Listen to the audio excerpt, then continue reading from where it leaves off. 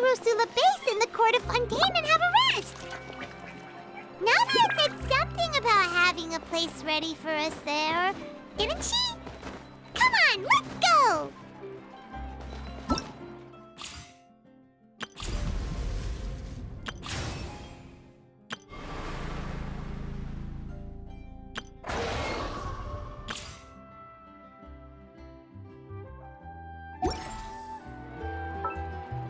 Once, there was a glorious...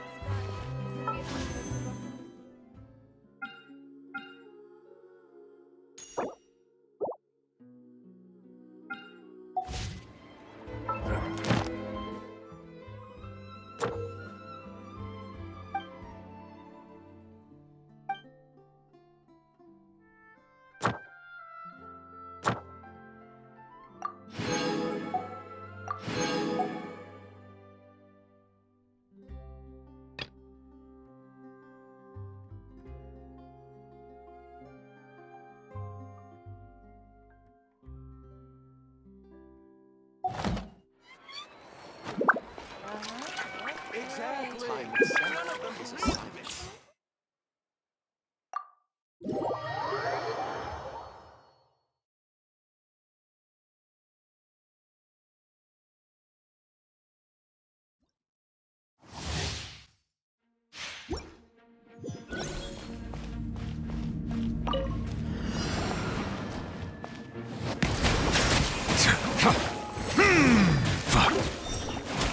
Absorption test. Stay put. An oversight on my... Let the mighty be humbled.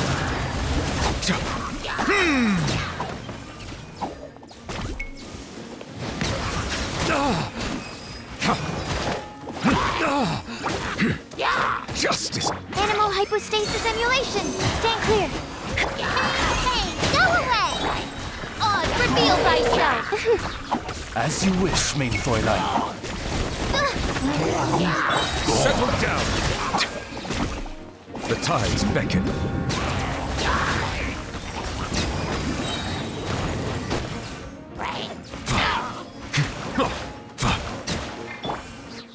Enhanced animal module 70. That's not right. Silence.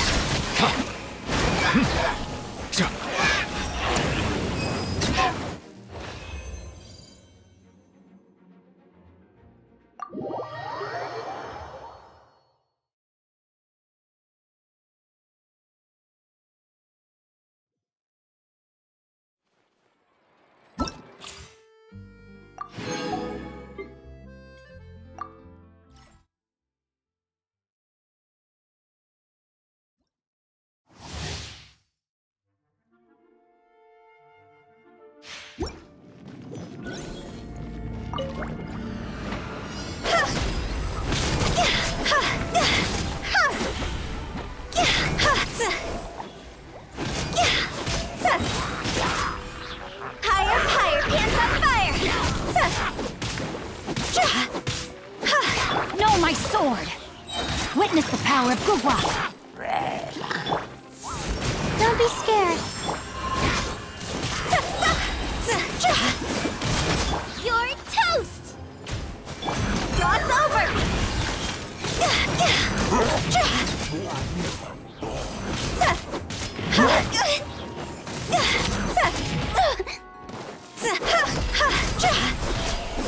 Let me weave you a verse. Stars, shine for me. Higher, pants on fire!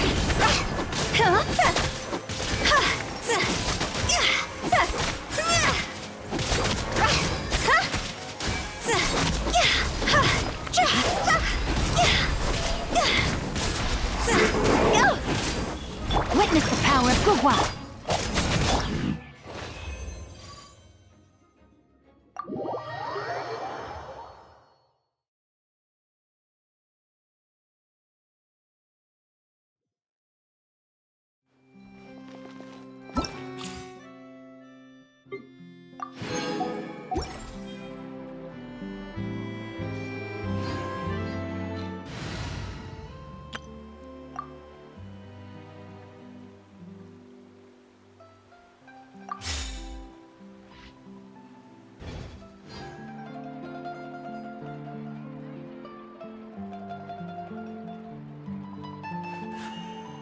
A blade embraces its duty, as a jeweler cherishes their gems. Time itself is a silent song.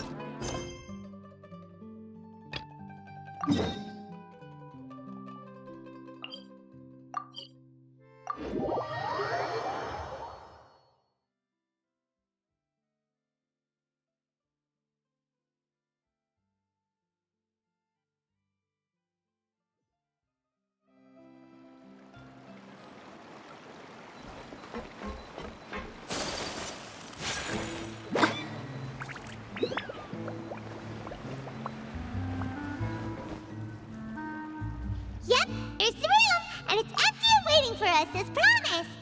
Navia is such a good person. Now that the serial disappearances case has been solved, no one's going to come after us for anything. Even without Silver standing guard, we can just completely relax. Why don't we stay and rest up here for a while? Even machines in Fontaine need to stop and recharge now and then.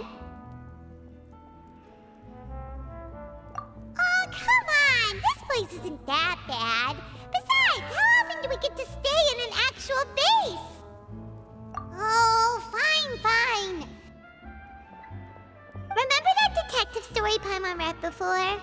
Well, the author is about to release a new book, so Paimon wanted to buy it as soon as it came out and have a quiet place to read it. Yippee! Then it's agreed. Come on, let's get some sleep. We'll need to be up first thing in the morning to get in line and buy a copy.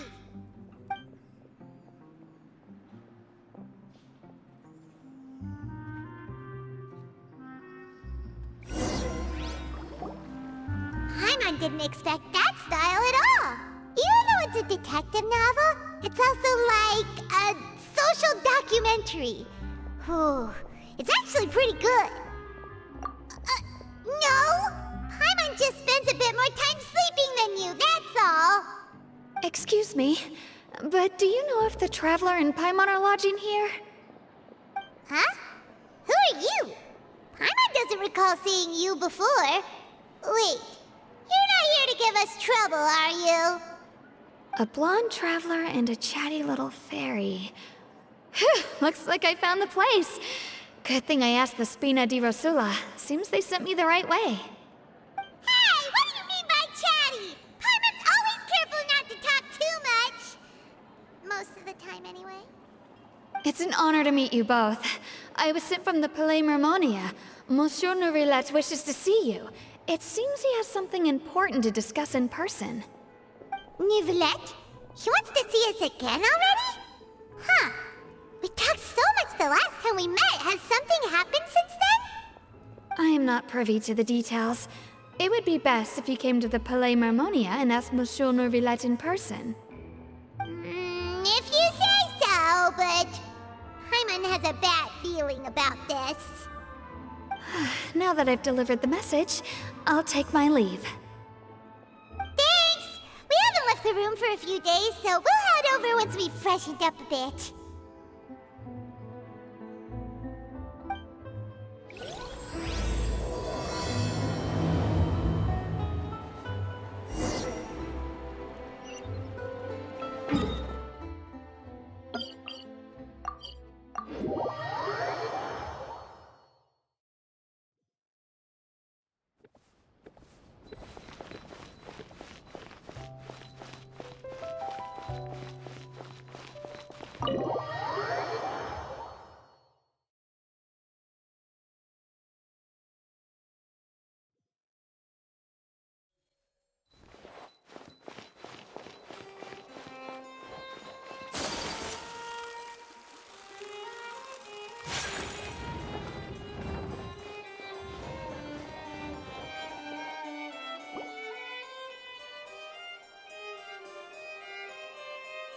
Nourilette! We're here!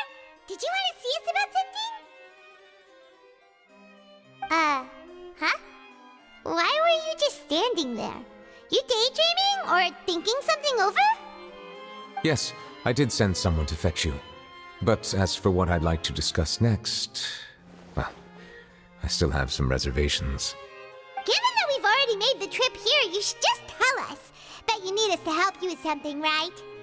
I do indeed have something I'd like to ask you to do. However, you should wait until after I tell you the details, then decide for yourselves whether you'd like to help or not. The situation is this. It has come to my attention that the Snezhnayan harbinger known as the Knave wants a diplomatic meeting with you, correct? I heard that she was originally from Fontaine, but for her to suddenly arrive here and abruptly request such a meeting like this, I sincerely advise you to refuse her invitation outright. I'm sure you're aware that her purpose is most likely related to Child's recent predicament. We convicted one of the Snezhnayan harbingers in a court of law, but we have yet to provide any form of detailed report on the matter. This does indeed provide an opportunity for Snezhnaya to put pressure on us. I believe we should adopt an evasive stance until we can provide a proper explanation and have a preliminary plan on how to deal with the matter. No, we shouldn't. I think we should agree to the meeting. Oh? Well, you see, we are the ones that owe an explanation. If we keep putting off the meeting, it could easily result in the problem escalating, right? It's like a fight between two friends. If they don't agree to see each other and talk in person, isn't it possible that the friendship could end entirely? Though diplomatic relations between Fontaine and Snezhnaya could be considered as friendly, it is only superficially so. You wouldn't go so far as to say that our nations are friends, as you did in your example. It was just an analogy. An analogy, okay?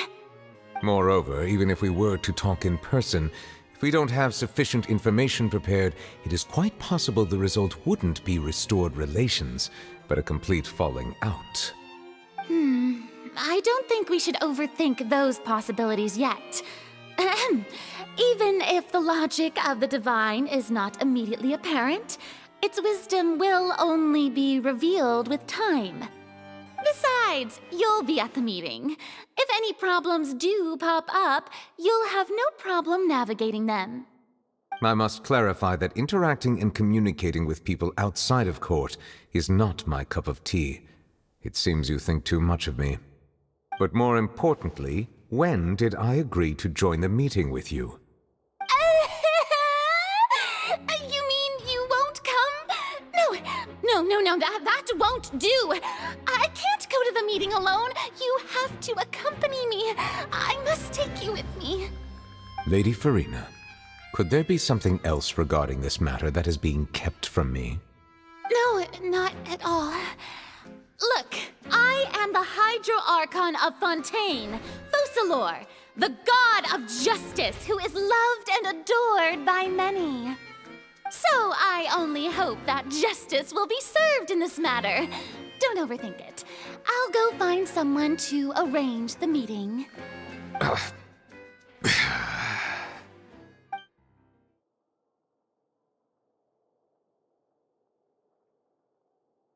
Though it could officially be considered a diplomatic conference, I prefer to see our meeting today as an ordinary tea party.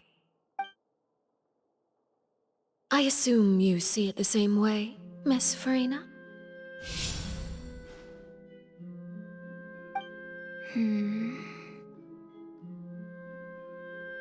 Lady Farina? Yes, that's right. Just like you said, a tea party. I should thank you for providing the pastries. They look delectable. To make this tea party even more lively, I've invited someone else to join us today. It's a pleasure to meet you, Monsieur Neuvillette. I was born in Fontaine, so naturally, there's no need to introduce the nation's revered Eudex to me. Hello. The pleasure is also mine. First, I would like to thank the two of you. I'm often away on business outside of Fontaine, and I'm told that the children of the House of the Hearth have been well taken care of by you. Oh, I'm not referring to when my children, Linny and Lynette, were falsely accused by you. Please don't misunderstand. The children of the House of the Hearth are often misunderstood, perhaps due to the reputation of the Fatui. There's no getting around that. All I meant to say is that Fontaine has been stable in recent years. The people are well off and the children lead happy, fulfilled lives. That is something truly worth cherishing, and no one wishes to disrupt such peace. Now then, you have come regarding the matter of child, correct? Well, yes. It appears the ever-busy Iudex Nuvilette doesn't wish to waste time with diplomatic pleasantries, and hopes that we can get straight to the point of our talk. Yes, as you surmised, understanding Child's situation is indeed one of the goals of this trip. As we are both diplomats from Snezhnaya as well as Fatui Harbingers, Child and I have always been colleagues. Were anything to happen in Fontaine, each of us would serve as the other's attorney to resolve the issue. So now, in my capacity as his attorney, I request that Child be turned over to Snezhnaya. We have a responsibility to cooperate with Fontaine and resolve what has happened to him together. The rules governing attorneys only apply before a trial has concluded. Since a verdict has already been rendered, we see the case as settled. I apologize for being unable to grant your request. An outright refusal. Very well. I respect all the rules of Fontaine's courts, just as I respect you as Chief Justice. Okay, why don't we back up a step? You don't need to transfer Child to us. I only request to enter the Fortress of Meripede to see Child and confirm his condition. It's not like you couldn't even manage to fulfill a simple request like that. Right, Miss Farina? About that. The Fortress of Meripede has always been completely autonomous. Even we have no authority to interfere there, and diplomatic issues do not suffice as an excuse. However, if you absolutely must confirm the situation of the Harbinger, I have a proposal.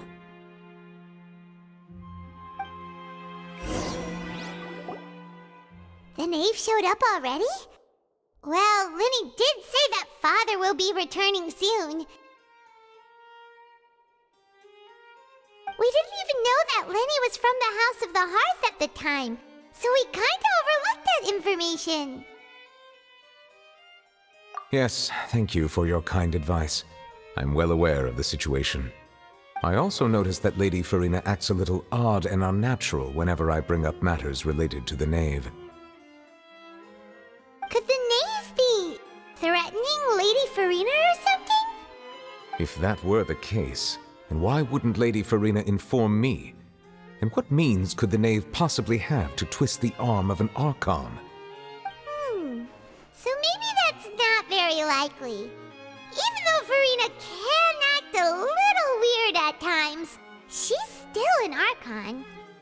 In reality, this problem is even more thorny than it appears. According to reports from the Fortress of Meripede, Child recently disappeared under mysterious circumstances. The details are still unclear. We cannot rule out an escape, but there have also been no reports of him outside of the Fortress of Meripede. Special guards oversee the fortress, and its internal systems are extensive. Combined with the special characteristics of the surrounding terrain, an escape should not be possible. I suspect that there's something else behind Child's disappearance. I was only willing to share this information with you because you are friends of Child, and it is my duty to see justice done. So this is what you wanted to see us about before. Yes. I would like you to go to the Fortress of Meripede and investigate Child's disappearance. This was my proposal during our meeting with the knave. Rather than allowing her to intervene, I offered to send someone to find out about Child's situation and report back to her in detail. The knave did not seem satisfied by my proposal, but she still agreed to go along with it for the time being. Her words were, "We will talk more once we have that report." So that means we bought ourselves some time.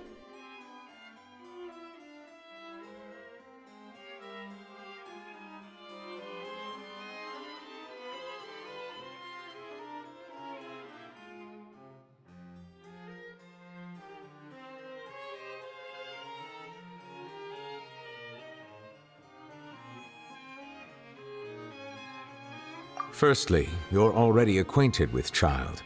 Your eyes may discern relevant details there that others would miss. And secondly, is the consideration of the unique nature of the Fortress of Meripede. Isn't it just Fontaine's prison? I would not define it so crudely. The Fortress of Meripede is not affiliated with the court system of Fontaine on paper. It has always existed as an autonomous entity. Early in Fontaine's history, criminals were punished with exile, not imprisonment. Even today, sentences against convicted criminals still include exile, just as before. The Fortress of Meripede may seem like a prison, but it should in fact be regarded as a gathering place for exiles. All we do is dispatch guards to keep watch and help maintain security, but we have no right to get involved with any other matters. Although I do have a personal relationship with the administrator there, neither myself nor the courts have the right to be directly involved with the investigation, no matter how serious the grounds. Oh, Paimon gets it now. That's why you need us to conduct our own investigation as a third party, right? Correct. I will arrange false charges against you so that you may secretly investigate inside the fortress during your detention.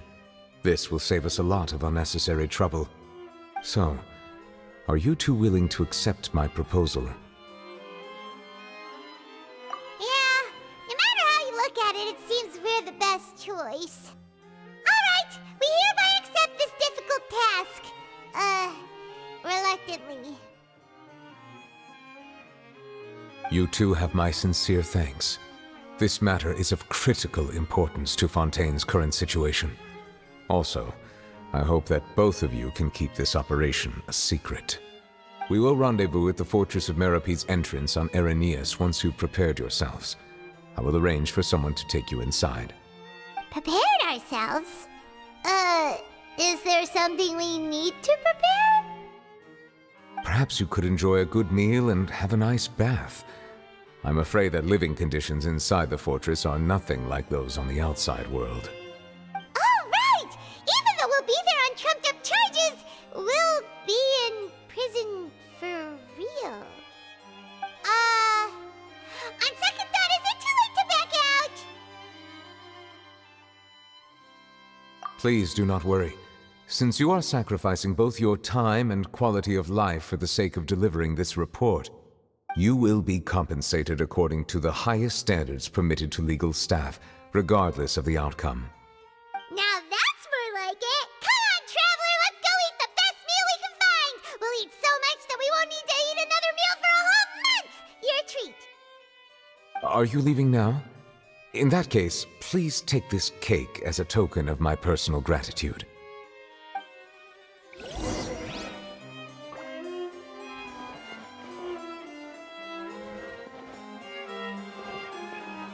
Oh, no need to thank me for it. Just be sure to enjoy it.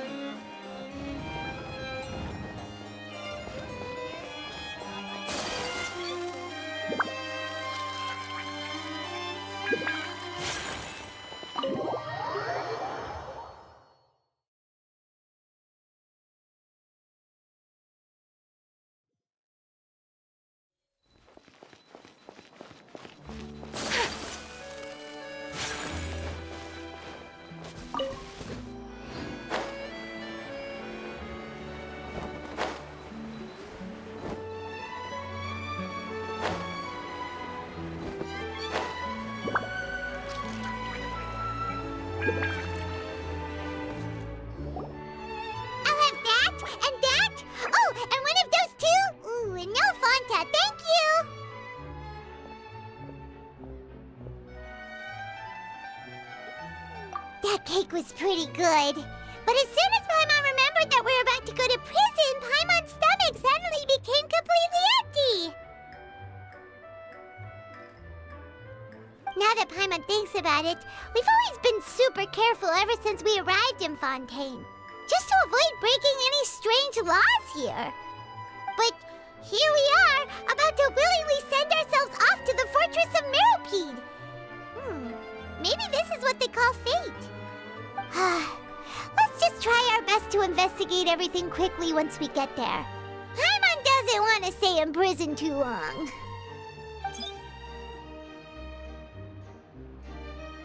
Oh, what is that I hear? Is it the taste of a breaking story? Hey! You can't hear a taste! And what are you doing here, Charlotte? Oh, don't remind me. I invited an eyewitness to a case to eat here, and I was planning to get some great material out of him. But he didn't even show up! Calm down, calm down. This is nothing new. As a journalist, you should be used to this by now. As long as you can score some juicy tidbits from the Traveler, you might still be able to recover the cost of the meal. You know we can still hear you, Charlotte. Never mind. It's nothing. I just heard you mention the Fortress of Meropide. You didn't commit a crime, did you? Please tell me all about it. No way! We would never! We're just going there to...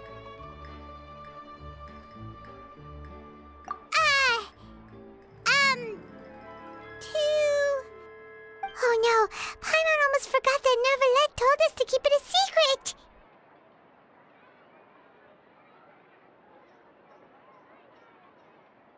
Huh? You're being arrested for that? Oh, but now that I think about it, I suppose that's not completely unreasonable. That's pretty despicable, almost as offensive as committing theft. You mean Paimon really did something that serious? Sorry, Paimon really messed up. Well, in that case, it's nothing particularly newsworthy after all. Oh, how disappointing. Oh, right, there's still a chance. Since you're going to be at the Fortress of Meropide, would you be willing to help me gather some material for a story? About that, Paimon doesn't think we'll have any time. Oh, it's nothing difficult. All you have to do is think of a way to get some time face-to-face with the Warden of the Fortress. He was awarded the honorary title of Duke in Fontaine. Sounds really cool, huh? Only those who have made significant contributions to the nation have been conferred this title. It's incredibly rare. On top of that, the Fortress of Meropide has never been under the jurisdiction of the courts. Practically nobody, including journalists like me, knows anything about the person in charge there. Oh, if I could write an exclusive article about him, I bet it would sell a boatload of papers. You make it sound easy, but it really depends. Of course, I wouldn't ask you to do it for free, so this meal is on me. All right, you got a deal. We'll do anything you want. Then it's settled. The food should be here any second, right? Huh? Wait, just how much did you order?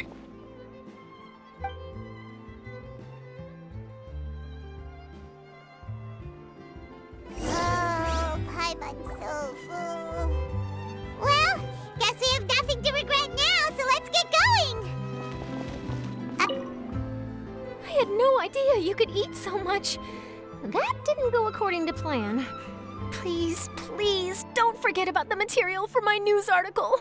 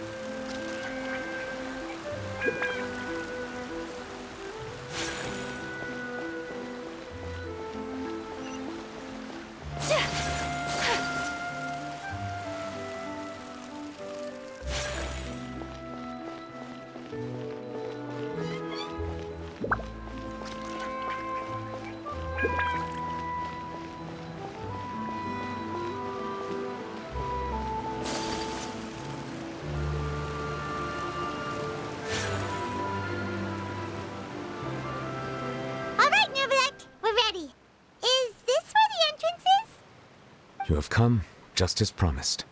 Yes, this is the one and only entrance to the fortress of Meripede from Irenaeus. Careful. You may want to step back a bit. Whoa! So you have to go down from here? Is the prison underwater? Utilizing both the barrier of the water as well as the fear humans have of the depths, the fortress of Meripede is naturally the perfect place to confine and guard criminals. But do not worry. It is not nearly as frightening inside as you may think. You will see for yourselves once you are down there. Paimon hopes you're right. Don't know about you, but just thinking about being at the bottom of the sea like that gives Paimon the heebie-jeebies. Oh, and there's one more thing. I mentioned that I have had personal dealings with the administrator of the fortress, Writhsley. He's a very shrewd fellow. Yeah, we heard about him too. He's that Duke, right? Correct. He is the highest-ranking manager of the underwater prison. Even though you are going there to investigate at my behest, it would behoove you to avoid any confrontation with him or any of his subordinates.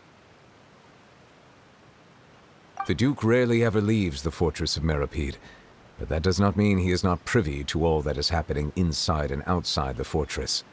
He is quiet, but not unaware, so please bear that in mind. All right, that's about all the time that we have to talk privately. I'm counting on you two. Don't worry, we won't let you down. Good. Madeline! I'm here, Monsieur Nervalet. These two are the newest convicts, I presume? Don't worry, they won't escape on my watch. Like we would try. Please follow me, you two. I'll process your paperwork for entering the Fortress of Meripede.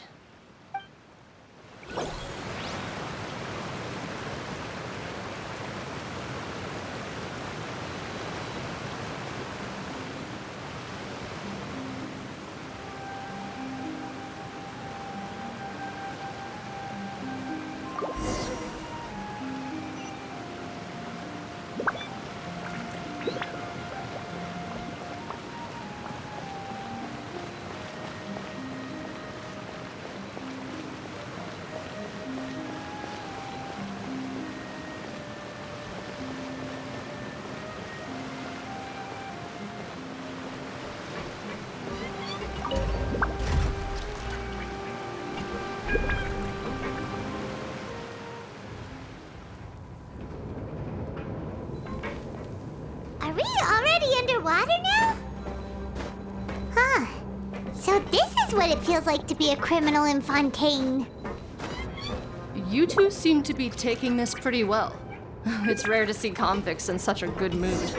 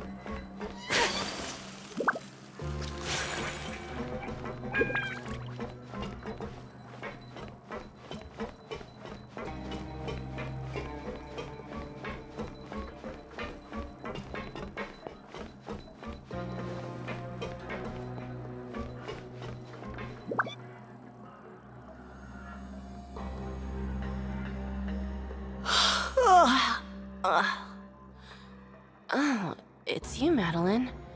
Why'd they make you make the trip down here today? Monsieur Nervalet personally requested I escort these two convicts. I suppose he was concerned others might not be up to the task. Well now, aren't you the lucky one? Must be nice to be on good terms with the big shots like the Chief Justice. The only people I get to see every day are the new inmates. Well, have you tried service with a smile? Who knows, it might help your professional reputation. Yeah, right. As if. Every criminal comes through here looking miserable. How can I smile with such a toxic work environment? And even if I did smile at them, The convicts would probably just think that I'm some freak getting some kind of twisted enjoyment from their pain. Oh, she's got a point. Well, I've finished transferring you. You two will register here, and Marette will guide you through the remaining procedures. Yep, I'll take it from here. You head on back to that bright and sunny world above. Okay, let me see. You are the Traveler and Paimon, correct? That would be us! Let me confirm your charges and sentence. Let's see. You two are charged with eating a cake specially prepared for the Archon by a Snezhnayan envoy without the Archon's permission, thereby incapacitating the political center of Fontaine for a brief period. Sentence: 45 days? Huh? Wait, you mean the cake that Nervalet gave us was... Just looking at the charges, it seems you two are capable of causing some serious trouble. And considering how fond Lady Furina is of sweets, this crime is tantamount to trying to assassinate the Hydro Archon herself. Now I've seen everything. Anyway, we still need to finish processing you before you can enter the Fortress of Meripede. Please stand in front of the board over there. I'll take your mugshots with my camera. Oh, all right. But be sure to catch Paimon's good side.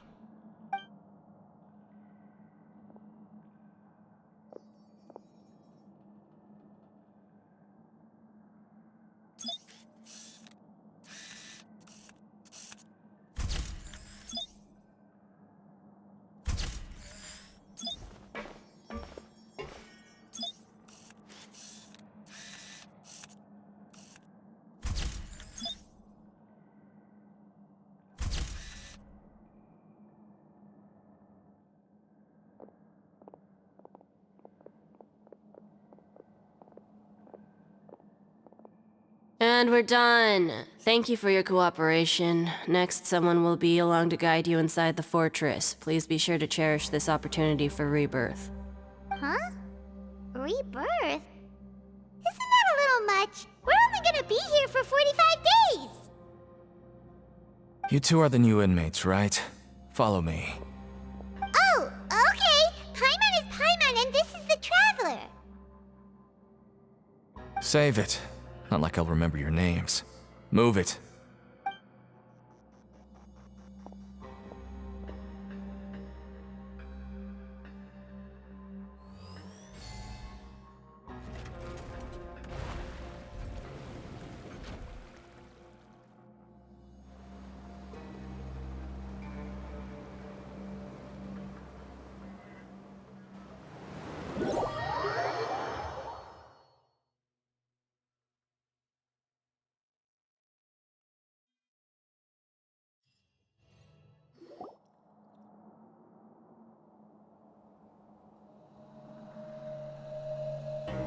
So, are you one of the guards here? Is there anything we should be careful of while we're here?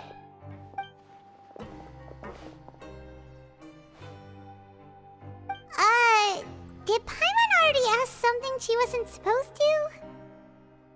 Why should I tell you anything? What's in it for me? This is exactly why I can't stand new fish. I wouldn't even be doing this if it weren't for the credit coupons. Credit coupons? Alright, seeing as you're not the annoying kind that's getting dragged in here crying and blubbering, I guess I can tell you a few things. But next time, it'll cost you some coupons. Mora means nothing here. Here, we use credit coupons. Coupons can get you almost anything in the Fortress of Meripede. Desires? Fulfilled. You want power? No problem. Coupons can even change fate itself. So, credit coupons are a currency that can only be used here? It's not as simple as that. Like Marette said, everyone gets a chance at rebirth. No matter how much money or power you had before, it means nothing once you set foot inside the Fortress of Meripede. You have to start over and earn your coupons. Everyone starts from the same place, and you have a chance at a new, less terrible life. I guess that's the real purpose of the coupons. They symbolize true fairness and true justice. And this is also exactly why so many criminals choose not to return to the outside world, even after they've served their sentence. Oh, so that's what the Fortress of Meripede is like. Huh. Paimon was under the impression that it'd be more like a prison. It certainly ain't all sunshine and roses here, but it's also not the worst place to be.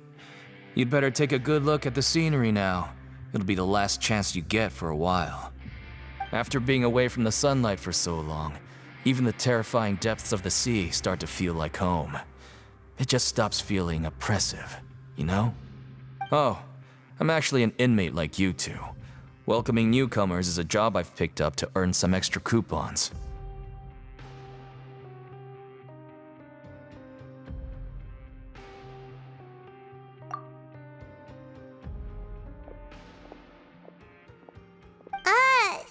Why aren't you answering us again? I've told you enough for free. Any more info is gonna cost you. So all you care about is Mora! Wait, no. Coupons? Almost there. It's down through here. Your turn to give it a try.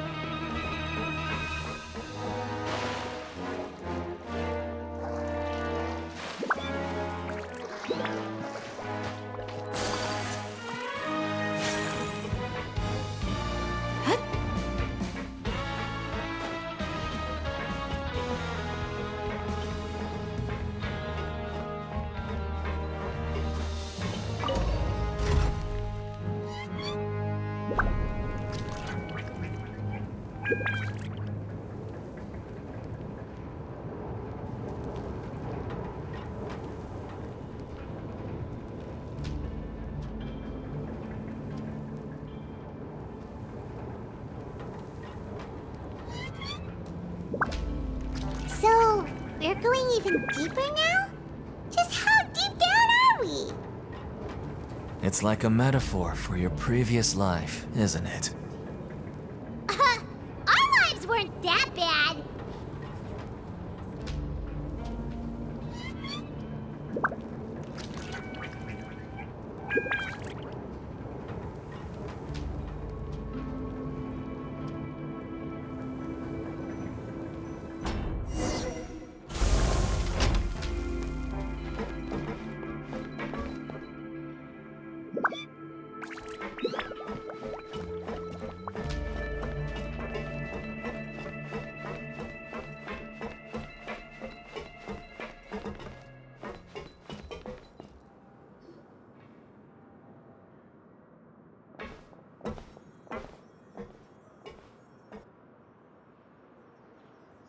So this is the actual entrance to the Fortress of Meripede? Huh. It looks like there are other new arrivals, too. Oh, they sure don't look happy. Maybe we look too relaxed for fresh convicts. Oh, right. We're on someone else's territory now. We need to think of a good way to act like criminals to get by. If we're discovered, even Neuvillette might not be able to rescue us. Hey! Don't scare Paimon! Oh, Paimon's not ready for all this. Look, I don't really know you, and I have no idea what kind of crime you committed, but you wouldn't have happened to anger someone important, did you? Someone important? Paimon doesn't think so. Wait, why are you suddenly trying to talk to us now? Now's not the time to worry about that. Anyway, it's over there, so you just go on over there by yourselves. I've done my job, so good luck. What was that all about? Wait a second. Are there usually so many garter mechs around here? They're already onto us? Prisoners numbers 7459 and 7560. Welcome. Oh, no need to be anxious. These Gardamex aren't here to attack you. In fact, they're here as your honor guard. When I heard that you were friends of Monsieur Neuvillette, I had the Gardamex come and wait in formation. Wait, you know about our connection with Neuvillette? The seafloor isn't as cut off from the world as you might imagine. However, I'm afraid that I know nothing more than that you are friends of the Udex.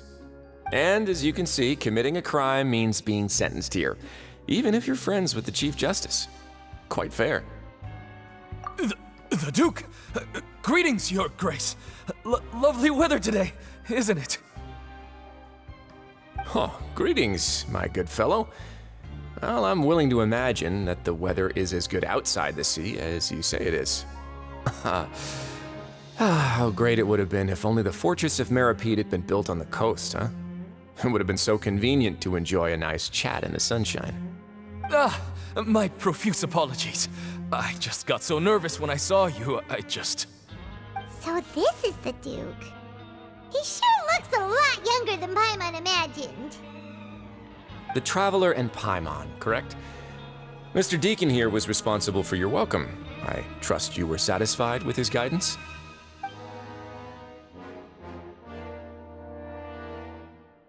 Outstanding. Well, Deacon, I recall we discussed fate during our last work meeting, I believe that fate will reward all those who take every aspect of their work in life seriously.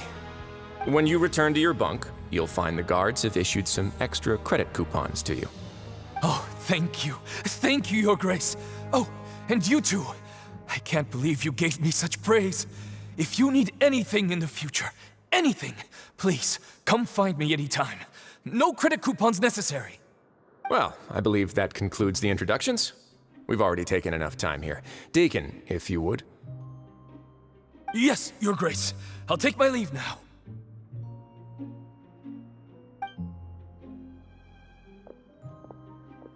Please, follow me. To make you feel more welcome, I'll show you around the various facilities of the Fortress of Meripede. I hope it'll help you adjust to life here. He's going to personally give us a cure? Huh. Paimon can't figure out what this guy's thinking at all. No wonder Charlotte's so interested in him. He's one of those mysterious types. Alright, let's keep up with him.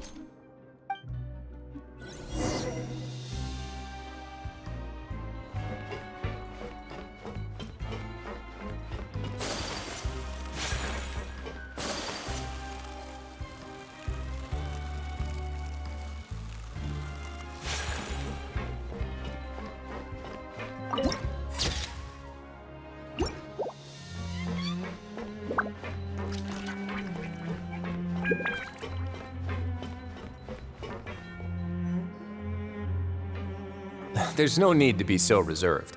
The label of criminal is nothing but one of many identities, and being criminally inclined here at the Fortress is just one of many ways to survive.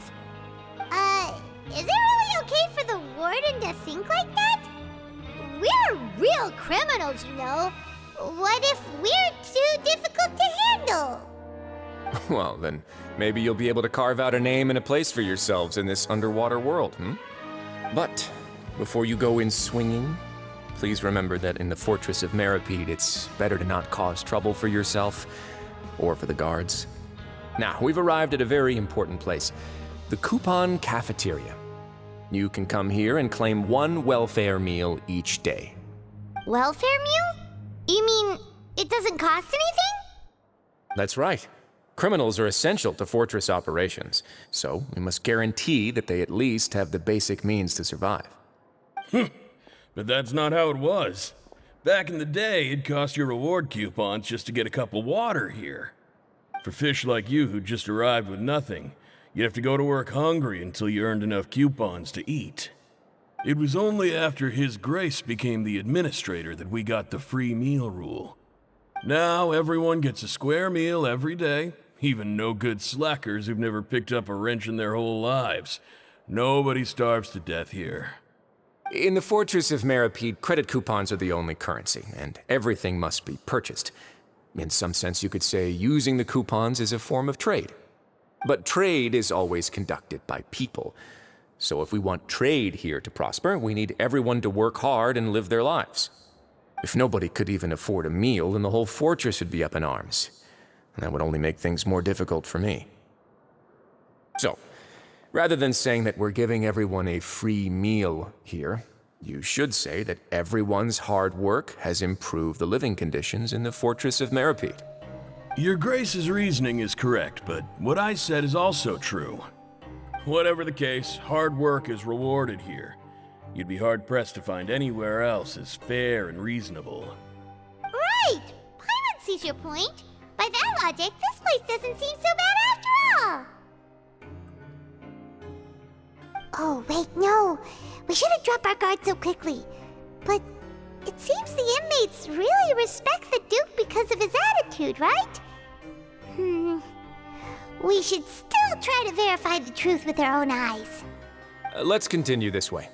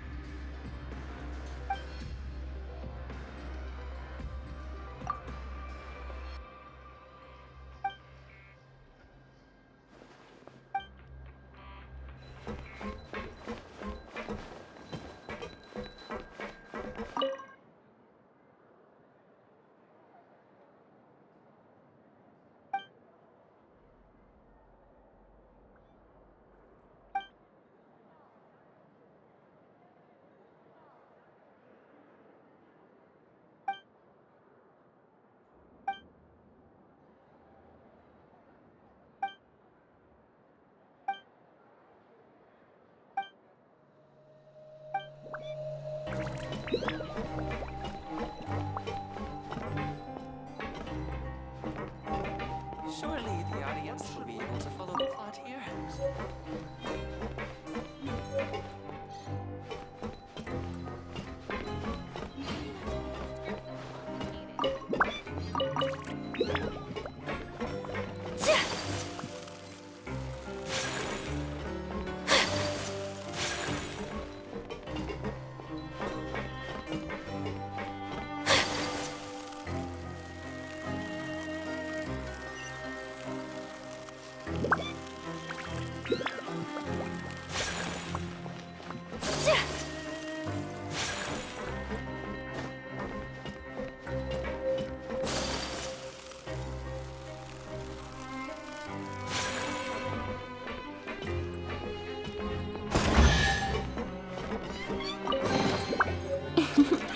Today is a lucky day.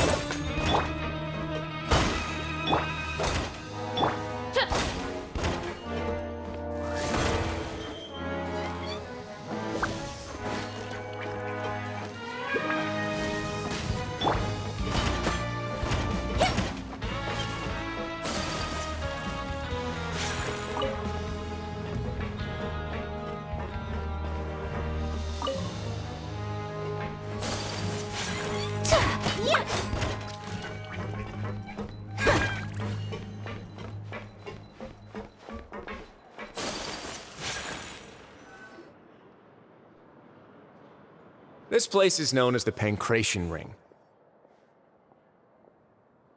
Sometimes we have criminals who have more energy than they know what to do with. Their daily work alone isn't enough of an outlet for them. So, instead of leaving them to their own devices, we've provided them with this dedicated venue.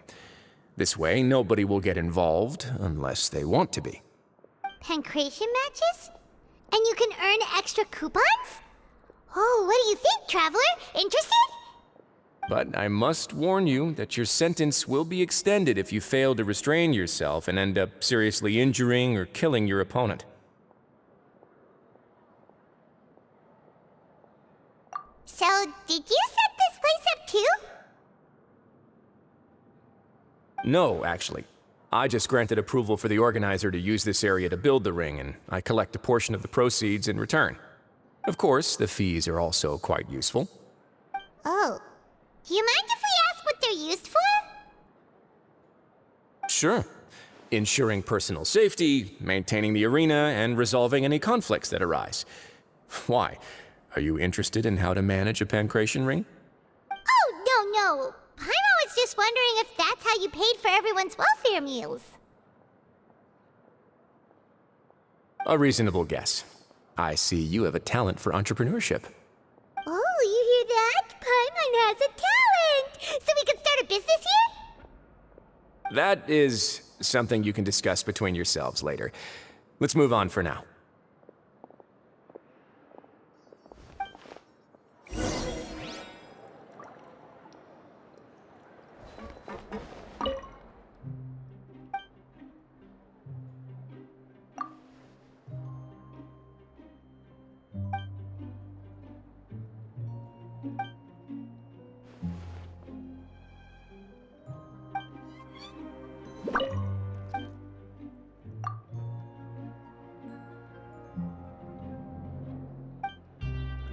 Let's come up with some fun activities.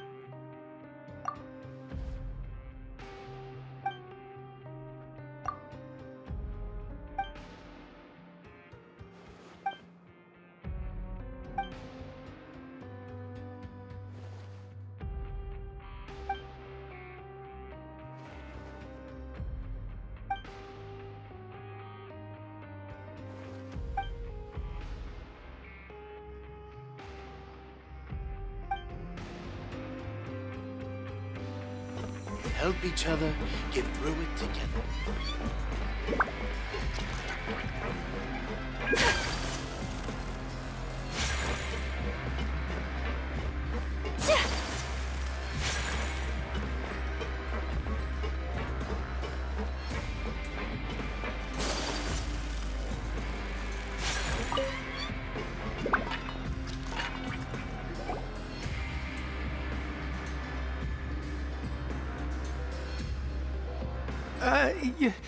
Your Grace.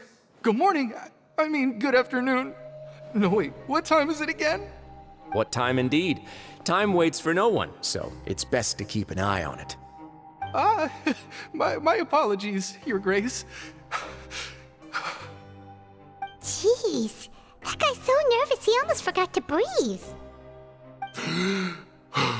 Sorry, forgive my manners. These are the dormitories, which is where inmates sleep. The guards will inform you where your bunk is later. In the Fortress of Meripede, criminals usually spend most of their time in either the production zone or the sleeping areas. The production zone? What does it produce? Is that where we'll be working? Not necessarily. Though working in the production zone is the most reliable way to earn credit coupons, if you have other skills, you can skip your shifts to earn them in other ways. Wow. Wait, you're the manager of this place, and you're just telling us to our faces that it's okay to skip work? The fact that the Fortress of Meripede has continued operating completely autonomously is proof enough that most people are willing to work honestly and earn a stable income. As for what we produce, many of the clockwork machines seen all over Fontaine originate from our workshop. Therefore, the Fortress of Meripede is not only a place where criminals serve their sentences, but also a giant machine factory. There's no need for me to get into specifics about the production process now. You'll experience it all firsthand when you report for work tomorrow.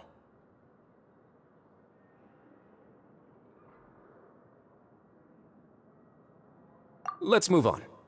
The tour continues over this way.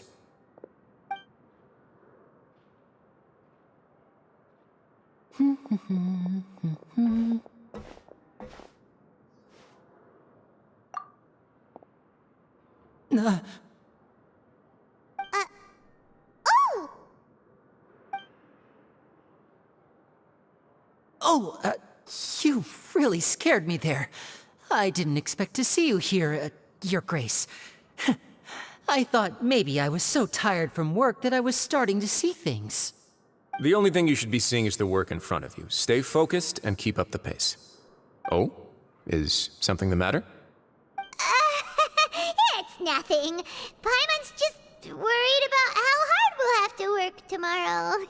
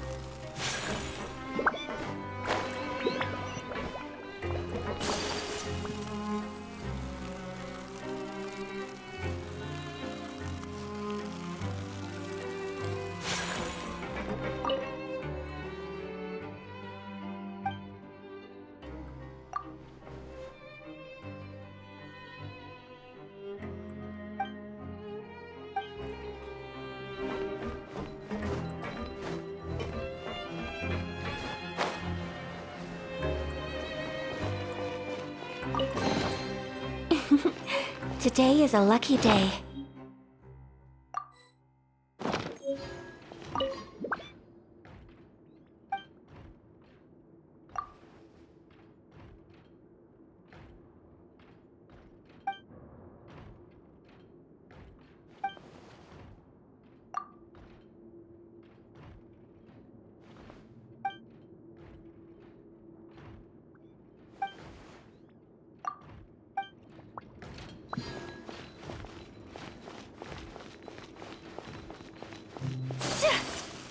Kids these days, you just can't rely on them.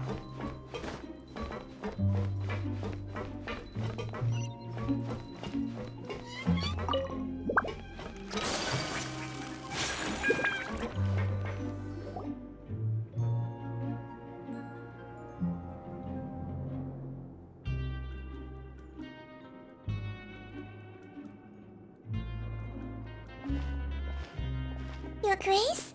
What are you doing in the infirmary at a time like this? Oh no, you didn't injure yourself, did you? Not yet, unfortunately for you. But thank you for your concern, Sigeween. Oh, then you must be here for those two. Allow me to introduce you. This is the infirmary, and Sigeween here is the Fortress of Merapede's head nurse. Hello, new faces. They call me the head nurse, but I actually handle all the nurse-related work all by myself down here. Since you seem to have some rare downtime with no patients, perhaps you could find the time to join us for dinner? Oh, then these two must be some important convicts. Sure, I'll join the welcome party. Thank you. Your presence will be the pièce de résistance for today's tour. Oh, so the tour part is over now? I believe I've already covered the primary aspects of life here in the fortress. As for your work, there'll be someone else to guide you through the details. Is there anything else? I seldom conduct tours, so why don't you just ask if you have any questions? Well, this is our first time here. Paimon's not sure what to ask. Then let's head back to the coupon cafeteria. Maybe a meal will help you think up some questions. You should at least try to be excited. Our free meals are actually pretty good here.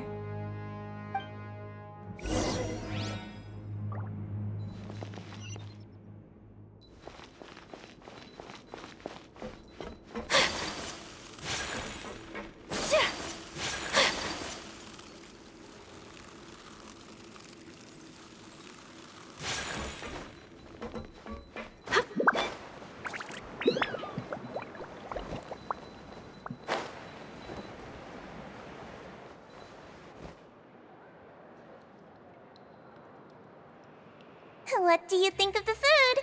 Does it meet your expectations? Wow, it looks delicious! Neverlet made it sound like living conditions in the Fortress of Meripede wasn't very good. Who would have guessed that criminals get to eat tasty food like this every day? Oh, isn't that the meal box that only super lucky people manage to draw? Seems like you two are quite fortunate.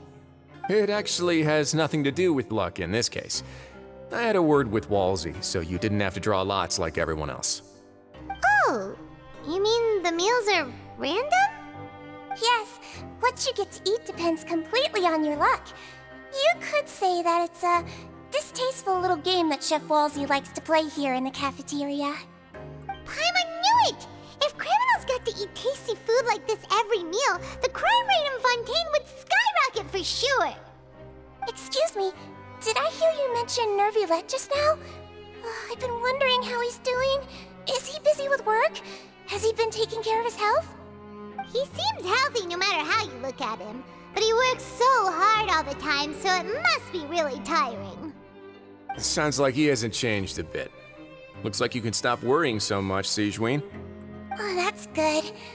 But I still feel like it's been too long since I've heard any news about him. No news is good news. Maybe next time I've got something to discuss with him, I can invite you to accompany us. But isn't the Fortress of Meripede independent from Fontaine's court system? What do you two have to discuss? Well, we provide all kinds of mechanical products for official use, and some essential goods have to be obtained from the overworld, so we naturally have to stay in touch about this and that. Monsieur Nervylette's character is unimpeachable. No matter the question, you can discuss it openly and freely with him. Talking with him feels quite effortless. In light of that, I am quite willing to go out of my way to show respect and accommodate him. In fact, right now, I'm treating you two as guests invited by Monsieur Nervylette. But unfortunately, I can only do so until the end of this meal. After this, you two will just be inmates here. You're very welcome. Well, your new life awaits. Are you finished eating? Then I recommend that you return to the dormitories and rest. You have work to do tomorrow. Perhaps you were hoping to ask for some special privileges? Sorry, you'll have to use credit coupons like everyone else. It's not as comfy here as you might imagine.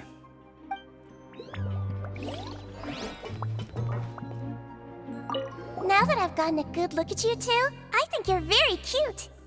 After all, heavy is the head that wears the cutesy crown. I guess I just want to say, just take care of yourself and don't get hurt.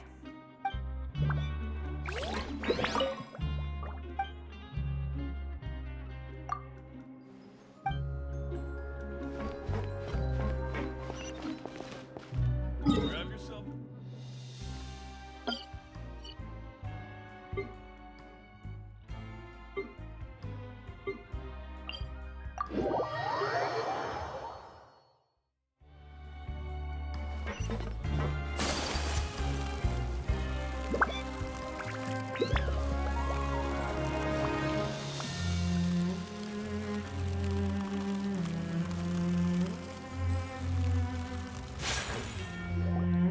The Traveler and Paimon, right?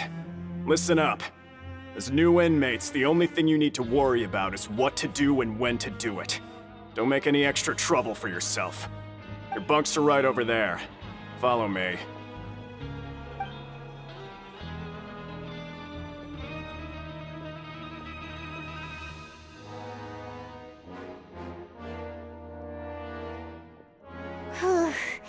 So this is where we'll be sleeping from now on. Oh, Paimon can't believe this! The days of staying home and reading detective stories are like a dream now. By the way, Traveler, we saw a lot of things worth investigating just now. Even though the Duke didn't say it too directly, judging from what he said at the end, it seems that he was only welcoming because we know Nervylette. We are criminals, and Paimon did eat that cake, but we're actually here to help Nervylette. Is it possible that he knows we're here on a mission. Or is Paimon overthinking things? Yeah, Paimon thinks so too. He probably knew why we came here from the very beginning and intentionally wanted to send us a message. Maybe something like, "Hey, I have my eyes on you, so don't try anything funny."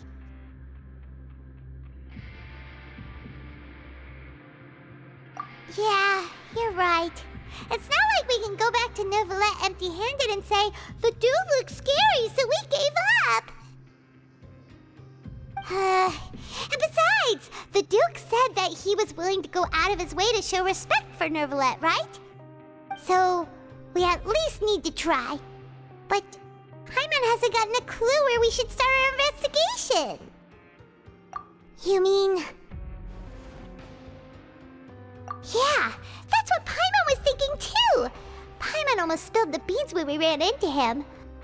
Fortunately, based on his attitude, it looks like the Duke sees Linny as just another inmate. We worked so hard to help clear Linny and Lynette's names, and yet we turn around and bam! He's in prison anyway!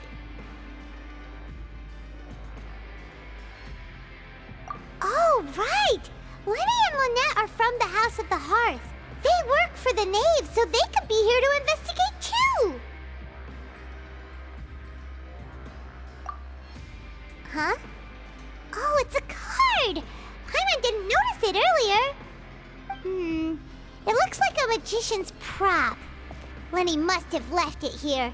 He's in prison and still doing his little tricks, huh? Let Paimon have a look. It was nice to bump into you again. Let's catch up in the production zone tomorrow. What in the world? It's written like he's greeting a buddy on the street. Paimon thought he'd write something important. If you say so, we can ask him what's going on tomorrow. Let's get some rest now.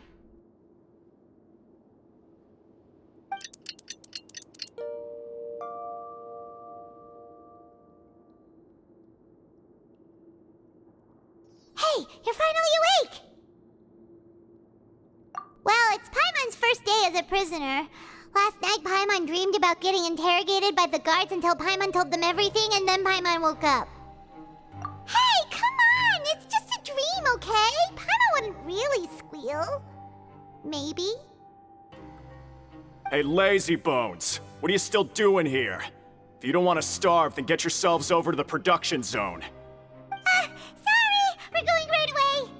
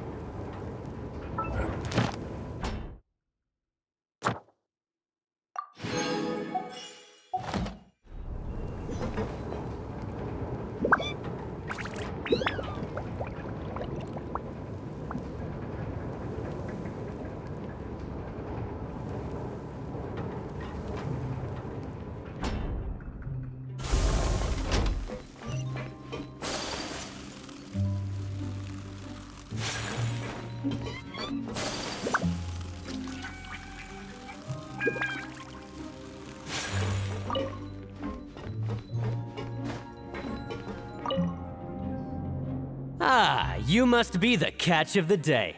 Looks like you've got some luck getting assigned this space. Yep, we just arrived yesterday and... Don't interrupt me when I'm speaking! Yes, sir. Listen carefully to my instructions. I don't want any mishaps. Every machine here is worth more than the both of you. Working around these machines can be very dangerous. Do your job well, and you can eat in the cafeteria after your shift.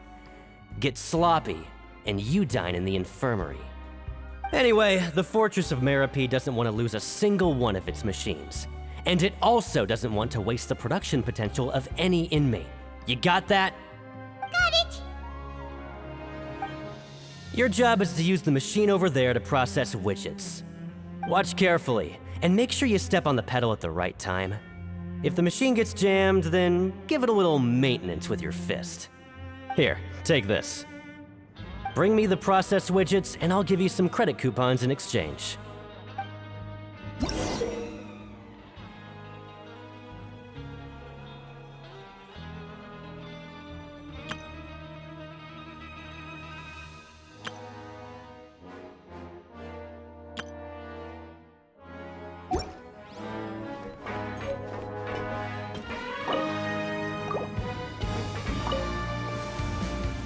Once the widget is hot enough to glow, jump to step on the pedal and... So if the machine gets jammed, you just need to attack it to fix the problem.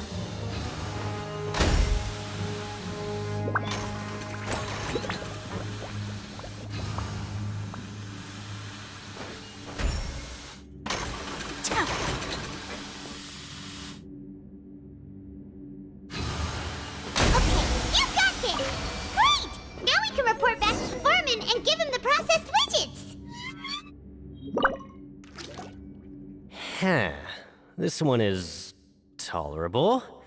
Though since the processing is done by machine, the product is all pretty much the same anyway. Alright, I'll pass you for now. And we'll count up how many credit coupons you've earned.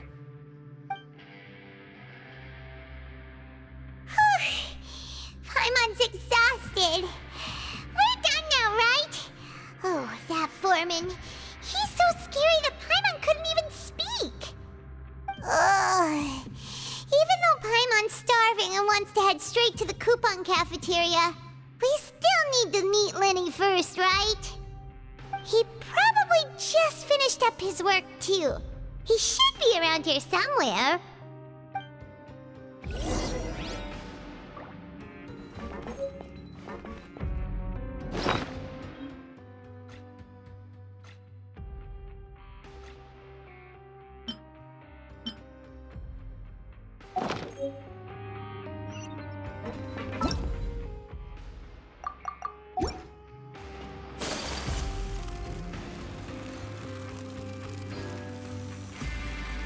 Lenny?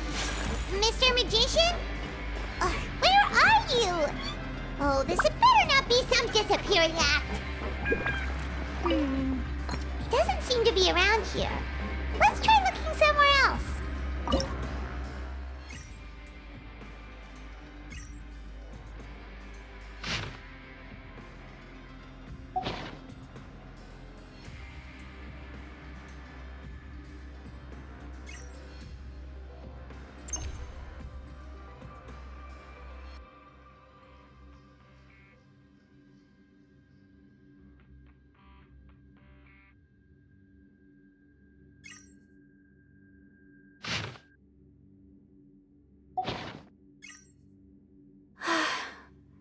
I only wish life could be as leisurely as this a little more often.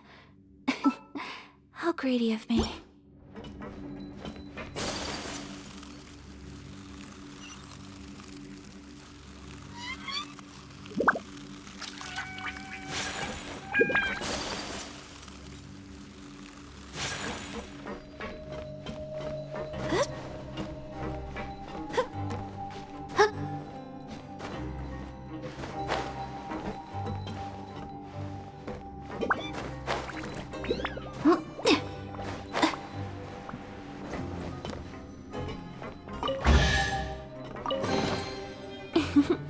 Today is a lucky day.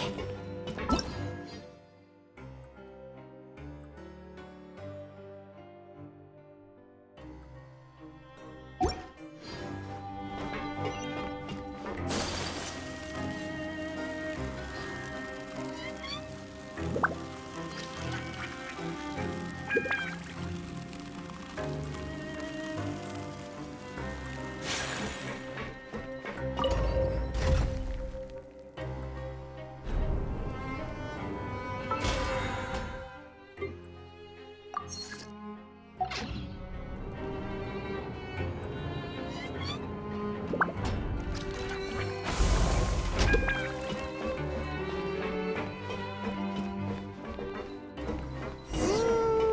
could he be? Did he decide to slack off and sleep the day away?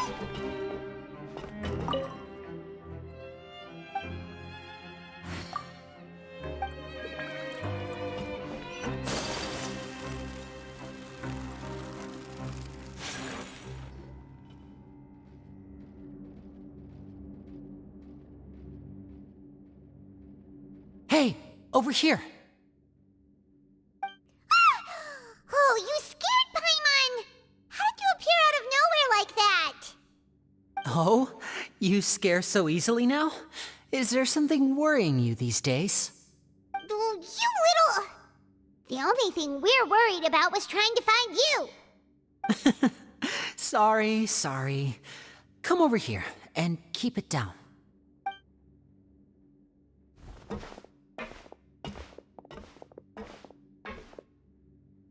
Oh, Lynette! You're here too! You two really are inseparable. That's right. My brother simply can't stand to be away from me. It's not just Lynette. Fremine is also here. Do you still remember him? Oh, you mean that diver from the House of the Hearth, right? Pyro remembers seeing him in the Court of Fontaine before. Now hurry up and tell us, how did you end up as criminals this time? We fought so hard at court to prove you were innocent, but now it looks like our incredible court battle was for nothing! Sadly, even the teeniest of things can land you in prison these days. I put together a street performance and used the popularity we gained from the Opera House incident to attract a big crowd. And then? Next, I invited several audience members to participate in the show. And then, with the entire audience watching, their wallet suddenly disappeared. My brother was charged with theft, and I was charged as his accomplice, having assisted him in his crime. It really isn't that bad. The missing wallets are all in the leftmost drawer of the Maison Gardiennage's big filing cabinet. We just need to see how long it takes to discover them. Yep, we should be released then. In terms of the magic trick itself, I think the performance went perfectly. Leave it to Lenny to magic himself into prison. Indeed. Last time I hid my identity from you, I promised that I'd tell you absolutely everything if you were angry about it. No more secrets. So I don't plan on keeping anything from you this time either. At the moment, the House of the Hearth's interests don't conflict with yours at all. We were instructed by the father of our house, the Knave, to come here and conduct an investigation. Told you so! See? Paimon guessed right.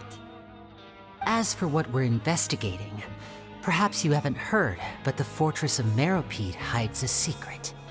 Some even say that the entire fortress exists just to protect it. The House of the Hearth has been investigating this for a very long time, trying to uncover its mysteries. But recently, all of our informants, including the ones that had infiltrated the guards, suddenly vanished and have not been heard from since. We believe that this is a direct provocation, and it's the reason why we came here. Father has somehow managed to confirm that Focalors does not have Fontaine's Gnosis. Huh? How did she manage to learn information that important? Father has her ways. Many of them are beyond our imagination, and we've never had the chance to see her at work. But we trust her conclusions.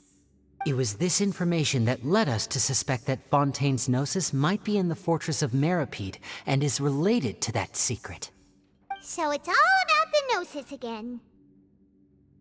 Well, that's about it from our side. How about you two? Did Monsieur Nervulette send you here? Bingo! The Knave has been applying a lot of pressure. She wants to know what happened to Child, so we came here to investigate. Traveler, are we allowed to tell them? You don't need to worry too much about that. She's just asking for a report on Master Child's predicament as a means of pressuring you. Father used the situation as a pretext to negotiate with two high-ranking officials in the court of Fontaine.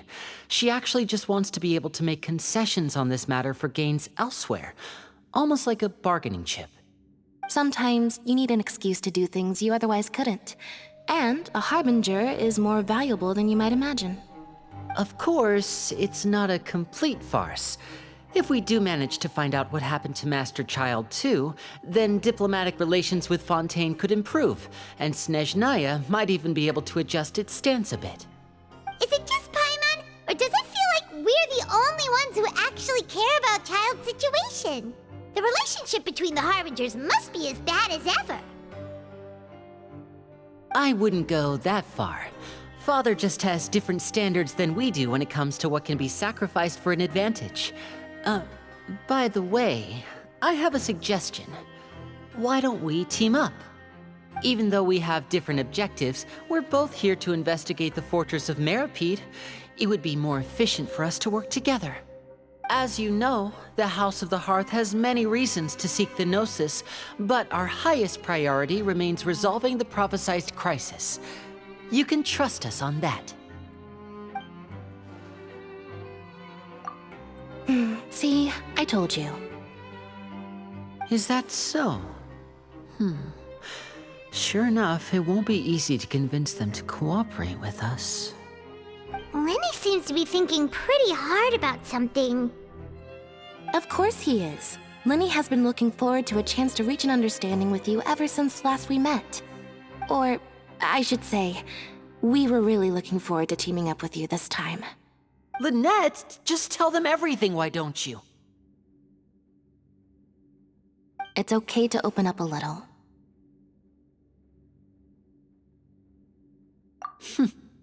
Very prudent of you, and consistent with your behavior since we first met. That's reasonable enough, and I agreed to cooperate on these terms as well. I was prepared for the worst, but you were actually more agreeable than I anticipated. All right then, there's no time to lose. I have some information to share, so listen carefully. Since Lynette and I arrived here, our investigation uncovered the fact that the Fortress of Meropide has a forbidden zone.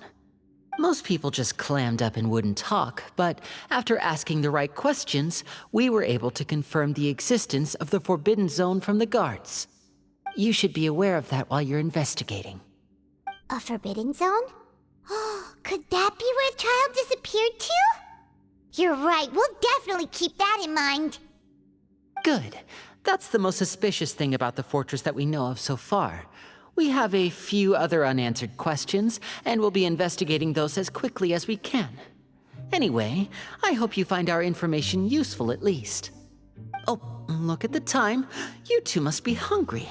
You should go to the coupon cafeteria and get something to eat.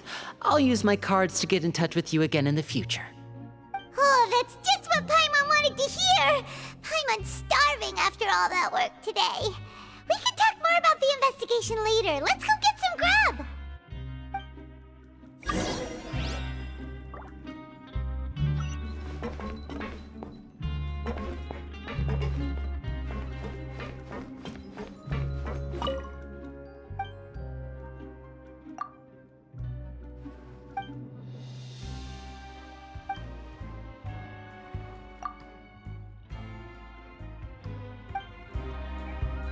There's some serious news.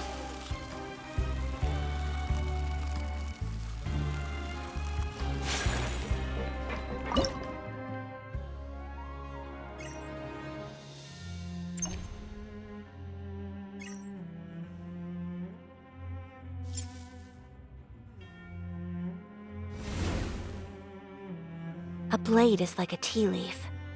Only those who sample it many times can appreciate its true qualities.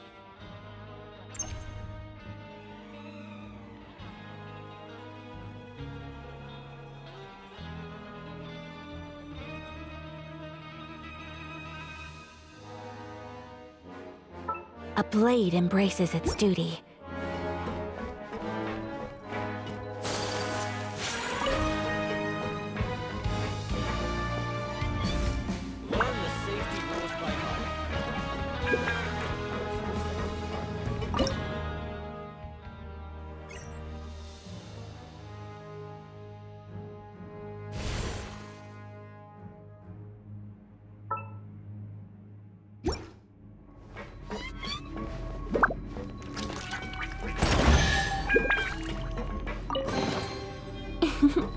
Today is a lucky day.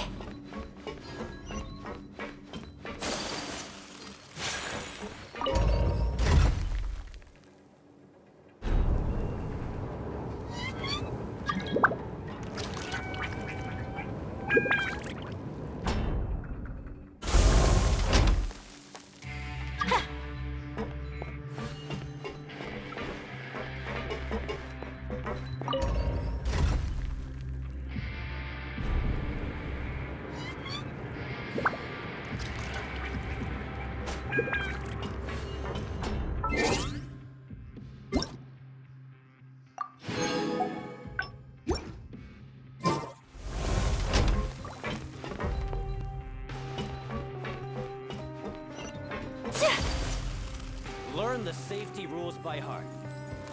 Wait, what was the second part?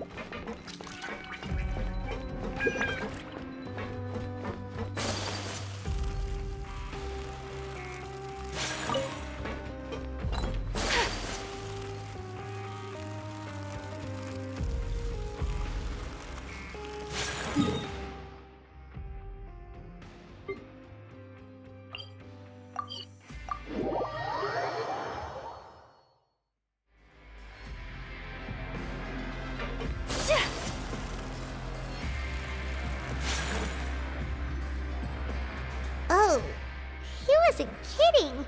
Today's meal is nowhere near as good as last time. Oh, who knows how long it'll be until we're lucky enough to get that super tasty meal again. Forget about it then. We'll just deal with the regular food for the time being. Let's just get out of here as soon as possible. But life here doesn't seem all that bad. Other than the foreman being kind of mean and the work being pretty tiring. You think so, mate? If I had a coupon for every fish who said that. Seems you fishies still haven't learned your lessons from your life up on the surface. If you take things at face value, then by the time you reach a dead end, you won't even know how you ended up on that road in the first place. I like your attitude. I can, let you in on a little something. Everyone's been telling you to just follow the rules and not cause any trouble for yourself. Am I right? But what they don't tell you is that the rules aren't exactly what they pretend to be. The rules for being a prisoner. The truth is, this place has a lot of hidden rules. Huh? Hidden rules? What do you mean? Not everyone knows about those rules, but whether you know them or not, once you break one, you might encounter something even worse than death. Really? Oh, now you're really scaring poor Paimon. Don't joke around like that! Of course. And I'd say that just disappearing would be one of the better outcomes. Oh, you mean that if there really are hidden rules, then Child's disappearance might have something to do with that? In that case, would you tell us some hidden rules? We definitely want to avoid breaking them. Come on, mate. This is valuable information. The difference between life and death. Do you really think you can just ask and I would tell you? Paimon understands, but we don't have many credit coupons yet. Yeah, I know. Not like I'm going anywhere. Just come talk to me after you've saved enough. Moreover, you're new fish, freshly caught, and completely out of your element. What'd be the point in even telling you anything before you've gotten a handle on your new lives? Come and find me once you've been here longer. I'm usually around the rag and bone shop. Just call me V-Doc. Bye-bye now.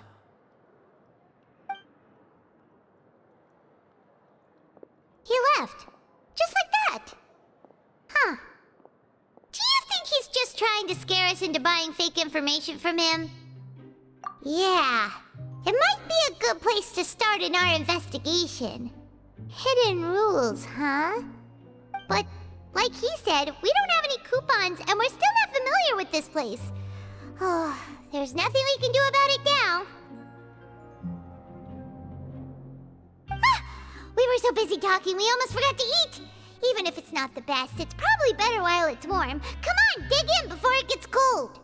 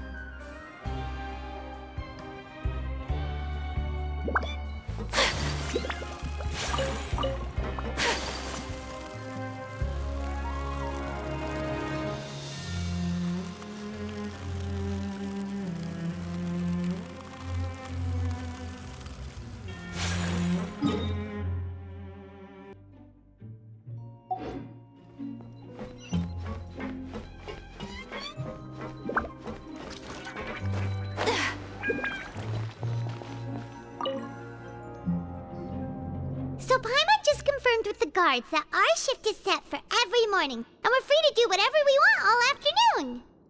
But it seems like most of the other inmates choose to continue working through the afternoon to earn more credit coupons.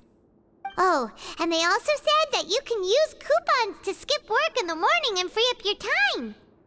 They weren't kidding. Credit coupons really can be used to do anything here. Paimon's so tired. And we'll need to wake up and go to work in the morning. Without any credit coupons, it's not like we can really do anything else.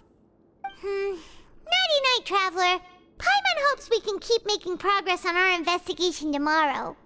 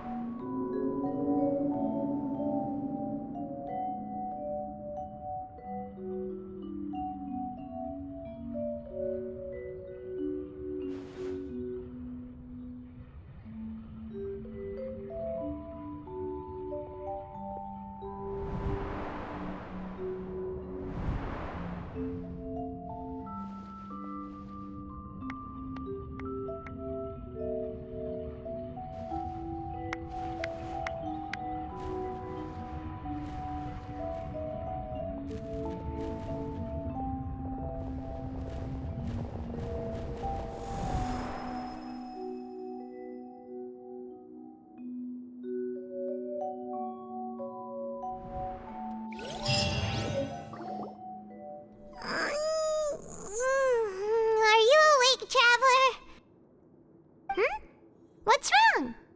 You seem to have something on your mind. Did you dream about something last night? Is that even possible? Unless it wasn't an ordinary dream? Oh, Child's vision! So you had it with you this whole time? Maybe the vision connected Child's consciousness to yours. And our investigation has its first major breakthrough! Good thing you brought the vision with you here. So what did you see in the dream? Do you know where Child went? Huh. Okay. Well, hopefully it'll be a bit more helpful in the future. What's more important now is that it's the start of another new day as prisoners. Let's do our best to earn more credit coupons. What's the plan for today? Let's go! It's time to start working. If that guard Fielding catches us skulking about, he's sure to give us an earful.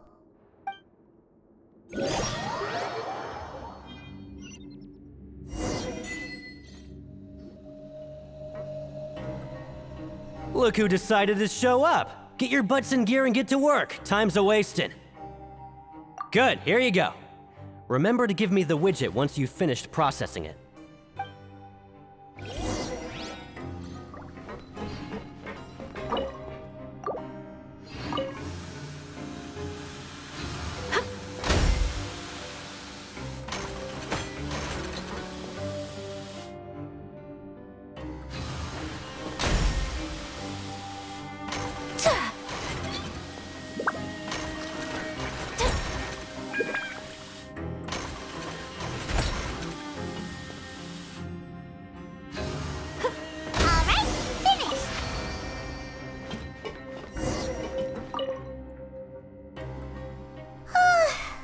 Paimon's beat.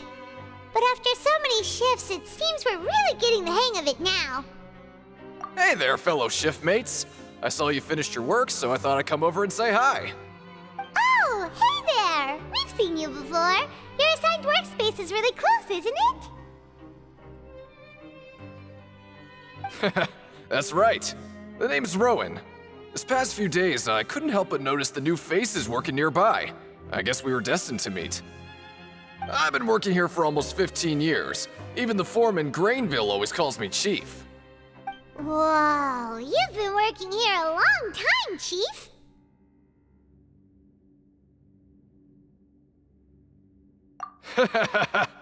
If there's anything you'd like to know, just ask me. I know the work here in the production zone better than the back of my hand.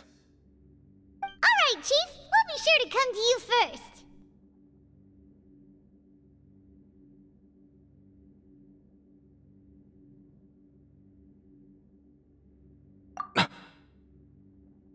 Did you just ask about the rules? Pretty sharp for newcomers. You've already heard about the rules, huh? Who'd you hear it from? Alright. Seeing as I'm the one who came over here, you're already calling me Chief. I guess I can tell you a little. Truth is, you two keep working like this, you might be putting yourselves in danger. Huh? Wait, there's even a rule about that? What would have happened if you never told us about this? Well, it's usually not that easy to break one on accident. The conditions of the hidden rules are usually pretty specific. But once you do break one, bad things happen. If you work continuously in the production zone for 3 days, and if all you do besides eating and sleeping is just work, then something bad will happen during lunch on the 3rd day. Huh? Like what? Oh, don't scare Paimon! If I knew that, then I wouldn't be standing here talking to you, now would I? You mean, even you have never tried working 3 days like that before? There's actually a legend about this rule. They say that there was a worker who worked way harder than me. He was both efficient and eager on the job, and most other workers couldn't hold a candle to him. One time, he tried to test his limits and worked as long as he could. Then during lunch on the 3rd day, he disappeared into thin air, as if he'd evaporated. Later, some people went and asked some of his past friends about him, but they said, never heard of the guy. What the? How could that happen? Unfortunately, we were assigned different production zones. I never saw for myself what he looked like. Wait, are you thinking that it was...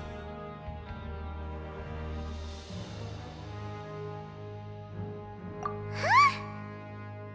Oh? You... Listen, kid. This ain't the kind of thing you should be curious about.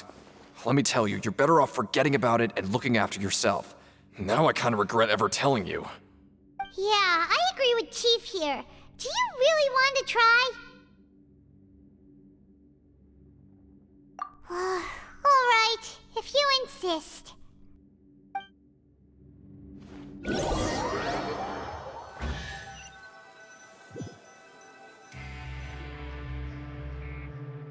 Oh, just a regular meal set.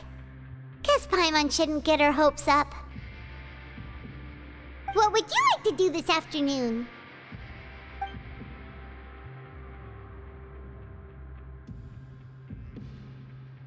Yeah, Paimon felt like some of the people here were a little strange the moment she saw them.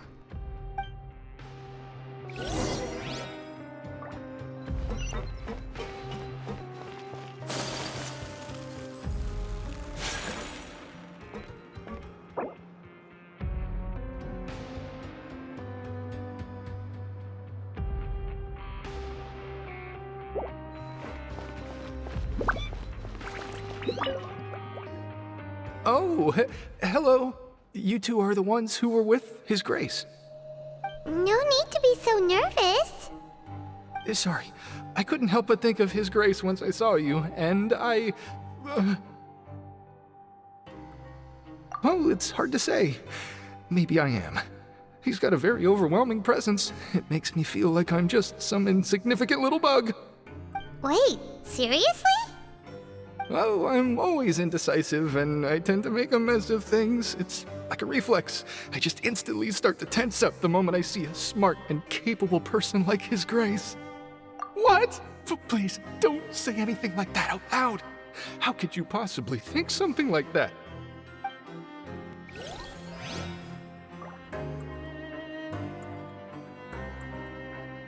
In the eyes of His Grace, I'm probably just a lowly, ordinary person. I guess I need to start working on my nerves.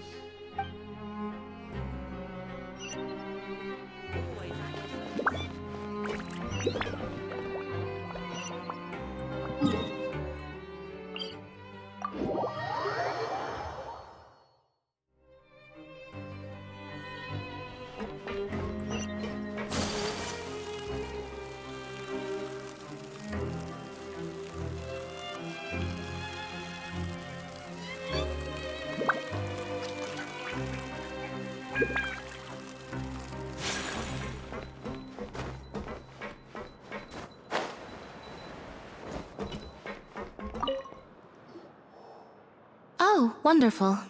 I was worried that you'd be busy trying to earn reward coupons all the time, but it seems like you haven't neglected your investigation work after all.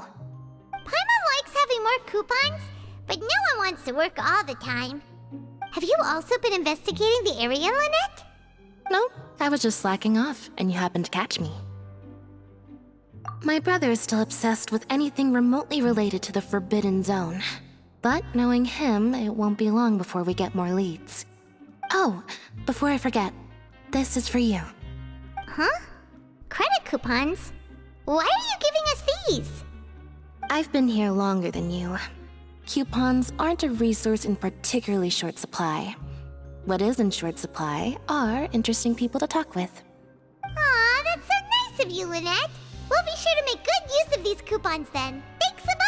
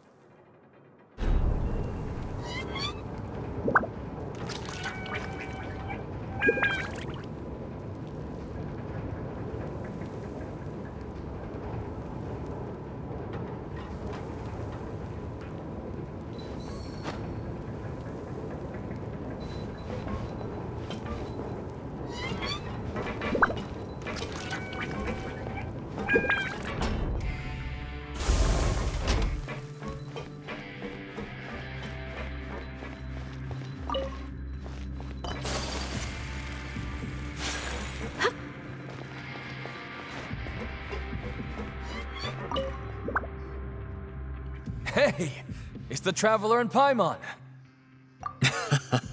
No need to tease me, okay? I won't trip on the same step twice. Listen, I feel ashamed about last time. Thank you for praising me in front of His Grace. Here are the extra credit coupons he gave me. I'd like you to have them. Huh? No, we couldn't take them. They're your reward after all. But when I was welcoming you, I didn't do anything but give you the stink eye. Come on, I insist. These coupons are nothing compared to getting the attention of His Grace. I won't take no for an answer.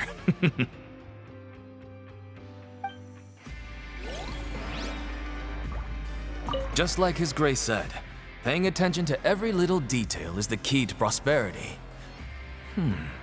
Maybe this is the true meaning of rebirth, not just earning credit coupons.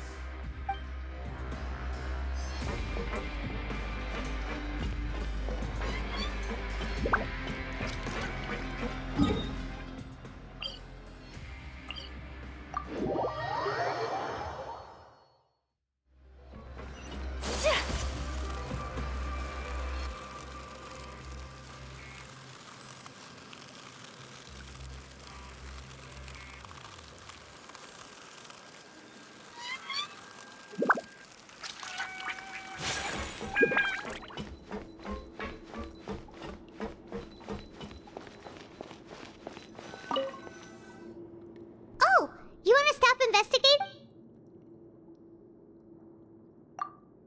Okay, you should rest up. We'll be back at it tomorrow.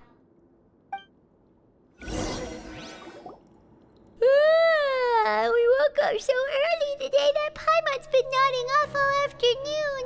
Good thing it's finally time for bed.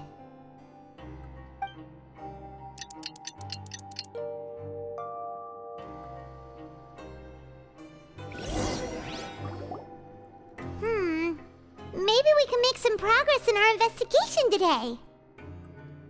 What do you have planned for us?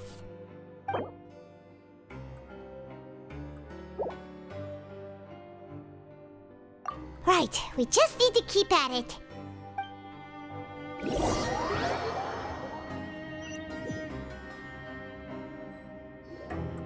Look who decided to show up!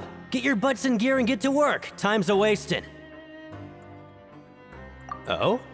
What's with suddenly wanting to work so hard? You need coupons that badly? Sure. Let's just say we really want to test our limits.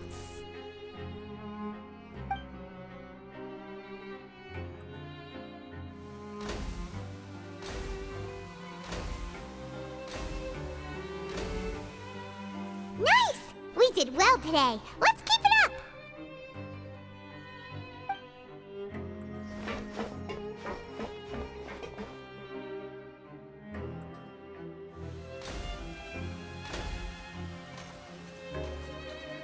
Ooh, Paimon's had it. Who knew that processing these widgets would be so tiring?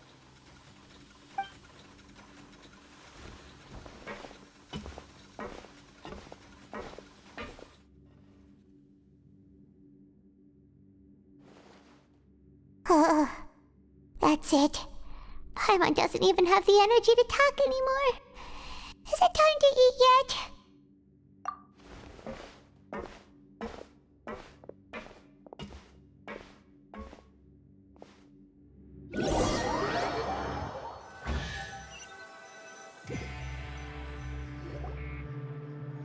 Oh, Paimon's exhausted. It's just work, work, and more work. Paimon's little body can't handle this much longer. Wait a sec. Now that Paimon thinks about it, haven't we been working non-stop for 3 days now? And now it's lunchtime! Oh, Paimon feels a shiver going down her spine. What's going to happen? But it doesn't seem like anything's changed at all. And we made it to the coupon cafeteria safely. Are the so-called hidden rules only a rumor after all? Well, there's no use to just guessing all day. Paimon's stomach has been grumbling the whole time. Let's just eat already! Paimon wonders what we'll get today! Maybe we'll get the super lucky meal! Wait! What? What in the world is this? What's with Paimon's food? And yours is the same! Is this stuff meat? But it looks and feels so bizarre! What kind of chef would make food like this? What do you think is going on? Is this the bad thing that Rowan was talking about? No, stop right there. Paimon gets what you mean, just don't say it! Isn't that Woolsey over there? He must have made the food, right? So let's just ask him about the food and be done with it. Hey, Woolsey, have a moment? What is it? I'm about to go report the numbers for today's free meal, so you'd better make it quick. It's about the meat in our meals. Look, does it seem normal to you? The meat? Oh, that. Looks perfectly fine to me. Totally normal. You better hurry up and chow down. How could this be fun? Hey, don't leave! You barely even looked at it! Hey! Ugh, what should we do now? Woolsey wouldn't even give us the time of day. Is he Yeah, looks like we have no other choice. Paimon was positively famished a minute ago, but now she's lost her appetite.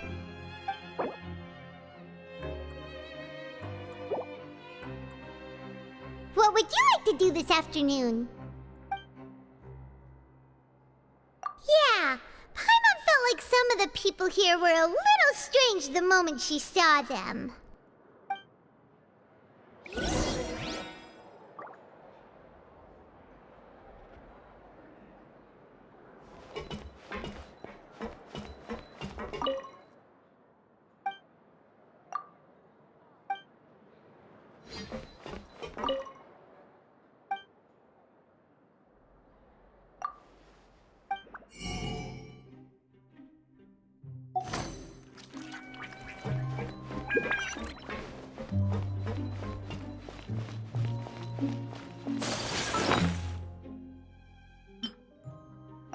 It ruined Paimon's appetite.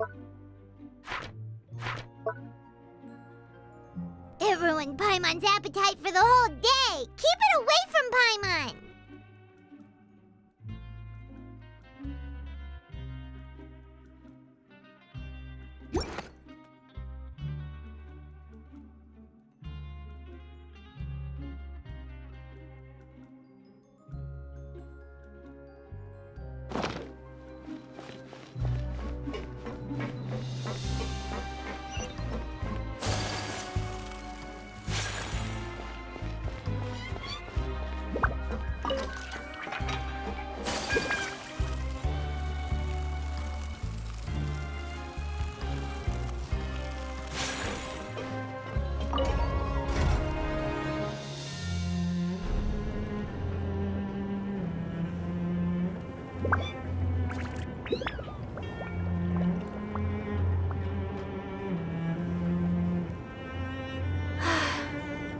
I only wish life could be as leisurely as this a little more often.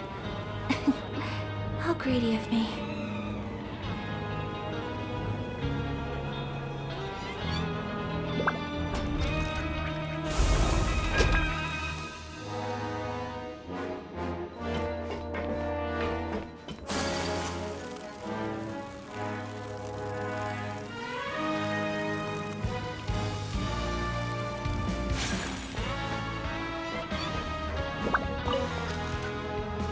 Siegewing?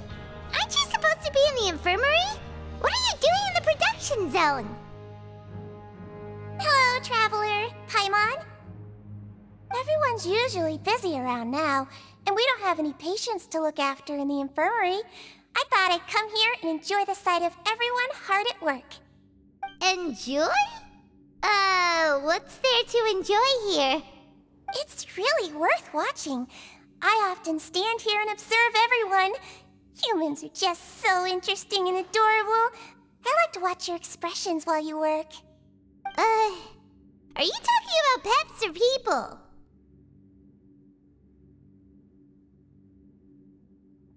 Oh, I can see why you think that, but you shouldn't jump to conclusions. See, we Melazines are a different species, and we see the world very differently from humans. It's very easy for me to observe everyone's condition. All it takes is one look, and I can tell which workers are exhausted. Wait, Melazines can see that? Huh. That does sound useful for being a nurse. Yes, running around tending to everyone's health is very fulfilling. But I'd much prefer it if you're all happy and free from exhaustion and pain in the first place. take care of your body and make sure you eat well. Always rest when you're tired from work and don't push yourself too hard. We'll definitely take care of ourselves. Thanks for the reminder.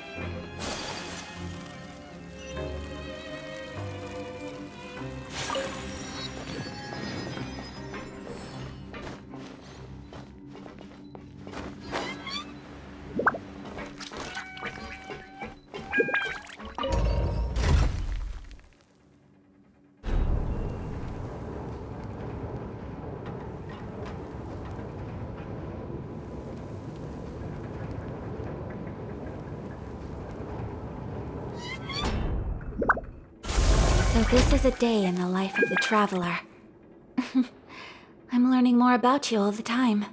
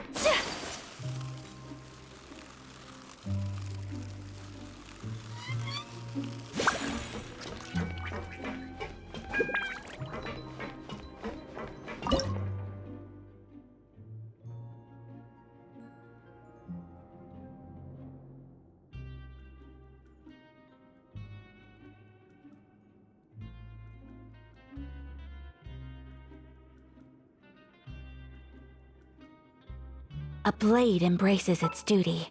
As a jeweler cherishes.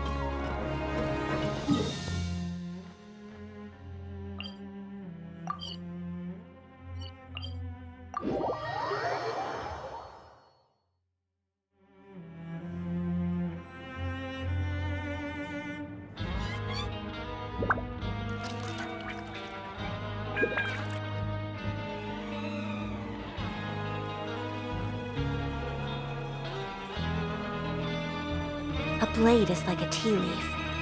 Only those who sample it many times can appreciate its true qualities.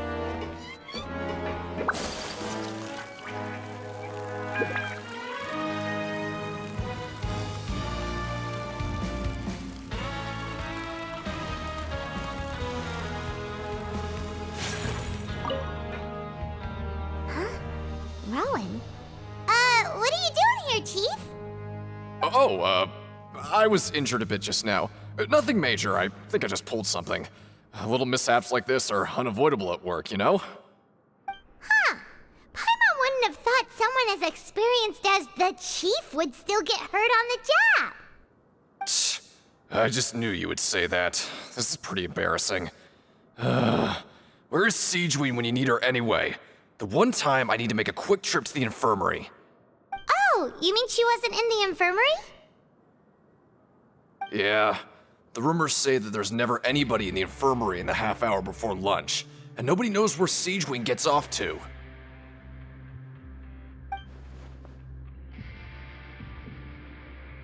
Huh.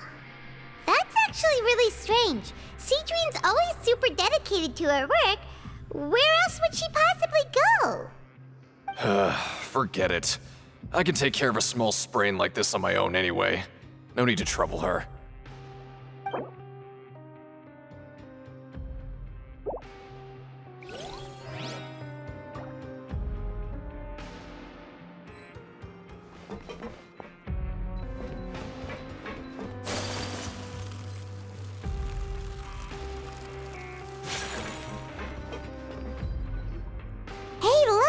There's something here! Looks like a research notebook. That suspicious guy peeking into the infirmary just now. Are they a fan of Siegewein? He must have dropped this. Let Paimon read it real quick! The Melusine perceive the world very differently from humans. There are significant deviations. As a result, their sense of aesthetics and beauty is also very different from that of humans. This must be taken into consideration when giving gifts. Ooh, this all sounds pretty serious. He sure did his homework.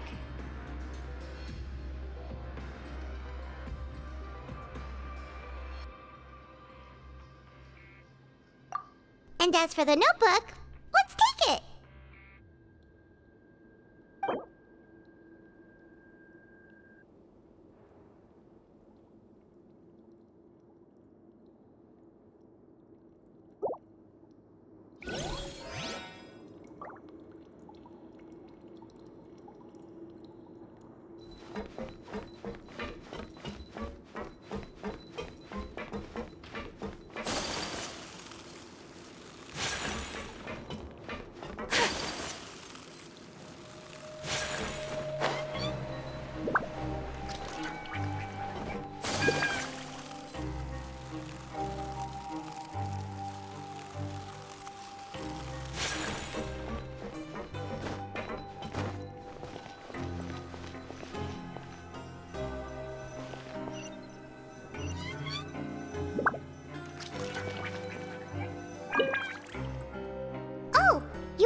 Investigating and go rest? Okay, you should rest up. We'll be back at it tomorrow. So after working a few days straight, we got some strange meat in our lunch. What was that all about? Has our investigation turned up anything useful recently?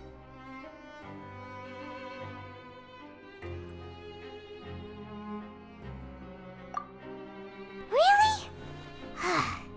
Then it looks like that part of the investigation has hit a dead end. Well, we'll keep searching for more clues tomorrow. Good night, Traveler.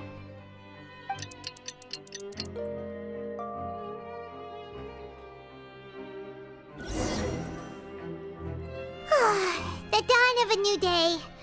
Paimon feels like we're getting used to life as convicts. Is that a good thing or a bad thing? What do you have planned for us?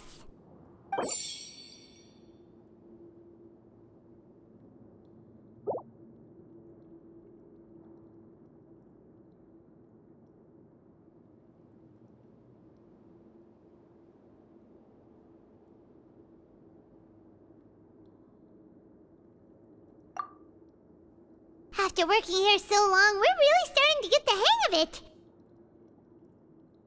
But doing the same thing all the time can get old pretty quickly. How are you holding up? Yeah, it's good to kick back and relax once in a while.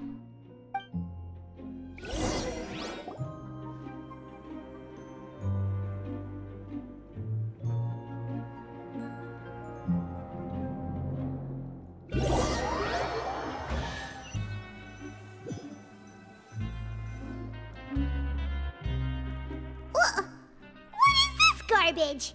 Ooh, it looks disgusting! Oh, Paimon misses your cooking now.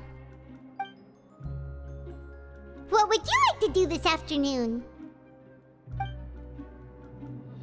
Maybe we'll be able to find some leads there.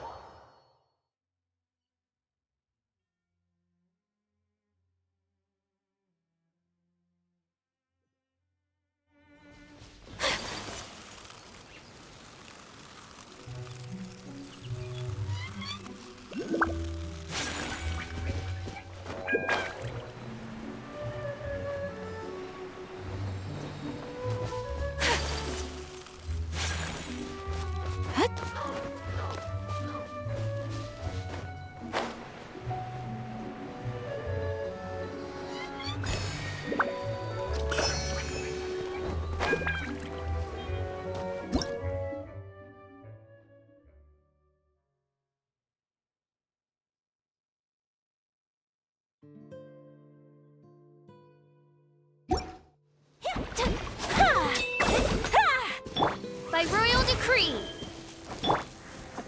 Last one! I swear by my sword!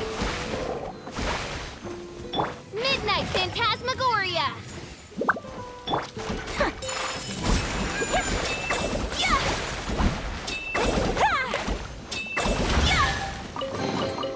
I shall treasure this good fortune.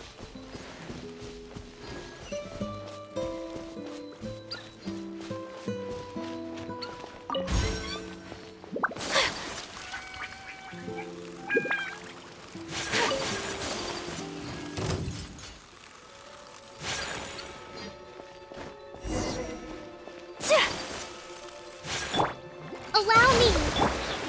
Whirling snow!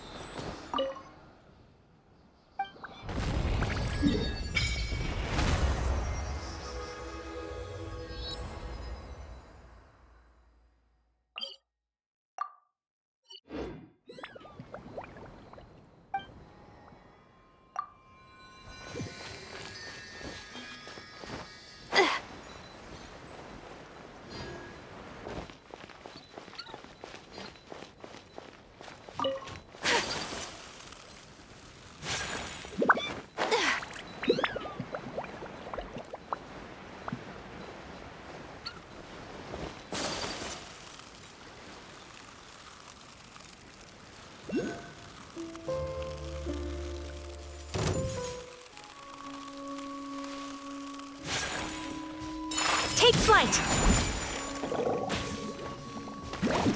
Dodge this!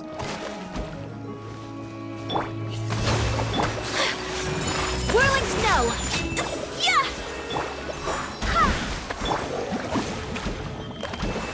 Oh, goodness gracious.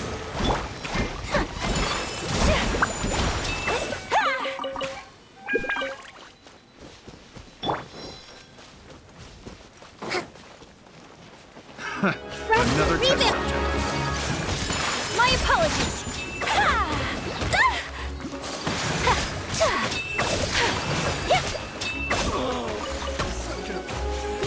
Whirling snow! The hunter. Today is a lucky The day. hunted.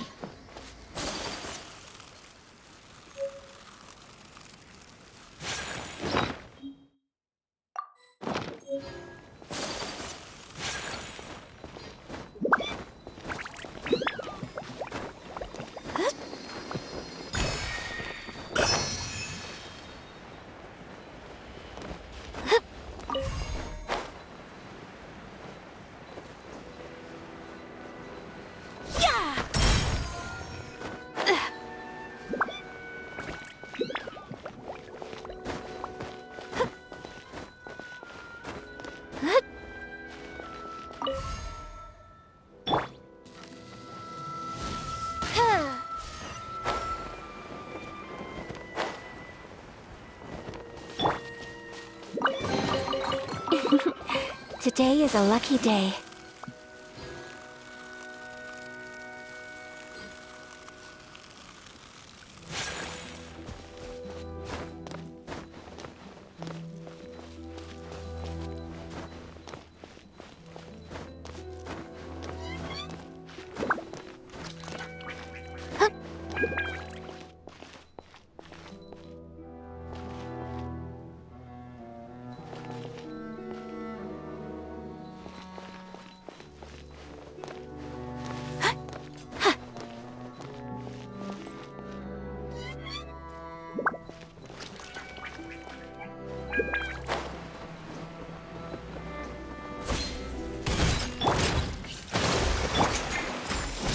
My apologies!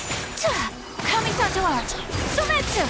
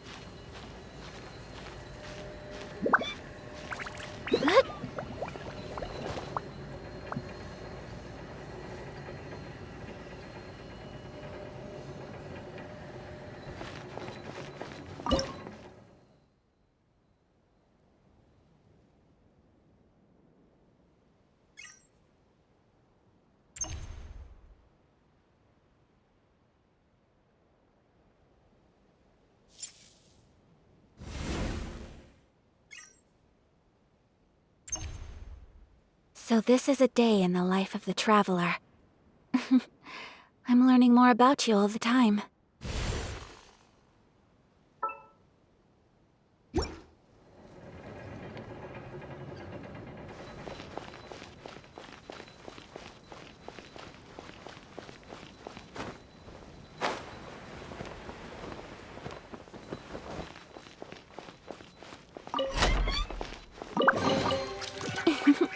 Today is a lucky day.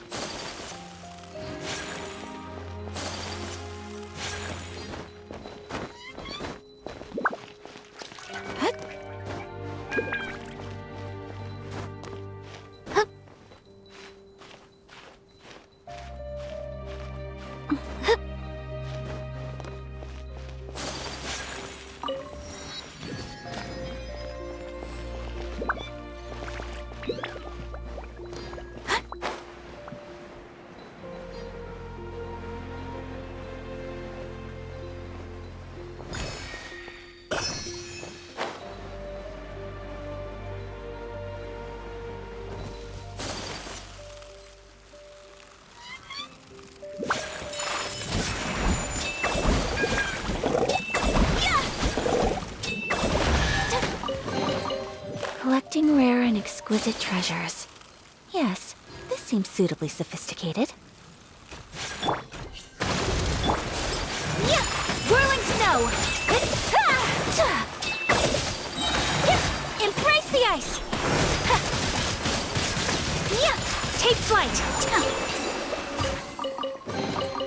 I shall treasure this good fortune.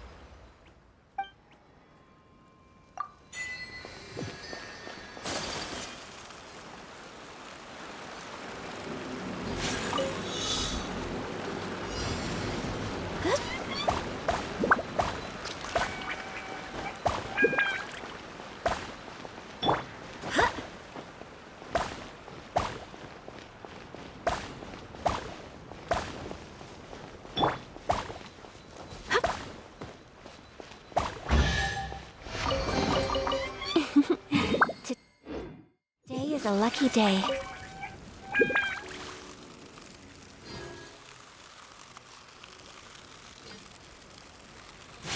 Allow me! Whirling snow!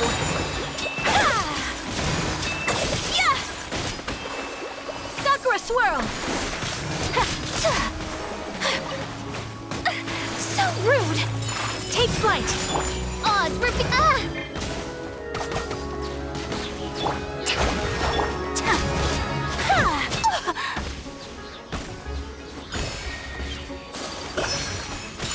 Whirling snow! Wind, hear me! Yeah!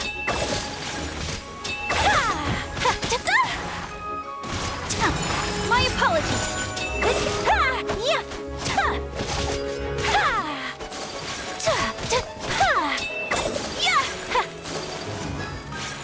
Take flight!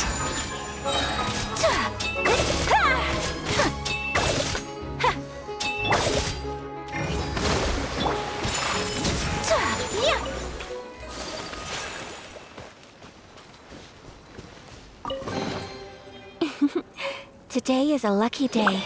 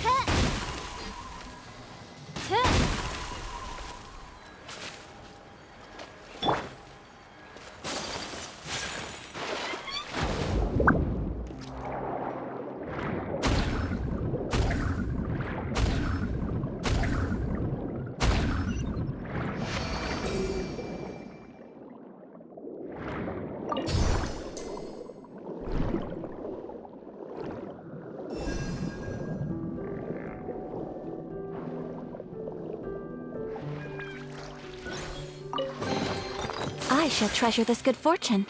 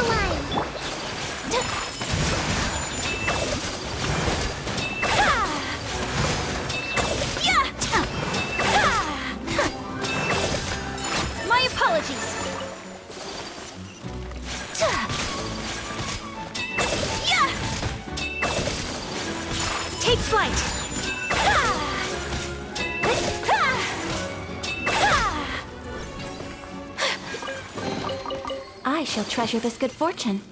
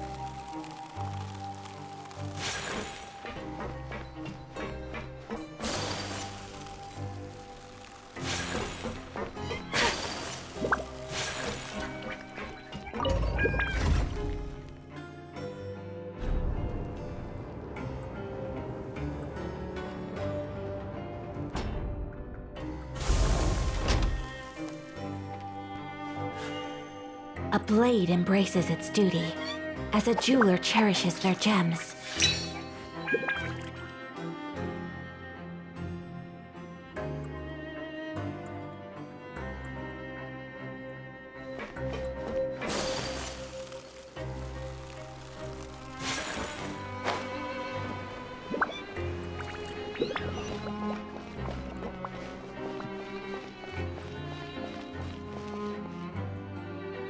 Oh, you must be the Traveler, huh? Sorry, mate, but competitors as strong as you are prohibited from participating. I don't make the rules, mind you, but I was given very specific instructions. Even convicts value their lives, don't they? I hope you can understand. But we have a game here that'll let you show off your strength, and you'll even earn some credit coupons in the process. What do you think? Interested? And if we lose the game, will it cost us credit coupons? Of course. That's the cruel reality facing every competitor in a place like the Pancration Ring. Okay, great. Let me walk you through the rules. The targets in front of you will pop up one after another. You'll need to hit the targets in the same order that they popped up. If you can complete a few rounds in a row with no mistakes, then you'll win credit coupons. But the second you mess up the order, you'll lose. Game over. The game costs 300 credit coupons to have it go. So, you up for it? Thanks for your patronage, mate. Now, let the game begin.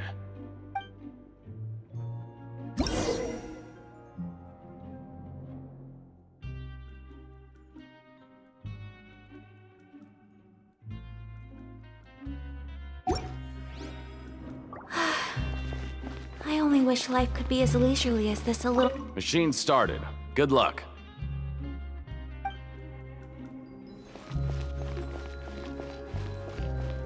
Okay, do your best to hit the targets, just like Colin said! Yeah. Huh.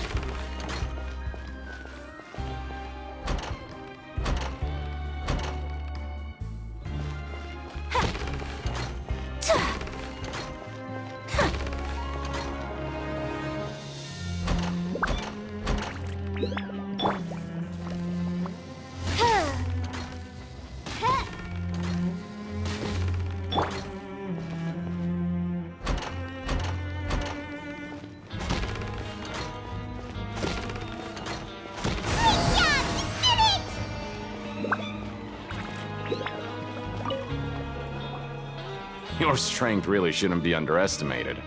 Now I get why you're prohibited from participating in any official fights. Nobody who values their life would be willing to get in the ring with you. However, you two haven't tried betting on the outcome of a Pancration match yet, have you? Just go talk to Rusimov. Buy a ticket for whichever fighter you think will win. There's a big payout if the fighter you support comes out on top. But we don't know anything about the fighters. How can we possibly know who to support? That's normal. Just watch a few matches and get a feel for the fighters. It won't be long before you can pick winners in your sleep. He's got a point. Why don't we give it a try? If we have enough coupons, we could probably bet at random until we figure everything out. Huh. Bet at random, huh? Well, how should I put it? It's not like you can't do that, but I'd advise you to give it some more thought first. Huh? We shouldn't get too carried away. What's the problem? What? Never even picked a boxer before, and you already know about the rules? You're not just strong fighters. Seems you're pretty perceptive, too. Might as well tell you about it, since you already know that much. Plus, I think you've got the potential to be one of my greatest customers. I think I can let you in a bit. Besides, I don't want to risk ever losing a customer like you. Is it that serious? Okay. The hidden rule here is, if you buy both boxers' tickets and support them both, something bad will happen the next morning. So the rule is that we we shouldn't pick both boxers in the same fight. But if anyone actually did that, wouldn't they be guaranteed to lose coupons? Who would do that anyway? And what do you mean by something bad will happen? How would I know? Not like I'm stupid enough to do that. But I've heard a story about the rule. According to the rumor, there was a masked boxer who possessed incredible skill and power. None of his opponents even stood a chance against him. However, in the final match, the organizers told him to take off his mask. He refused and never showed up to the fight. And after that, he was never seen again. Some say he died, or that he was taken care of by the event's organizers. But everyone remembers that he was someone who cherished honor above all else. In his eyes, supporting both boxers in a match would dishonor the competition itself. So you mean it's like a curse? He'll take vengeance on anyone who does that? No, he was always wearing a mask, like he was intentionally trying to hide his identity. I don't even know anything about his past. Traveler, do you think that boxer was... Huh? We will? You're not serious, are you? Look, here I was just trying to be nice and warn you, yet here you are trying to break it on purpose? Yeah, it sounds pretty scary to Paimon.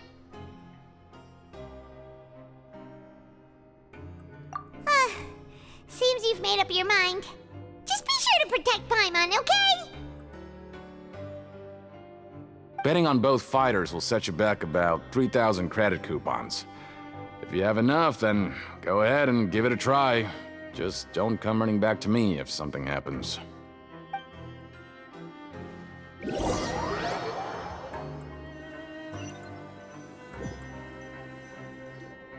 Seems we had a productive day. Hope we can make even more progress tomorrow.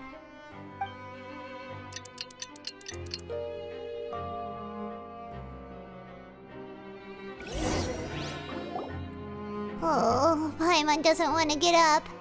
Paimon still feels completely exhausted from yesterday. What do you have planned for us?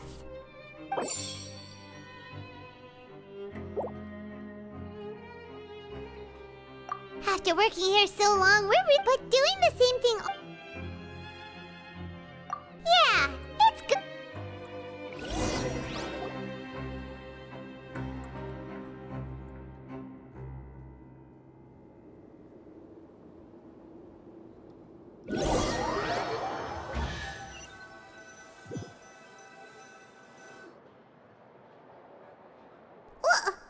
What is this garbage? Ooh, it looks What would you like to do this afternoon? Maybe we'll be able to find some leads there.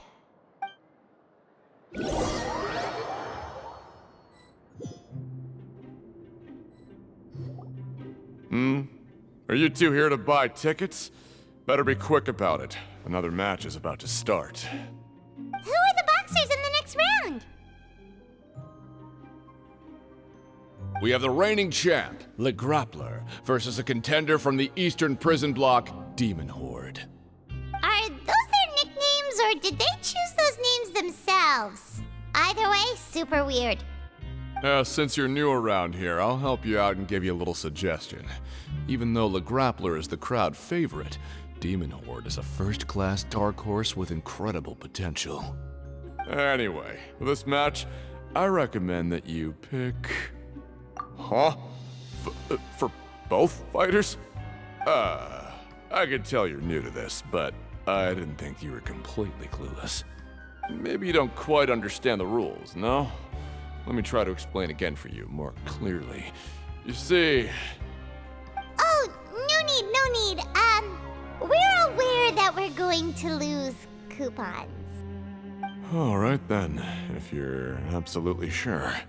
Remember, no refunds once you buy the tickets. Yeah, we got it! Just shut up and take our coupons!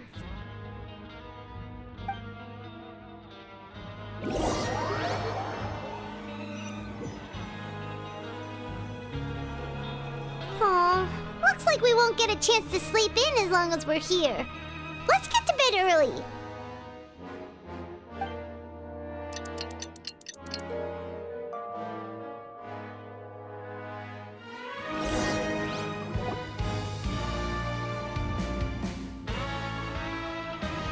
Hey, Traveler. Paimon. Package here for you. The next time you buy something, go pick it up yourself. I'm not a delivery man, you know. Huh? A package? For us? Did you buy something, Traveler? Paimon's not quite awake yet, so why don't you go take a look? Right!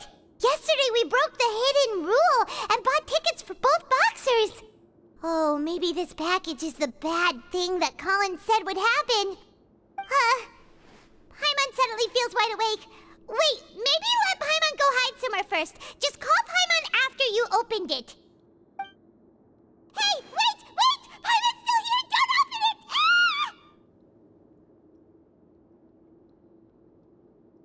Huh?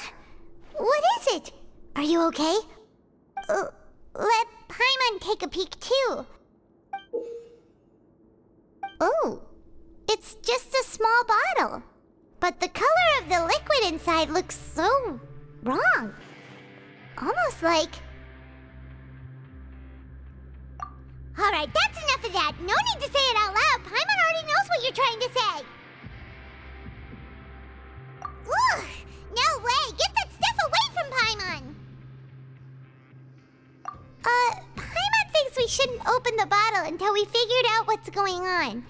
Just trust Paimon on this one, okay?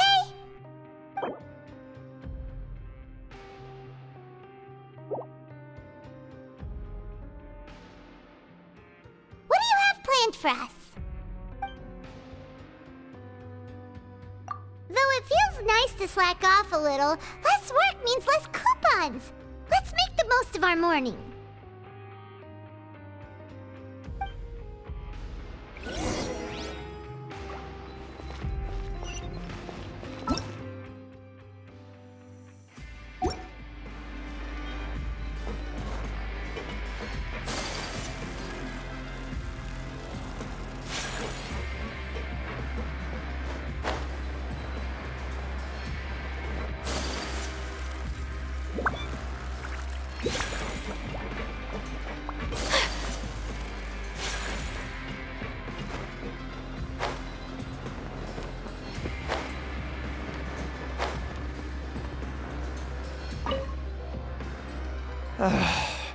If there's no way to send it all out, then maybe I'll never get a chance to leave. Who are you? We've never seen you before, and you don't look like a fellow convict. I'm not! Of course I'm not. Please, don't mistake me for a criminal. I'm a good, law-abiding citizen. Then what are you doing here? You sure seem anxious about something. I'm a promoter for Fontico, and I'm usually responsible for promoting our drink products. I thought I could complete my task here quickly and return to headquarters, but I've been here way longer than I anticipated. Oh, a promoter from Fontico? So what kind of problem did you run into? I'm so upset. It's all because of that Duke. After discussing the company's promotional plans with him, he told me outright that my project was worthless.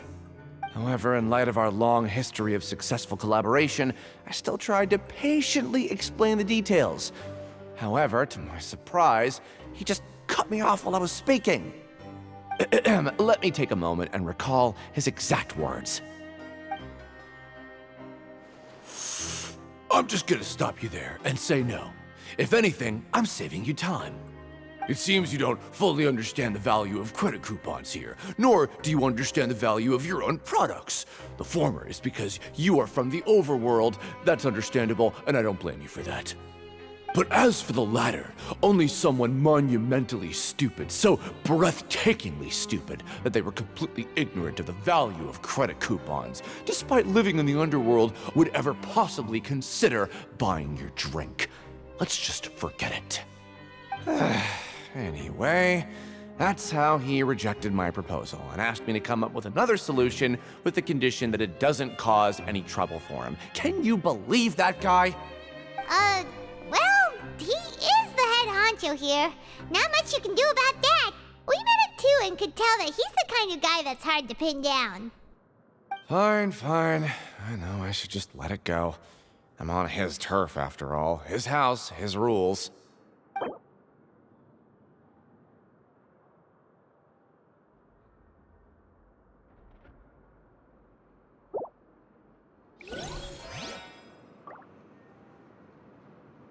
I just don't want to be stuck here forever.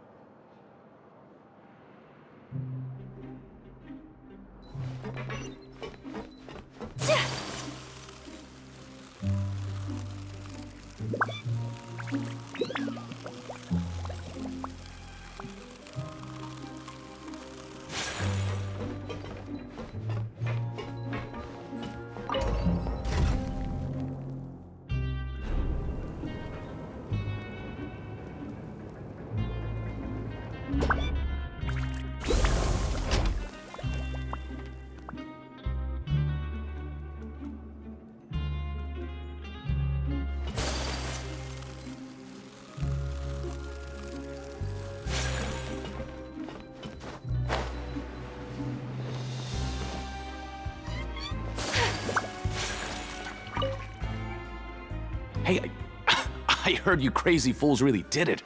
You bought tickets to support both fighters, didn't ya? Well, did anything happen? Well, the next day we received a mysterious package, but we still haven't made any sense of the contents. So it is real. You didn't become cursed or anything like that, did ya? Are you both still okay? Wait. Are you sure that it's still you controlling your bodies right now? Paimon's not sure. What do you think, Traveler? Is Paimon still Paimon? Oh, okay. Well, that's good. Yeah, you two don't seem to have changed at all. But I wouldn't let your guard down just yet. Still, I didn't expect you would actually do it. You'd actually throw away coupons like that just to satisfy your curiosity? Even if we bought tickets like everybody else, it's not like we could hope to earn any coupons. When it comes to things like this, it's always the organizer who makes the real profits. Hey, just what are you trying to imply? The Pancration Ring is an honest business, and we really don't make much from selling tickets. We make so little that even the current tournaments can only be held thanks to funding from the producer of Fanta. Oh, so it's the company that manufactures Fanta sponsoring the events? Paimon thought all of this was thanks to the Duke's support. Let's just say it's a mutually beneficial arrangement. They reached out to us first, hoping to promote Fanta products in the Fortress of Meropide. Anyway, you try and take extra good care of yourselves these next few days, you hear?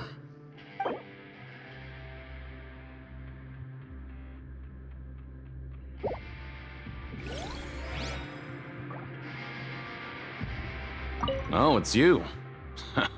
You must be absolutely loaded with coupons if you have time to stroll around like this.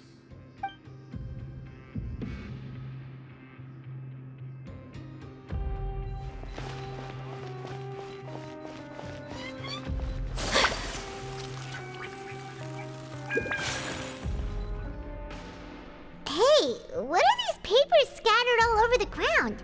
Are they registration forms or something? Maybe not. Every page has the Fontaco symbol on it. Maybe it's some flyers from the company. Okay. But if someone catches us, they could accuse us of trying to steal the company's secrets, couldn't they? Oh, you're right. Guess there's nothing to worry about then. Let Paimon have a look here. Without assistance from the Fontaine Research Institute, development of the new product has been slow, and some researchers on the project have voiced concerns. We have no choice but to let the new product undergo the first phase of promotional trials without a designated name or packaging. We will adjust the direction of future development according to feedback. We have decided to only conduct closed, small-scale trials for the time being. Sure doesn't seem like anything unusual. The company is just trying to develop some new products besides Fanta. But it sounds like things aren't going well at all. Let's put these papers back where we found them and make it look like nobody went through them. Okay, good.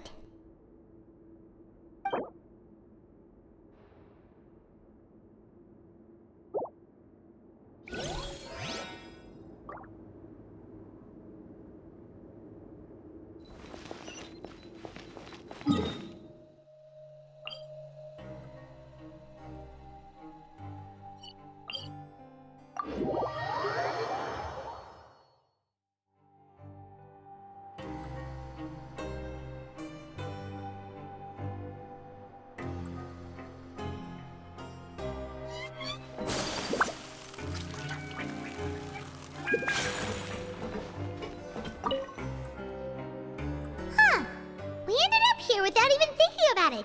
Wanna grab something to eat?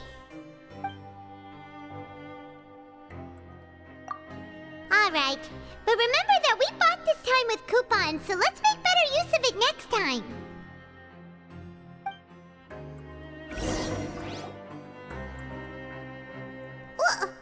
What is this garbage?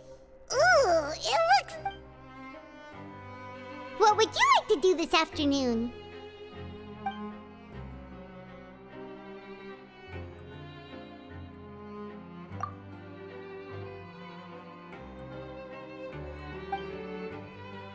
After working here so long, we're really starting to get the hang of it. But doing the same thing all the time can get old pretty quick.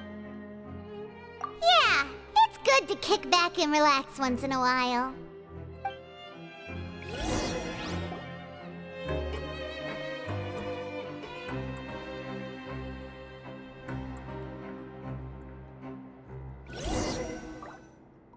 A mysterious box? A bottle of crimson liquid? Paimon still doesn't know what to make of it.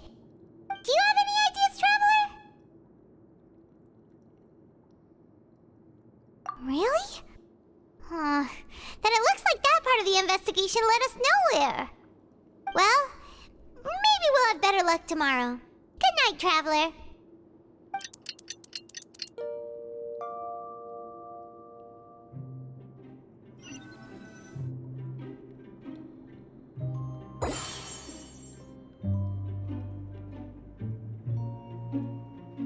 Okay, so we've investigated 2 of the hidden rules.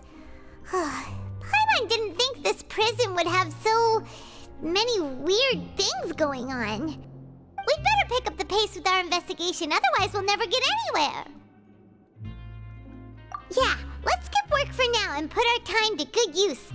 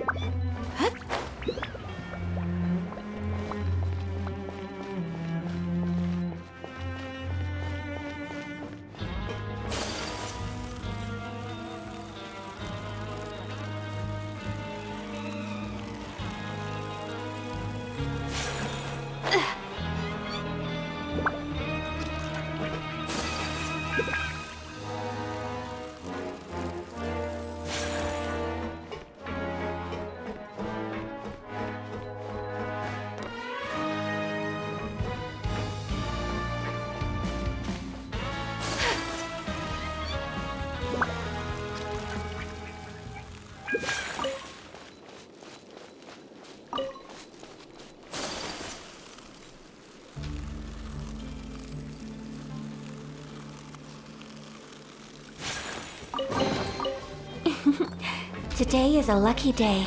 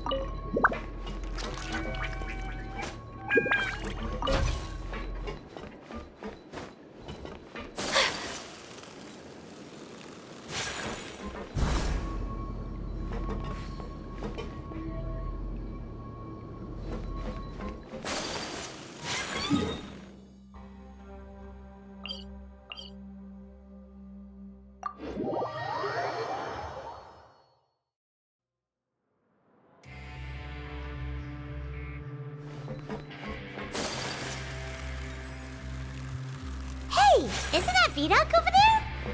Huh. Is it just Paimon, or are there fewer people than usual here today?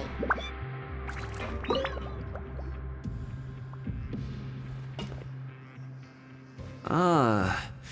Seeing you at this time must mean you've already saved up a lot of credit coupons. Or at least enough to skip work.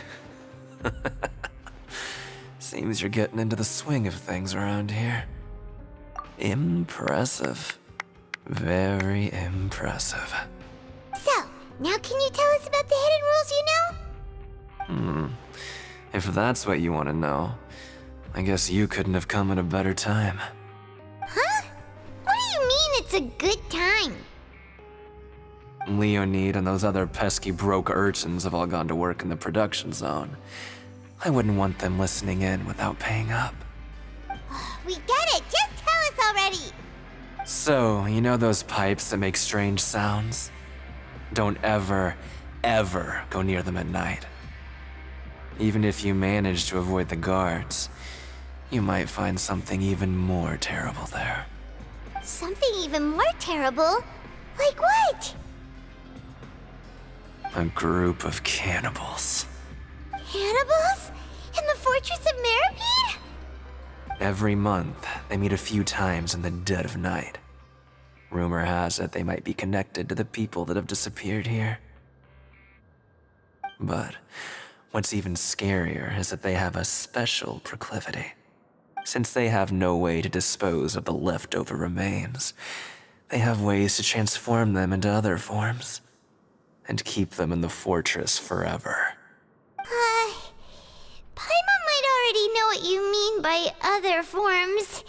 So that's what's going on here. Oh, Paimon's stomach doesn't feel so good. You two look pretty skeptical. No matter, learning the truth behind dark secrets isn't necessarily a good thing. I've got things to do too. I suggest you just act like I never told you anything.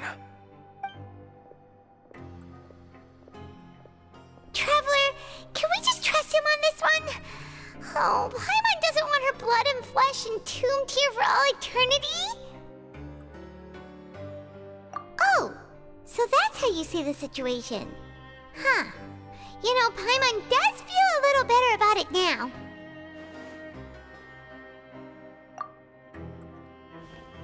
When will all the secrets end?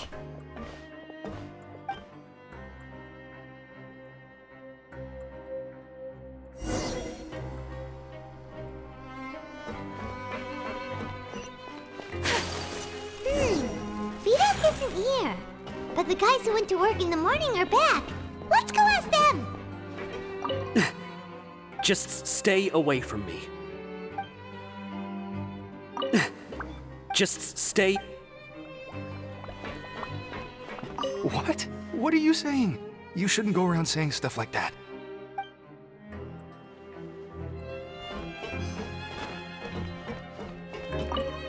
What are you talking about? Listen, you should keep your nose out of other people's business.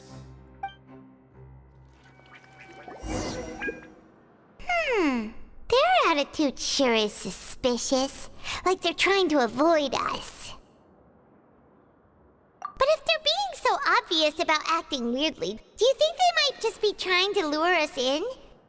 Oh, this is all getting way too creepy for Paimon. So you mean we still need to investigate some more? Okay, if you say so.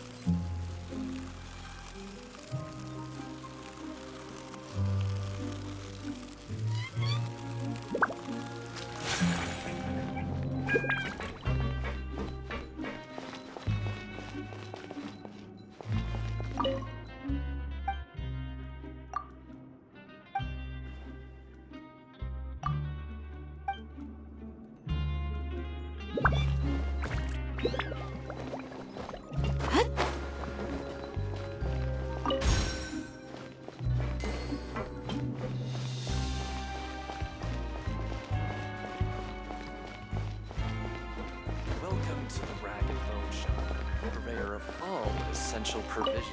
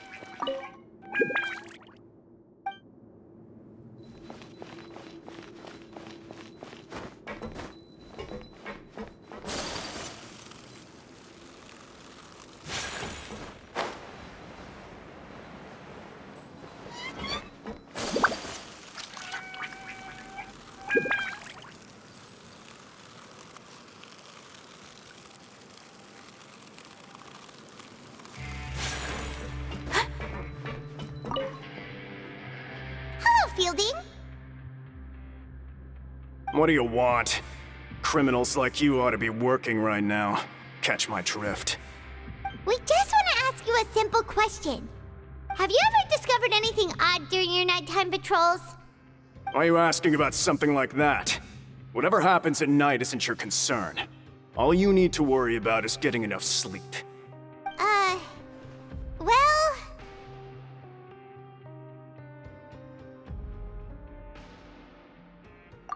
Right! We've heard it happens a few times every month. Paimon has sensitive ears, so it makes it hard to sleep. Really? I see. But it's not like I'm on duty every night. And now that you mention it, I recall my colleagues talking about something like that before. They say that strange things tend to happen at night on pipe cleaning days. Lots of us don't willingly take those shifts. So, what happens at night on pipe cleaning days? And they just conduct regular cleaning of the fortress's drainage facilities. There are 3 pipe cleaning days per month, and it just so happens that today is one of the scheduled days. You can try to confirm the sounds tonight if you want, and if they're real, then I can report the issue to my superiors for you. Oh, okay. Then we'll keep both ears out tonight. If that's all, then I'll be leaving now. I advise you not to try anything funny, though. Even if I'm not on duty tonight, someone will still be watching you. Don't worry, we don't want any time added to our sentences. Oh, he left. So what do you think about the pipe cleaning days he mentioned? Right, both are a possibility. But Fielding did say that tonight is a cleaning night. Paimon knew you would say that. Alright, sounds like we'll be up all night tonight then. Paimon just hopes the guards don't catch us.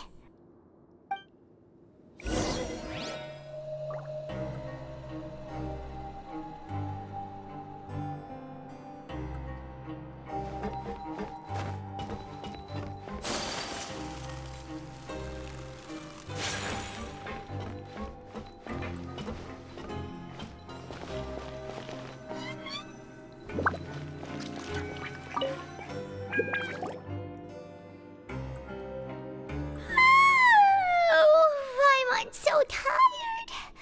But we can't sleep yet. They'll be cleaning the pipes tonight, so it's the perfect chance for us to investigate.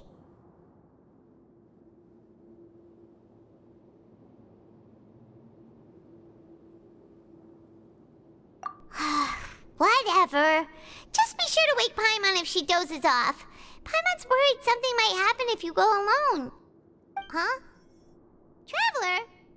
Did you fall asleep already?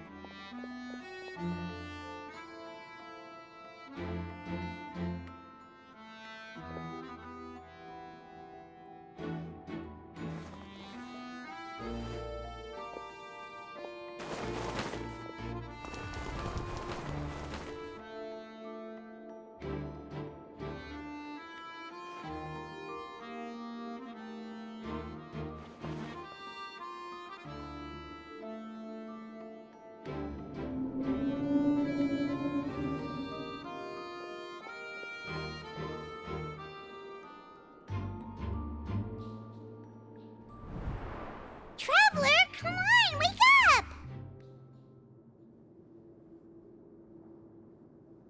Oh, it looks like you were just peacefully sleeping to Paimon. Well, what did you see this time? Really? So we're finally starting to figure out what actually happened! But what about the cannibals? How do you explain them? Okay, well it's about time for us to get moving. Just be careful to avoid the patrolling guards.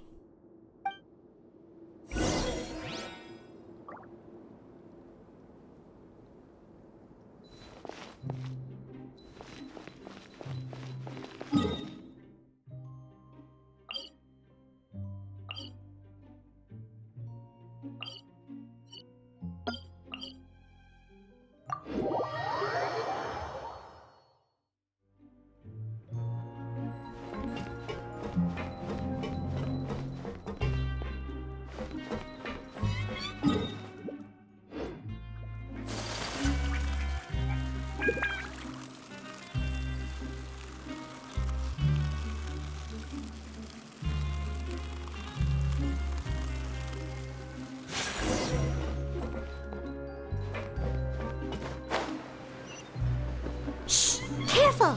We'll get in trouble if the guards catch us!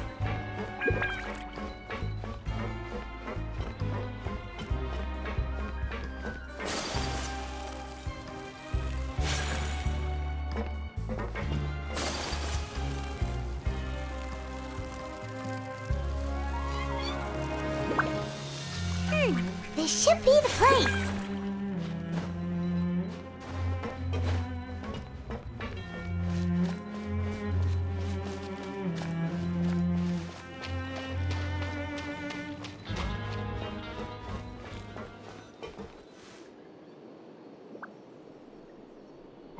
I know you.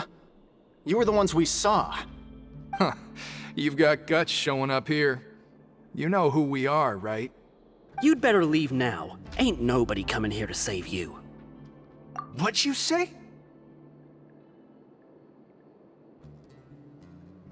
Yeah, so what if they were? If you push us, we can make those rumors a reality at any time. Hey, what's the point of all those rumors anyway? What exactly exactly are you trying to do? I don't have to tell you anything. If you turn around, go back to the dormitories, and act like you never saw anything, then I'll pretend that you never showed up here. Yeah, scram.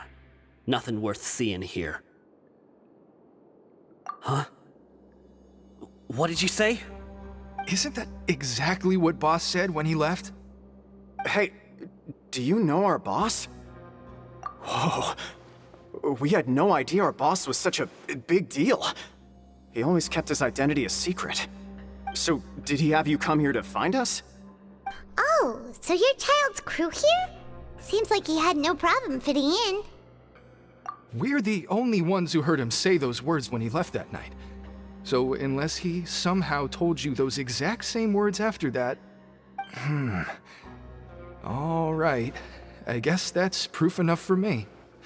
I believe you. Wow, those dreams of yours sure come in handy. We gave him the business for a while, and would always give him a hard time when he first came to the Fortress of Meripede. But here in the fortress, the strong will always earn respect. He was working the longest hours and racking up wins in the Pancration Ring. You could always see how amazing he was, even when he was teaching us a lesson. So eventually, we all decided to follow him. But one day, he suddenly told us that he had to find a way to escape this place, no matter the cost. He said it was because he heard that call again. And as his crew, if the boss wants something, then it's our job to get it done. So, we got to work, and used the hidden rules that were here to make up and spread the rumor about the cannibal rule. We just wanted to give him a better chance of escaping on a night after the pipes had been cleaned. Oh, thanks to your rumor, nobody would want to come anywhere near here, prisoner or guard. Wow, it sure is easy to exploit people's fear of the unknown. But has a child already escaped? Why are you all still coming here after pipe cleaning day? Because as far as we know, the pipe he went into isn't actually an exit. It should be a dead end. It leads to an abandoned factory area, and even if there were a way to escape from there into the sea, we're still way too deep. No one could ever reach the surface alive. But Boss still insisted on going in. It's like he was obsessed about it. So we told him that we'd pretend as if he never existed while he was gone. And that if he wanted to come back, he should wait for nighttime on a pipe cleaning day. That way, we could meet him here and help cover the whole thing up. So you come and wait here through the night a few times a month just because of that promise? Yeah, but it's been so long now. We already know in our hearts that he must have managed to escape somehow. Is it also possible that something unfortunate happened to him? Nothing could ever defeat Boss or slow him down. It's one thing we know for sure. Okay. Paimon was just brainstorming possibilities. All right. Keep quiet and follow us.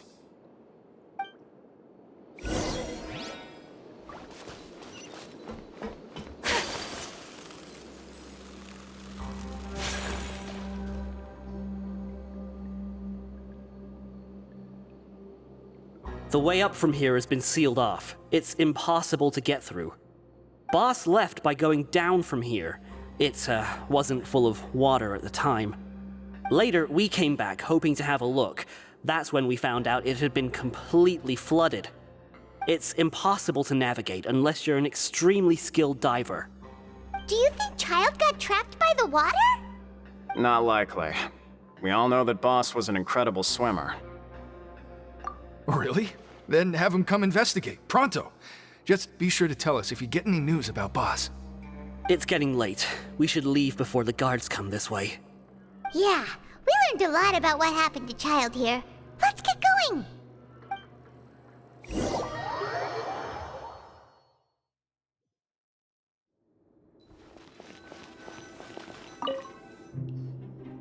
Whew.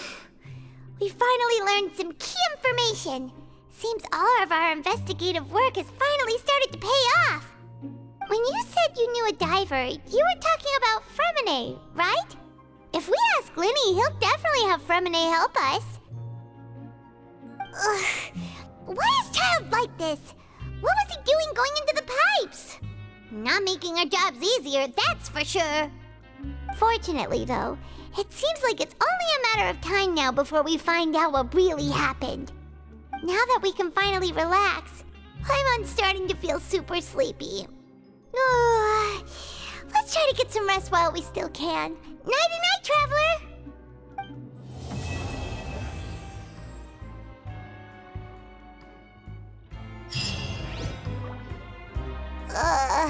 It's morning already? Paimon still needs more sleep.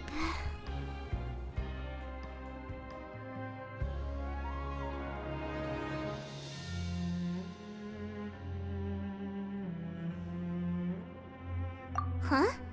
Wait, look over there! Isn't that...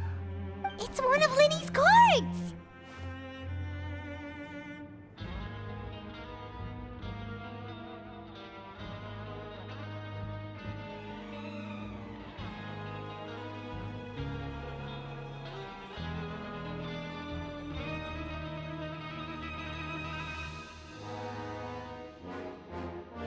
Let Paimon see what's written on it! Maybe you haven't heard, but today is the monthly free day. Everyone has the day off today, which makes it the perfect time to do some investigating. It's been a while since we last talked. Have you been making any progress lately? Let's meet at our usual spot in the factory area before lunchtime. I have new information. Ooh, today's our lucky day. We have the day off. From the sound of it, Lenny's been making progress with his investigation. Wonder what he's discovered. We still have some time before we meet up. Let's talk with the people here for a bit more before we go.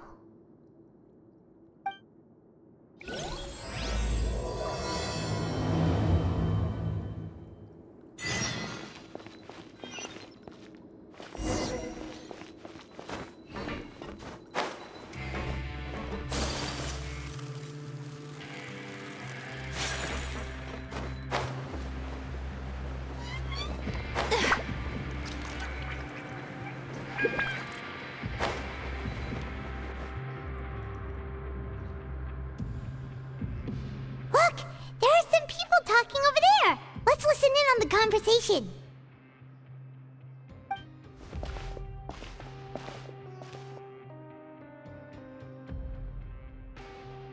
If you ask me, those pompous parasites on the surface act like they're all a bunch of aristocrats. Do any of them give half a hoot about a bunch of dogs like us? Hey, speak for yourself, mate. I'm no dog. Oh, you think you're special or something? If you're here, then you're just a convict like the rest of us. I've heard that even if you're released after serving your sentence, going back to life on the surface ain't any better. Once a criminal, always a criminal. We're marked for life. I don't buy that. Hey, how cool would it be if the whole world was destroyed by a giant flood and everyone had to start over from nothing? What kind of filthy bilgewater are you spewing? I have family up there. You best shut your sewer hole with talk like that. Listen, things ain't so great on the surface, but who says that you have to leave? I've heard that you can still stay here and work even after you've served your sentence. Not bad if you ask me. Who wants to live in the ruddy overworld anyway? And what makes you think they want to hire someone like you? It's one of the great mysteries of the universe, how someone as useless as you is so confident. Whoa. Sounds like they're really unhappy about the overworld. Speaking of which, Paimon never heard anyone use the words overworld or underworld when we were living up there. Is it only something the inmates down here say? That's true.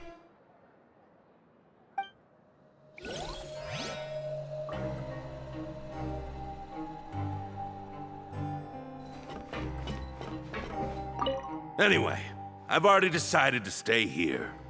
I wish I could say the same.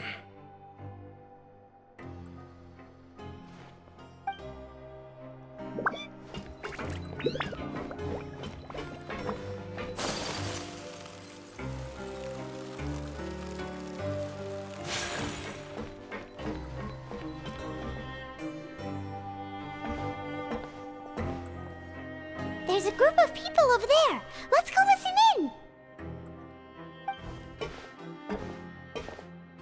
So I said, that's not a faucet. Hey, who are you two? Why'd you come over all of a sudden? Oh, sorry for eavesdropping. Sounds like you were talking about something private. What's the matter? They're just looking to join in on our fun, that's all. Hey, don't pretend like it's okay for them to just interrupt us like that.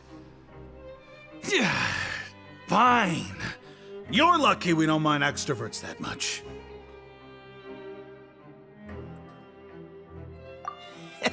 You hear that, Quisto? What nice! Your expressions tell me you're looking to hear some juicy info, am I right? But before that, it just so happens that I know you two. Really? Are we that famous? You're kidding. How often does anyone get a personal tour led by His Grace himself? Practically everyone was talking about it. Word has it that you also caused quite the kerfuffle. A little mistake, huh? I like the way you put it. You see, people with a good attitude can join our group anytime, unlike some of the others here. Your group? I'm Quisto, and this is Lavaroon. People usually call us the Bombshell Bros, but don't worry, we're not playing with bombs or anything. It's just that our information is always so explosive, and we blow minds on the regular. So, you two really like to gossip? Whew, you sure know how to embellish. No, you don't get it.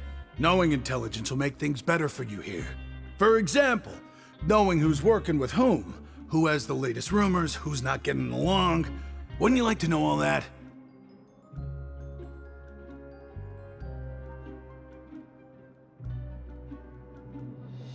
Whoa, all this info's worth something, you know? You should prove you're worthy of it. I don't mind him. Quisto's always this way. Just play nice and say something to massage his ego. The welfare meals. Talk about the welfare meals. Right! That meal we had yesterday was super delicious. Paimon can still taste it whenever she closes her eyes. Is that so? To tell you the truth, I've been helping out with making those welfare meals. I've been working as a kitchen assistant for about a month and a half now. Oh, so you're the one who made those delicious steaks. Amazing! You could be a professional chef. You are correct. I am a true professional. In fact, I even went to culinary school. But enough about that. Since you like my cooking, I guess that means we share similar tastes. Listen carefully. This little bombshell will help you learn what's really going on here in the fortress.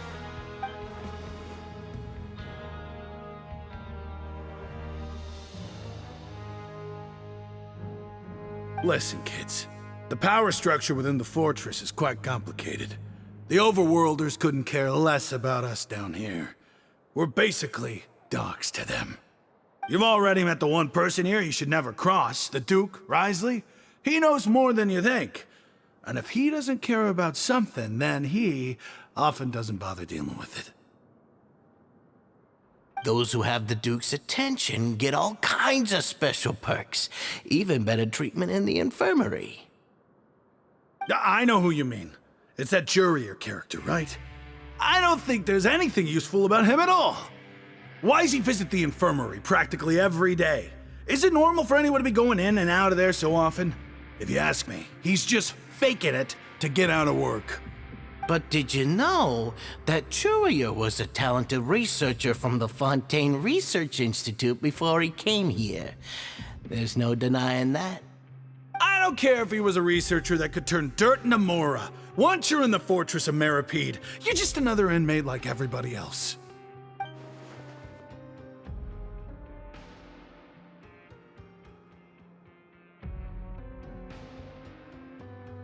Speaking of which, the last time I saw him, he was passing by in the corridor with Lorvine. I also heard they started arguing in the library and got into a fight, right? Guess that's just how terrible of a guy he is. You mean he hit a woman? Wow, I never imagined he was that bad. But that Lorvine's also quite the odd one, you know? She's always gabbing away, got into a fight with a man, and she also got sent to the infirmary. Come to think of it, I always see her going to the sick bay every couple of days, too. Huh. Wait a second. You don't think? Do you think could it be that they're secretly meeting there to go on dates? But it's really hard to imagine. After all, I do remember seeing Lorvine beat Jerry to a pulp that one time. And we might be overthinking things.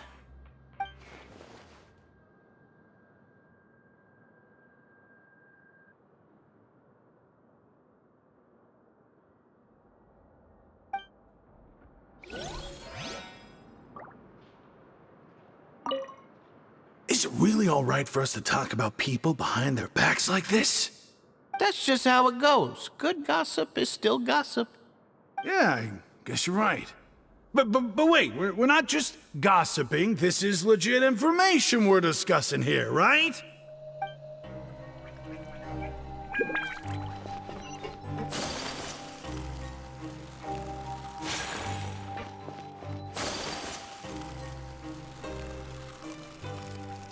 Always at your service.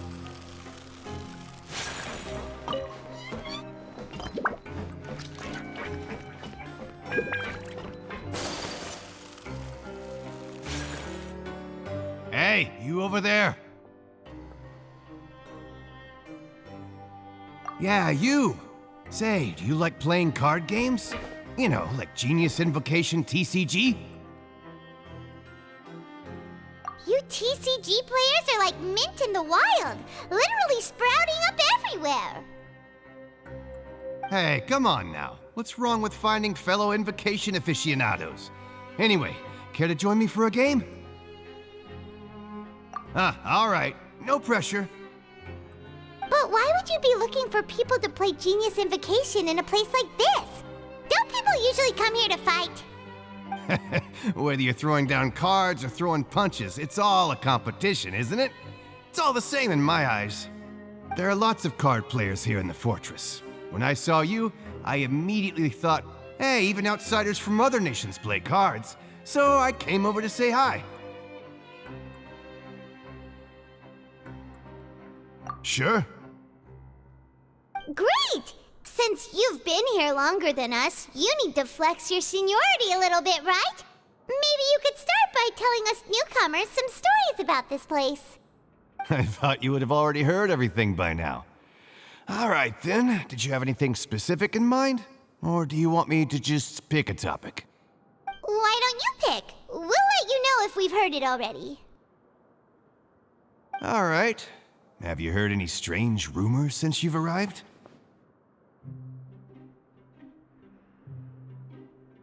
Then, did you know that there are some people who are always gossiping over in the corner?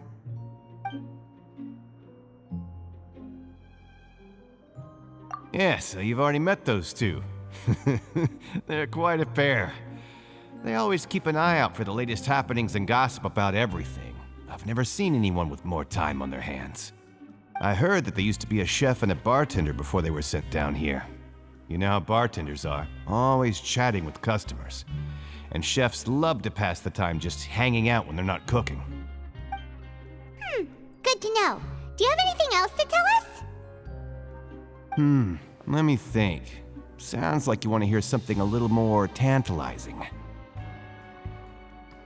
Oh, did you know that the Duke was also a convict in the fortress of Meripede before? Huh? Wait, are you serious? That's right. The Duke was an inmate just like you and me. Seems he was exiled here for committing some crime. Who knows how he ended up rising up to become the warden, though? To go from an ordinary inmate to becoming the manager of the whole place? I'm not gonna lie, I kinda respect that.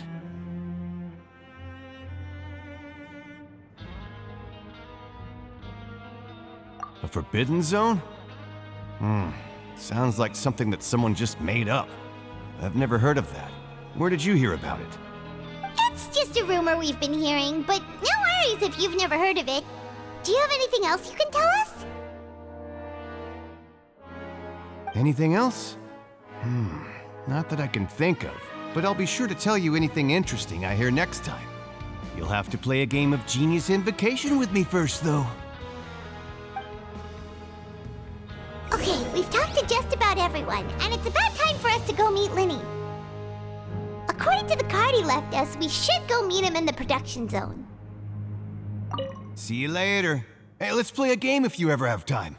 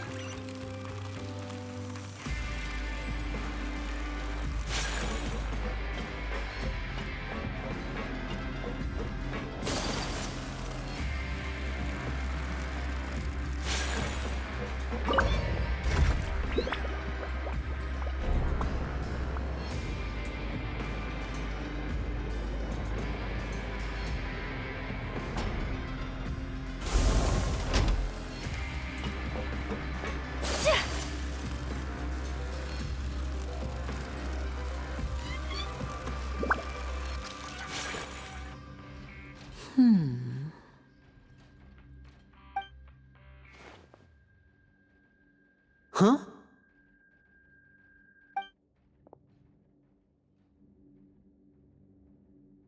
That look in your eyes. You found something? Hey, this is no time to be modest. Just tell him we found a boatload of information. Oh, as expected of the legendary duo, you have my full and undivided attention. Huh. I'd have never guessed that myself. The rumors swirling about this place are unreliable after all, and Master Child probably went missing because he found a way out. He is a harbinger after all. I suppose he's much more resourceful than I initially gave him credit for. Unfortunately, this isn't enough for our final report to Father. We need to find out Master Child's exact whereabouts. Father told me that even though Master Child said he was just coming to Fontaine for a vacation, he actually had some personal reasons. His agenda might be linked to his disappearance. His escape route is already flooded, so we'll have to task someone with professional diving skills to chase after him. Well, when you put it that way, it's obvious that only Fremine would be up to the task. Bingo! Is he around? He's working today. Coming here as a group would have attracted too much attention. I'll talk to him about it later.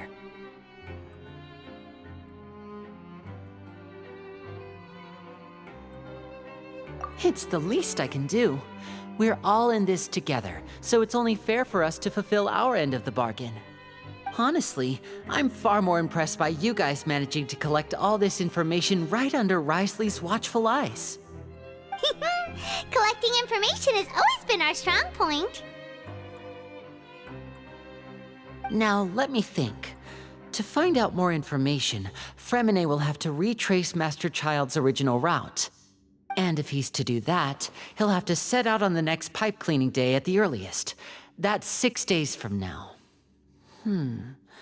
And after that, he'll probably take another 2 or 3 days to return. You can even estimate how long it'll take for him to get back? We've been working together for a long time. We know each other's capabilities like the backs of our hands. Traveler, what say you to meeting here 9 days from now? We'll be able to pick up Fremine while we're at it, too. Oh, and there's just one last thing we'd like your help with. Though we can just sit back and wait for Fremine's report on Master Child's whereabouts, we still need to make more progress on the investigation of the Forbidden Zone. Fremine's no master of disguise, Lynette's still working on getting intel from the other areas, and I'll need to spend some time helping Fremine prepare for his diving mission. So, you are the only ones we can count on. What do you want us to do? Will it be hard? Well, I won't call it easy per se, but I think you'll be able to pull it off. Listen carefully. You'll need to find an excuse to get into the infirmary and investigate the room and environs. You've mentioned several sketchy-looking people always meeting at the infirmary earlier, so it probably has something to do with the secret we're hoping to uncover. You've already met the head nurse, so she'll be less suspicious of you. Investigate the internal structure of the infirmary and any active dealings within, and pass those on to me alongside anything else you're able to discover. But also, there's no need to take risks. Don't forget, safety always comes first. My apologies. I just started rambling out of habit. It was almost as if I was talking to my younger sister. But that's not a bad thing, right? All right, then we'll head out as soon as we finish our prep. Let's go our separate ways for now then. Don't forget, we meet here again in 9 days. Stay safe.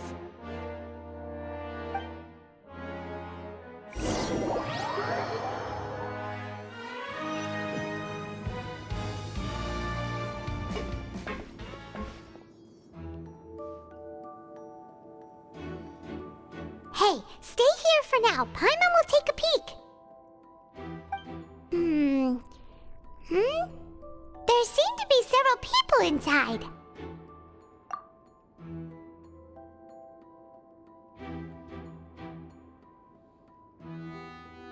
Right. I feel like It's not impossible. So...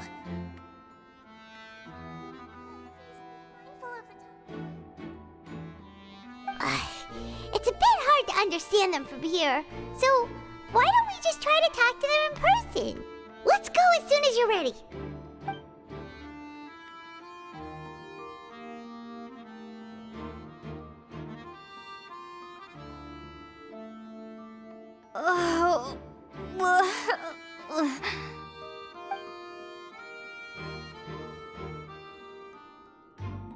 Someone, please help! She's sick!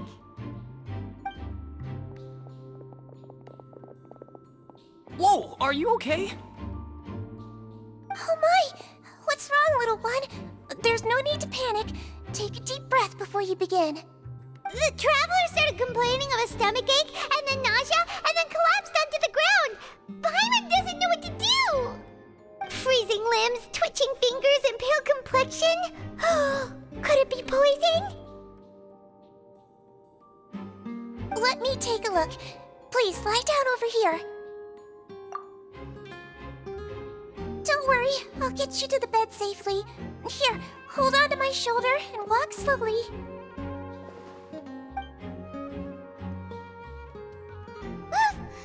You can do it, traveler! Don't apologize. You're sick after all. Now, please relax. I'm just going to do a preliminary checkup on you.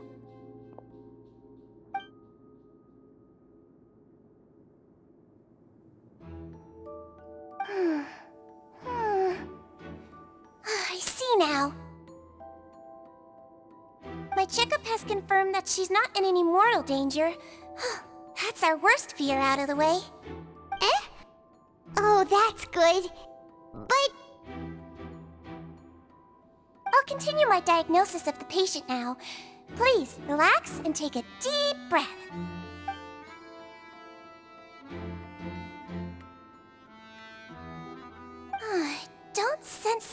damage to your organs either. Does it hurt when I press here? And here? Huh? But based on my initial checkup, there shouldn't be a problem here. Oh, how strange.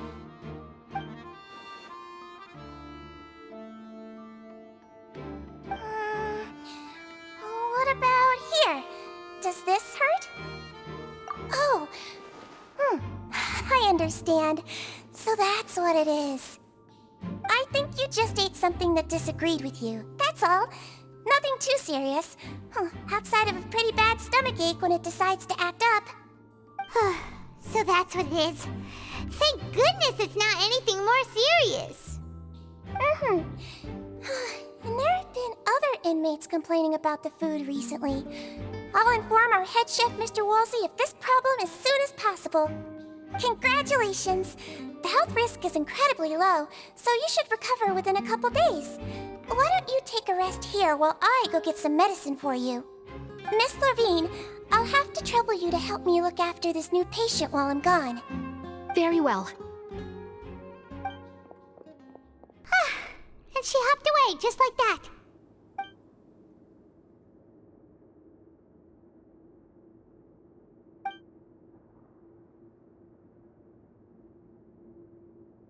Hello. So how are you feeling now?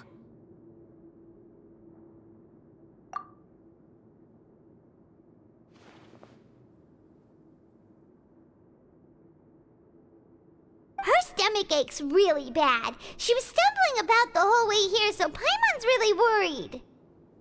If Miss Sijuin says it's not a serious problem, then there's no need to worry. She's the best medic we've got down here. But it also looks like she's the only medic you've got down here. Well, that's true. What do you mean, that's true? That's really misrepresenting the situation.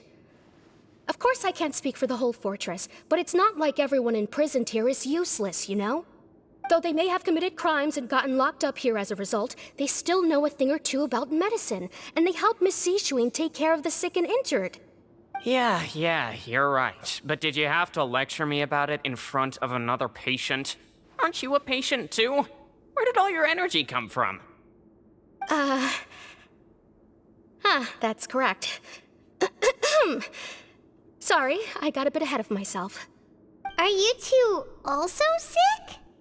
We've been sick a while. I come back every once in a while for checkups, and to pick up the medicines Miss Sijuin prescribes for us.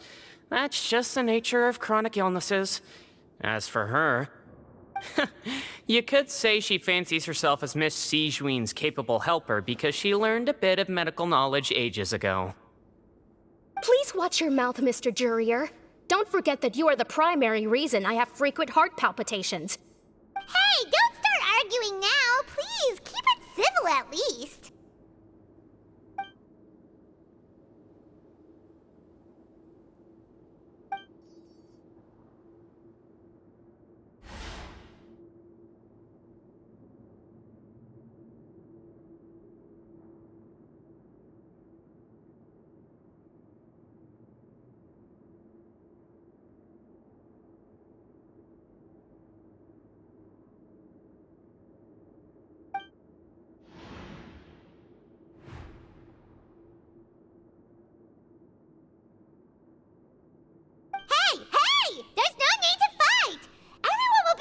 Someday, so there's no need to argue over silly things like this.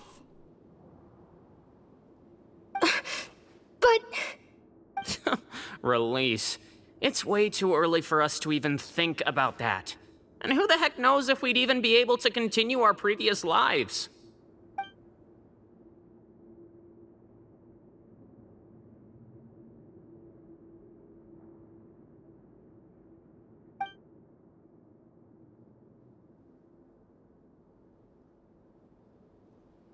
Please allow me to end this boring and useless conversation.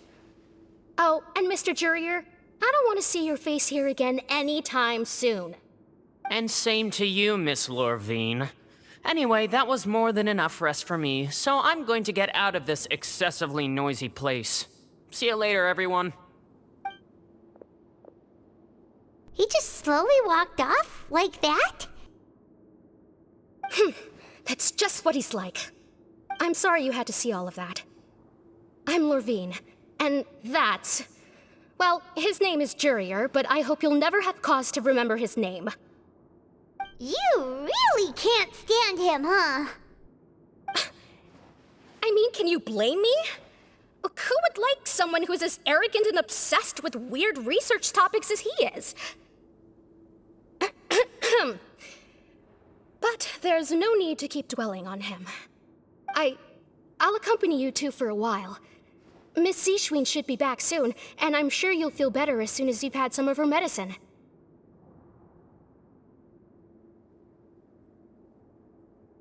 No, it's nothing. I'm back! Did you rest like you promised? Thank you for getting our medicine, Miss Seishween. Did you all cooperate with your bed rest? I trust that nobody got up to walk around. Good. Here, this should be 2 days' worth of medicine for you. Take 1 pill now, and then continue your bed rest.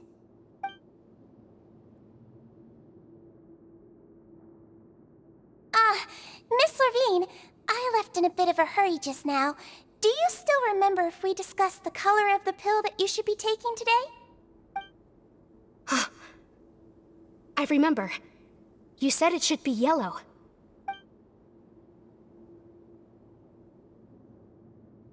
Yellow, huh? I understand. These are yours. Please, make sure to go to bed early after taking them tonight. You'll benefit from a good night's sleep. All right, then I'll also be on my way now.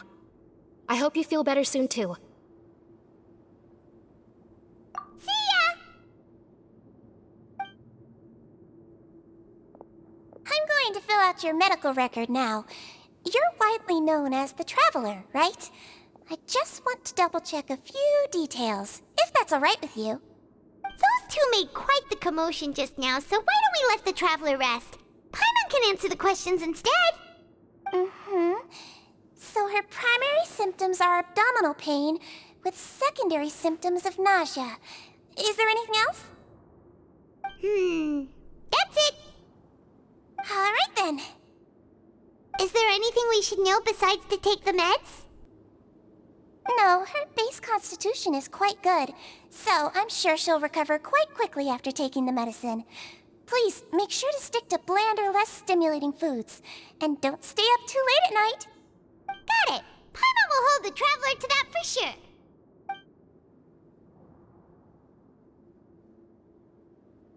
Oh, you're going to take a nap already? Okay then, you get some rest.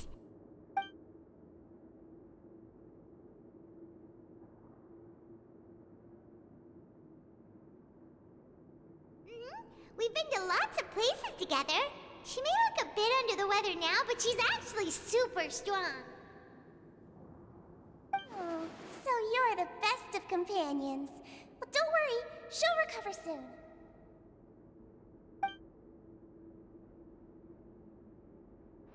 Ah, you're awake. How do you feel? You slept for a really long time, but we never left. Well, now you can go back without a worry in the world. Remember to take your meds regularly, and remember bland foods. Thank you, Miss Seishween.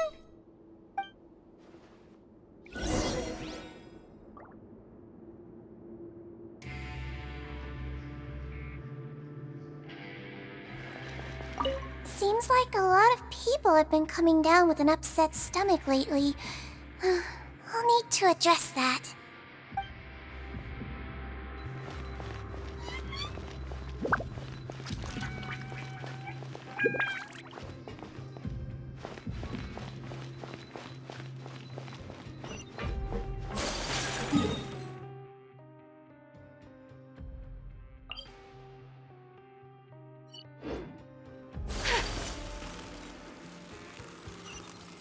Kids these days.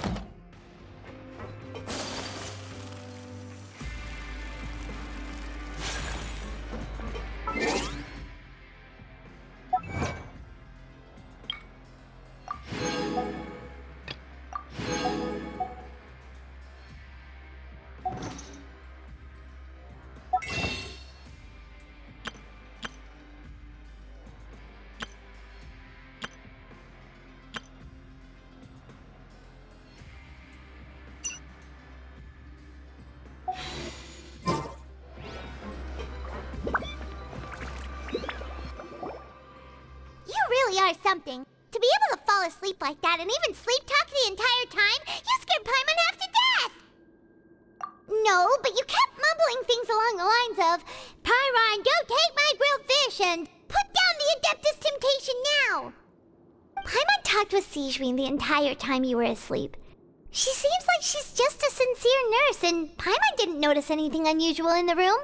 Are you sure we're not going off track with the infirmary?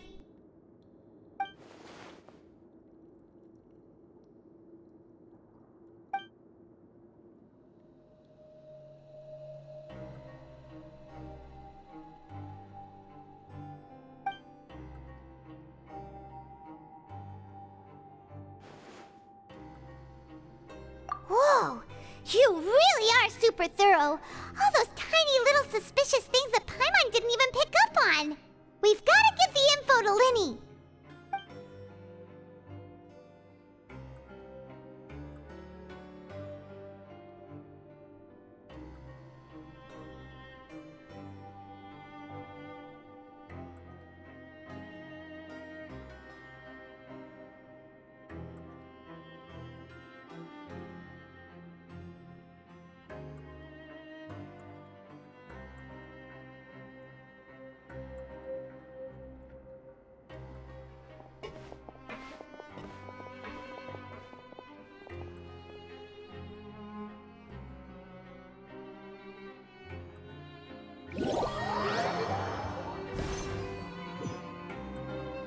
Today's the day! Let's go meet up with Lyney!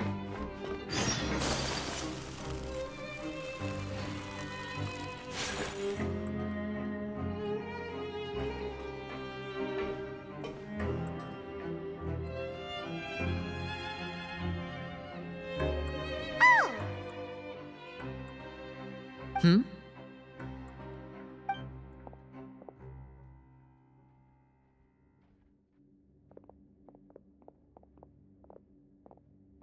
Did you two run into any trouble over the past few days?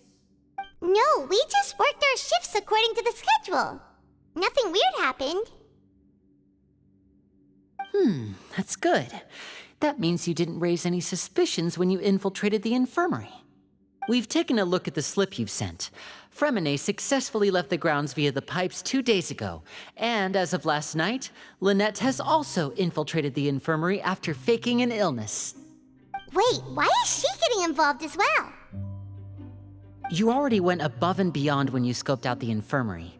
To put it more bluntly, even if we were to view that as something you did in exchange for Fremine's help, you've already done more than enough. Infiltrating a guarded stronghold is a different kind of job from a one-off investigation.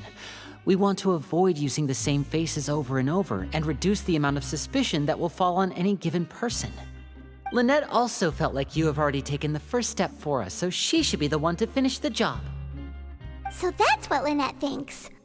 Oh, Paimon hopes everything's going well for her. Perhaps that's true. You are both very good people, and we've come to appreciate that more than anyone else. Unfortunately, there's still one thing that could get between us, lest you've forgotten. The matter of our respective loyalties. You've mentioned before that you've had some run-ins with the Fatui. I can understand that feeling, so I assume you're just helping us out of the kindness of your hearts? Well, everyone could use some more friends. We'll be counting on you to help us in the future, too. Since I see you as friends, then it's even more important for us to protect you from any peril. Fremine and Lynette feel the same way. Glad to hear it. Then, let's go check on Lynette before Fremine returns. If everything went well, then she should be wrapping up her investigation right about now. Is now really a good time to go over? According to my observations, Sigewinne always spends around half an hour away from the infirmary right before lunch. Lynette knows this as well, so this should be a good time to meet up with her. Also, I'm her brother, remember? It's only natural for an older brother to care about his younger sister's well-being. Okay, then let's head over right away!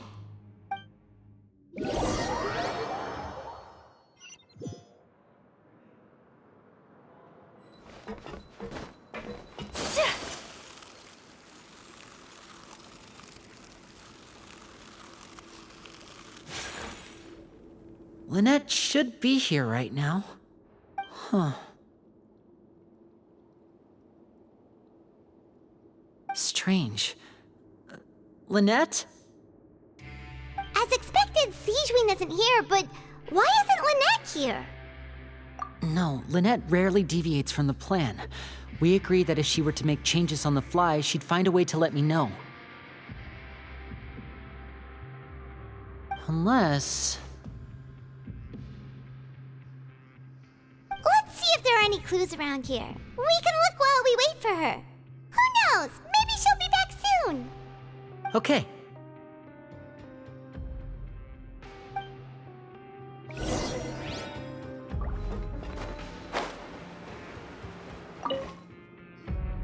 There are some books here and a few files. They all look like medical records. Advanced nursing, how to raise the spirit of your patients, a quick guide to the psychology of emotions, and the meaning of laughter. These sure are some interesting books. Who knew Sigewin would be interested in these kinds of things? She even has books on understanding people's motivations and feelings. Is it because she's a Melusine? Or does she have a need to understand her patient's emotional state? Seems quite normal to me. These are skills that would come in handy for a nurse from time to time.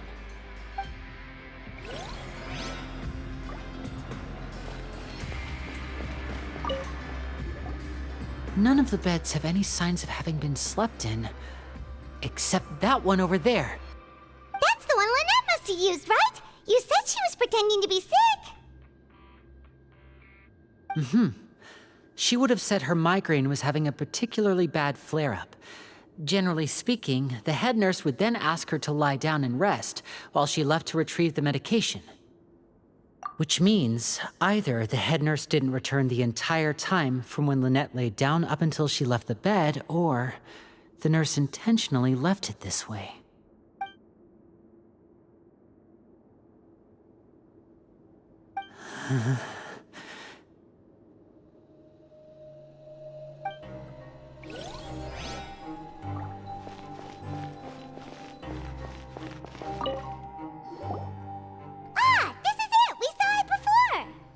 Wait, this thing? It doesn't look like it's been disguised that well.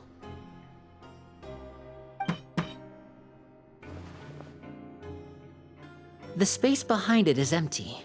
From its size, I don't think it's an entrance that is meant to be taken apart. There's probably a mechanism around here somewhere. Could Lynette have tried to get inside? But if that's the case, she would have contacted me for sure.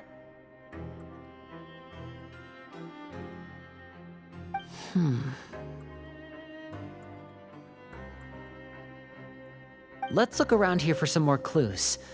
Don't panic, just take another look.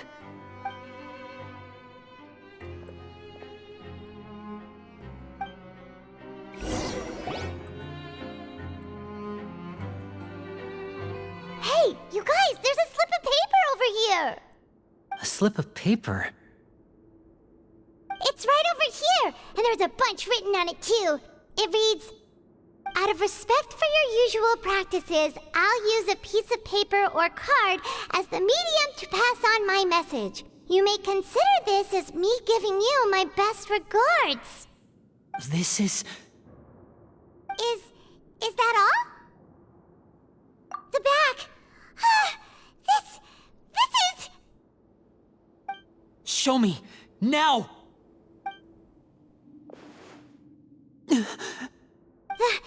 That look on your face. Paimon's reading it now. Would you care to guess where Miss Lynette of the Fatui could be right now?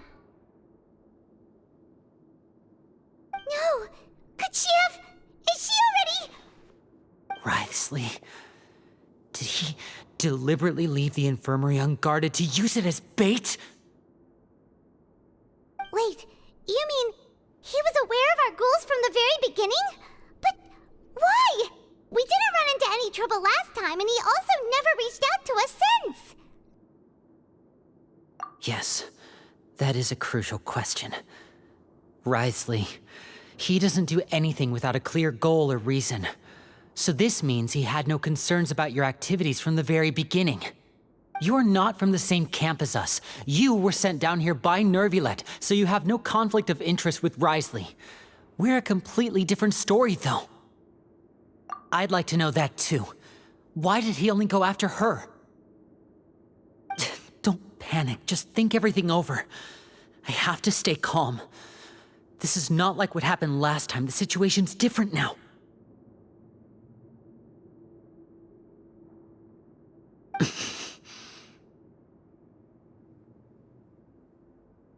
Wait, you're right. Wait, but that means...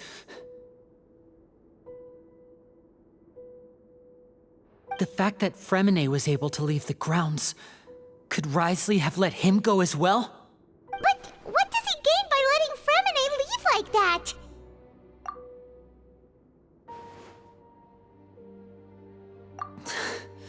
So he's challenging me and trying to provoke me, I'm sure of it. We never should have sent out Fremine. We had to go through all that trouble to find an opening to sneak him around the guards and into the pipe, and we even thought luck was on our side. If Wriothesley let him leave on purpose, then he's probably in a terrible spot now as well. Lenny's getting more and more panicked. We have to calm him down. Don't be like this, Lenny. Fremine wouldn't have left if we hadn't told you about Child. That was our fault. No, I'm the leader of this operation, and I'm the one responsible for this team. I was the one who failed to protect them. I'll go talk to Wriothesley. Hey, don't be reckless! Traveler, please, talk some sense into him! I simply cannot allow Lynette to be abducted again. I have to go. I'll find a way to get them back! He's rushed out the door! After him!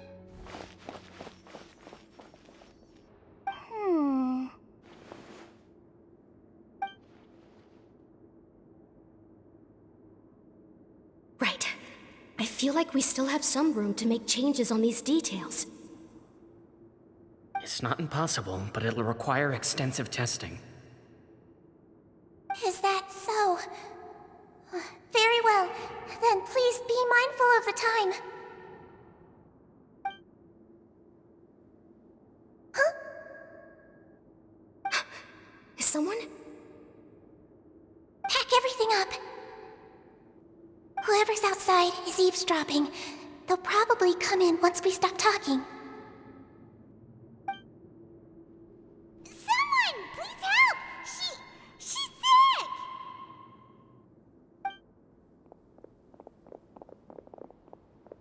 Whoa, are you okay? These two. As expected, they've already found this place. Oh, they are quite sharp. What a delightful turn of events. I like smart people, but I also like playing dumb. I like the feeling of being trusted. Oh my! What's wrong, little one? There's no need to panic. Take a deep breath before you begin. Being able to read human expressions is quite the useful skill. Wait! It's no use. We have to catch up to him.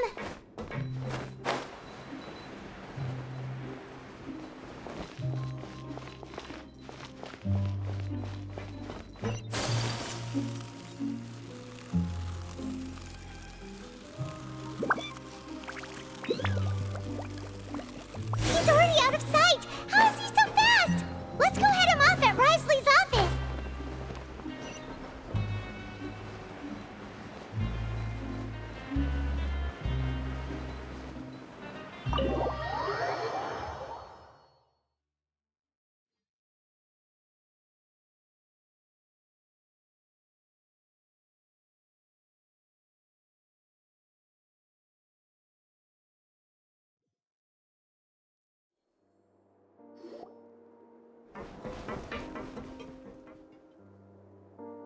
Come out and face me, Wriothesley!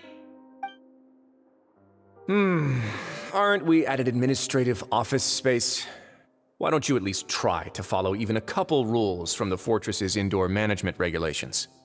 What did you do to my sister? I ran into the young miss at the infirmary. I'd heard that she was suffering from quite the migraine, so I decided to invite her over for a cup of tea. I do have some teas in my collection that can work wonders against such an illness. Stop joking around! Where did you take my siblings? I have also heard that your performances are quite the spectacle. Miss Lynette would sometimes enter a box filled with water, only to emerge the next second from another place altogether. Maybe she'll appear behind you right now if you were to turn your head. Is he trying to trick me into turning my head? No, he's probably not looking to attack me right now. All of the hostages are in his hands, and he's even in the mood for small talk. That means Lynette is probably still alive. You knew we were investigating the infirmary from the start, so you deliberately aroused the Traveler's suspicions and baited us into continuing our investigation, just so that you'd be able to kidnap Lynette. As for Fremine, no, you probably didn't even interfere with Child's escape. You let him go, so you could purge the Fatui members that we had planted into your ranks. There was no need to do so. The Fortress of Meripede is a pretty pleasant place. Most people enjoy their lives here. The only ones who act differently are those with personal agendas. It was quite easy to identify your colleagues. You removed our original members and spread the news of Child's escape so Father would assign our team to come down and investigate. Fremine has also fallen into your hands, right? If you're oh so omnipotent and so in control, why would you need hostages? One correction. Lynette is in my hands right now, but Fremine is not. He's not? What do you really want? Lenny! Oh, wonderful. Everyone is here, so I'll only need to say this once. Thank you so much for cooperating with me. Eager and to the point, I see. Alas, only Miss Lynette is currently having a cup of the fortress's finest tea. Although, as per your original plan, Mr. Fremine should also have returned to the fortress by now. But he has neither shown up within my gates, nor has he been taken into any kind of custody. So where do you think he may be right now? Wait, you can't mean... You locked him outside in the sea? I closed the fortress's gate to the outside world. That's all. Fremine's a star diver, so he should be fine, right? No, we're still here, so he definitely tried to find a way to come back for us. So we can't assume he might have made a break for the surface. But why would I do this, you may be asking? To have an audience with you, of course. My intel tells me that Mr. Linney is a great magician, so it's only natural for me to want to have some cards of my own when it comes to negotiating. Besides, I do recall you mentioning to Miss Lynette that you've always wanted to have a face-to-face meeting with the Lord of the Fortress of Meripede, regardless of whether it was in a personal or a professional capacity. Well, you got your wish. So, you've been keeping tabs on us before we even set foot in the fortress. Some of my folks just happened to hear a thing or two, that's all. In any case, I will be straight with you. I was willing to play dumb and turn a blind eye, so we had a pleasant few days playing games together here. But once you started focusing on the Forbidden Zone, all of that changed. Mr. Linney, the cards are stacked against you right now. Miss Lynette is in my hands, and Mr. Fremine is still slowly being pickled out there in the brine. You know just as well as I that he cannot last out there forever. You need do but one thing to guarantee their safety. I would like you to contact your superior, and ideally invite her over for a cup of tea with me. You want to see Father? But why should she bother giving you an audience? Well, if she cares for the well-being of her dearest children, she should have plenty of motivation to join me for a parents' evening. I've heard that the bonds between the members of the House of the Hearth are like the bonds of family. I don't see why she would refuse. Why did you think Father sent us to handle the Fortress of Meripede? This place is basically a no-man's land. It wouldn't be fitting for anyone as important as a harbinger like Father to come here in person. Oh, I see. So it's because she doesn't care for my place here. That's such a shame. After all, I've amassed quite the tea collection. I was looking forward to sharing it with her. Both Monsieur Neuvillette and Lady Farina have already received many samples as gifts. Was this the extent of your master plan to get to Father? No matter how much pressure you may put on me, I won't allow you to use us to blackmail her. You people really are difficult to get along with. All I'm asking for is a face-to-face conversation. Does she truly have no interest in the fortress's secret? Mr. Linney, you have one last chance to invite your father here. If you refuse... Linny!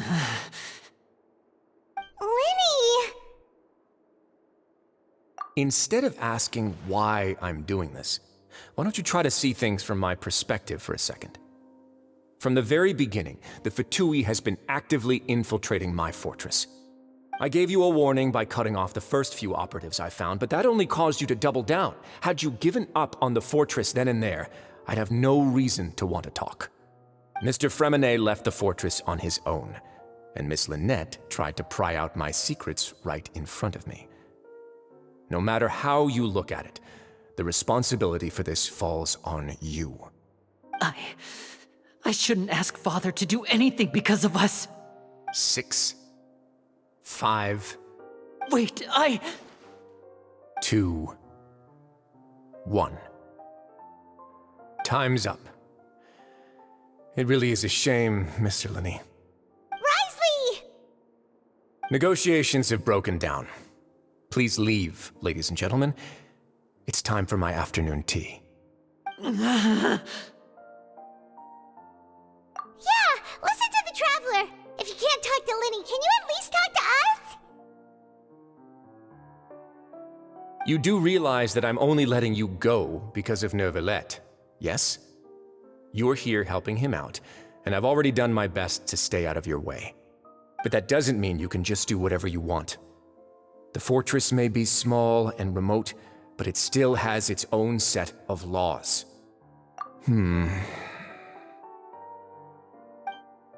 Then how about this? Those who are capable deserve respect. You've spent quite some time investigating my home turf by now, so why don't you tell me a thing or two about what you found, I'll ask you 3 questions. Answer all of them correctly, and I'll agree to your request. Question 1. Regarding the hidden rules of the production zone, what is the truth behind the one about not being allowed to work for 3 days in a row?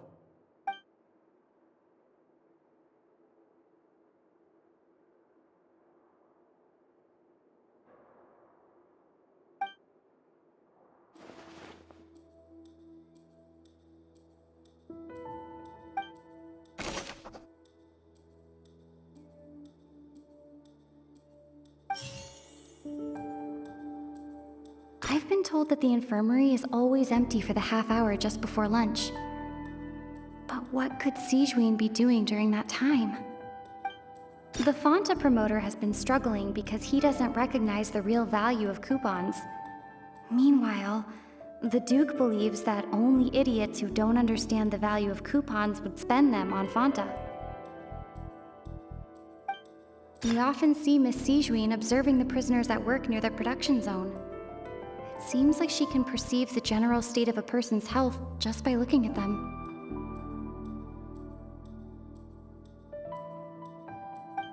Fanta's internal reports suggest that they're starting a new trial of an unnamed and unpackaged product.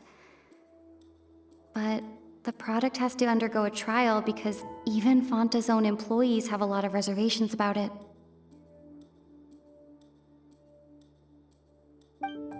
The research notes said that the Melusine race perceives the world very differently from humans.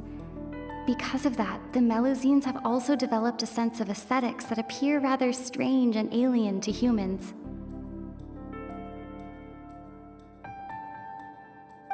According to Collins, the Pancration tournament only took place because the Fanta company sponsored it. The company must want a return on their investment as well.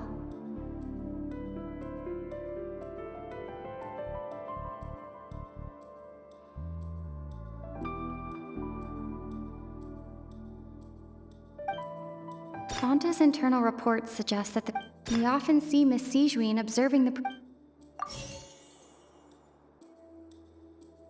I've been told that the infirmary is always empty for the half hour just before. The Fanta promoter has been. According to Collins, the Pancration tournament, the research note said that the Melusine rate. Fanta's internal reports suggest. We often see Miss Sijuin observing the prisoners at work near the productions. We often see Miss Sijuin observing the prisoner.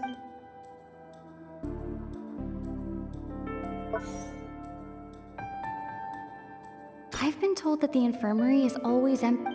The Fanta promoter has been We often see Miss Sijuin. Fanta's internal reports suggest that they're starting a new trial of an unnamed and unpackaged product.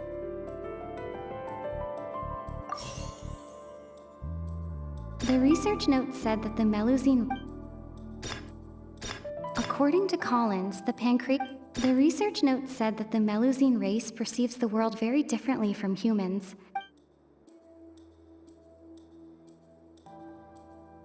I've been told that the infirmary is always empty for the half hour.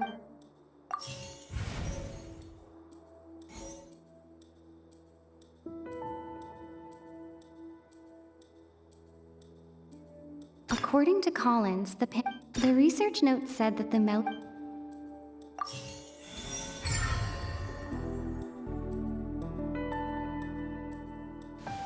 So that's what's going on. Paimon understands it now. Who would have guessed?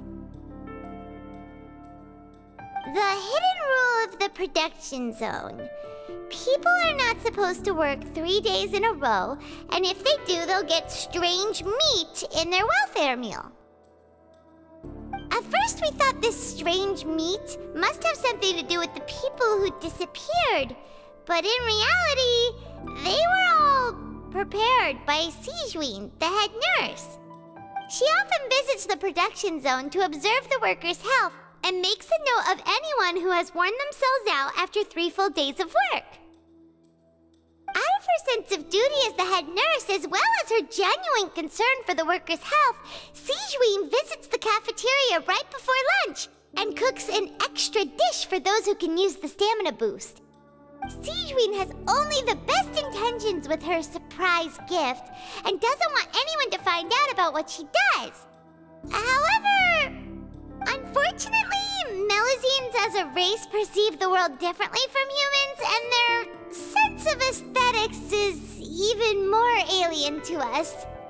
The recipients of her lovingly prepared special meals cannot taste the care within and usually just freak out. Are we on the right track? Not bad. You've uncovered Sijuin's secret and even guessed her intentions correctly as well. It's nice to know that her efforts have not gone unacknowledged. All right, now for my next question. There are also some hidden rules in the Pancration Ring, including the one that you're not allowed to support both sides of a fight. Why is that?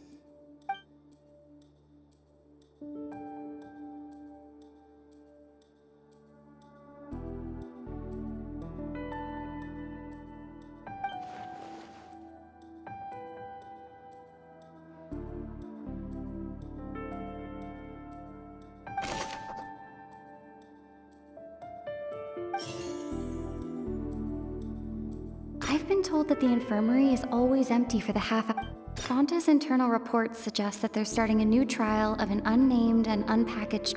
We often see Miss Sijuin. The Fanta promoter has been struggling because the research note said that the Melusine. According to Collins, the Pancration tournament only took place because the Fanta company sponsored it. The company must want a return on their investment as well.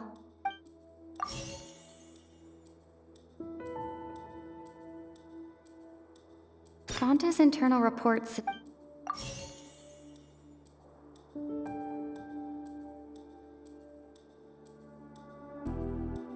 The Fanta promoter has been struggling because he doesn't recognize the real value of coupons.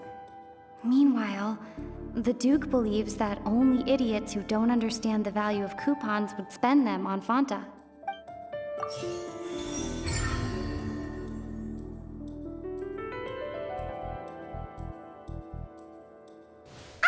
Paimon gets this rule too now, so there really was nothing to be afraid of. That hidden rule of the Pancration Ring is about how, People are not supposed to bet on both boxers at the same time. And if they do, they'll receive a package containing a strange, blood-colored liquid. People get scared when they see it because they've subconsciously begun to associate it with the missing boxer. But really, it's just a bottle of the latest yet-to-be-named and packaged new Fanta trial product. A blood-red drink. It's no wonder even Fanta's own staff were questioning the company's decision-making. The company, facing backlash from its own staff, decided to try to trial the product on a smaller scale to see how it might be received by customers. They came to the Fortress of Meropide and offered to sponsor the Pancration tournament so they could push their new product. But the Duke completely refused to even entertain the idea. The Duke, knowing how valuable coupons are in the fortress, knew that only total idiots who didn't understand their true value would bother buying a Fanta product here. And so, only those who proved their stupidity by being dumb enough to bet on two opposing sides of the same match were selected to receive the drinks. I acknowledge the effort you've put into bringing the truth of this mystery to light. Although, based on your description, that Fanta promoter is a bit too careless with his words, I may just reconsider my collaboration with the company. All right, and here's the final question. What's the secret behind our head nurse and all of her patients in the infirmary?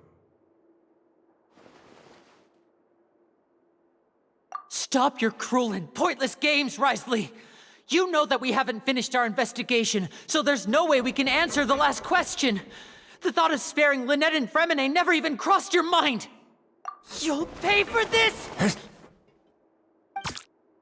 Ah! Lenny, are you alright? Oh, close one. I owe you, Sigewinne. That was a fantastic shot. It was nothing, Your Grace. Sigewinne? Though this gun may look like a toy, it's actually fully functional, as I just demonstrated. Sigewinne... You... Not at all. I am merely a resident of the fortress, and thus protecting it is my duty. When Monsieur Nervulette asked me to come here, he told me that my job would be to take care of the well-being of everyone here. I am merely discharging my duties. But if you mean what you just said, then isn't Linny someone you should be looking after as well? Isn't he a resident here just like the rest of us?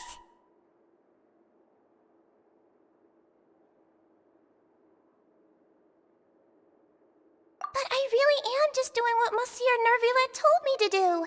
Everything I did, I've done to protect them. Had I not, they would be in far more dire straits right now. His Grace knows it too, right? Your Grace? Mind proving my innocence to them? My dear Sigewinne, whatever shall I do with you? Would it have killed you to just wait another minute or two? Well, it's nearly time after all. The way you do things can be truly frustrating sometimes, Your Grace. I figured I should try to talk some sense into you. What are you talking about? What time? Take me if you want. Let them go. How touching. Can you just give me one more minute? Don't be like that, Your Grace. All right, everyone, calm down. 2 more visitors will be arriving any time now. I'll go get a cup of tea. Miss Sigewinne, I leave Miss Lynette in your care. You... What are you doing? I believe I hear footsteps.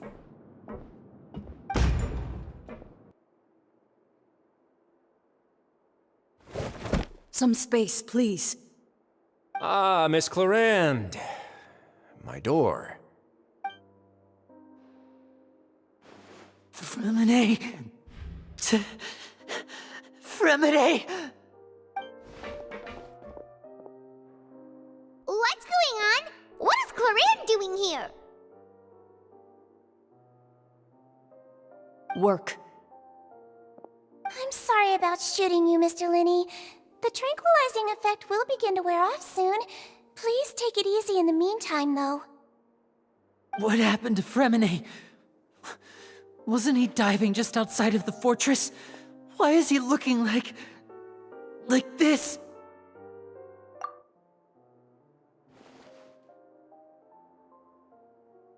A flushed face, an accelerated pulse. He must have consumed primordial seawater. What did you say? Please, make some space. I'll need to give Mr. Fremine a more thorough checkup. Your Grace, I'll leave the rest to you.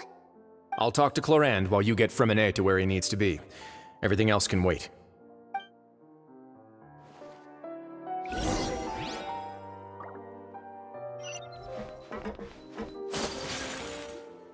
What's that look on your face? I thought I made good time on the way back. Oh, I'm just admiring your punctuality. Had you arrived just a few minutes later, Sigewinne may have been forced to shoot Mr. Linny again. How's the situation out there? The water has changed. It's pretty much as expected. The concentration of primordial seawater has increased significantly. I was only out there a short time, so it wasn't too bad. But if one were to stay for any significant amount of time, well, you can see how that boy's doing. Where was he when you found him? The abandoned zone at the end of the pipes. A good distance into the water. Closer than I thought. He must have recognized it early on and tried desperately to swim back. Locking the door was necessary. I don't think we could have saved two. Well, I did try to convince him that I had my reasons. Never seems to work, though. It would probably work on Neuvillette. He has a knack for picking out who had good intentions, even when the outcomes were all terrible. It's a bad sign if you're having to plead your case to Neuvillette. Want some tea? Not particularly. If you want to drink some that badly, just say so. Fine, I'd like to get some tea. Want me to get you a cup too, since I've already made it? Might as well then, I suppose. Actually, do you have a towel? I would like to dry my hair.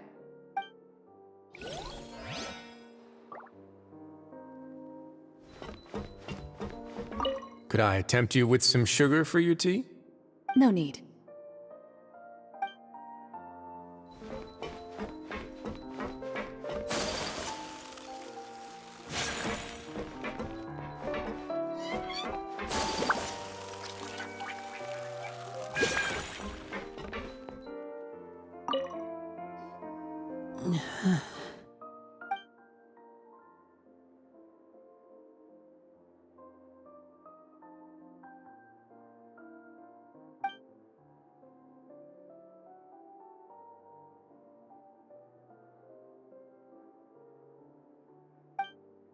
How is he? These symptoms are probably caused by an acute ingestion of a large amount of primordial seawater.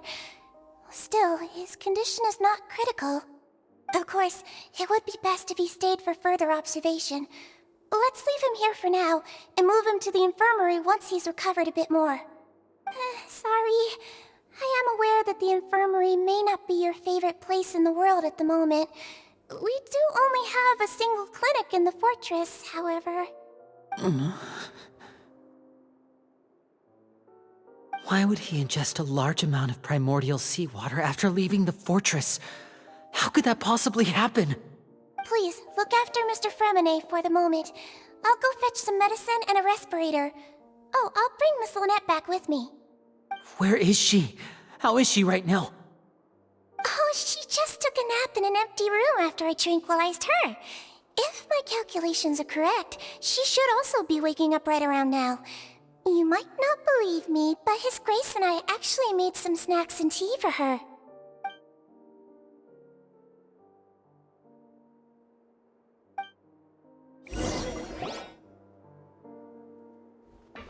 Linny, are you okay?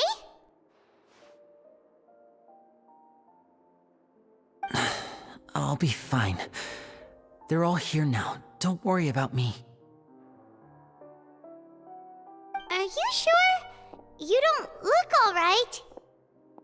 My hands and feet are still a bit weak, but that's probably just the residual effects of the tranquilizer shot. I'm back, everyone. Lenny! Oh, Traveler, Traveler, Paimon, you're here too. Fremine? Is he... He'll be fine. But for now, please help me lift him up.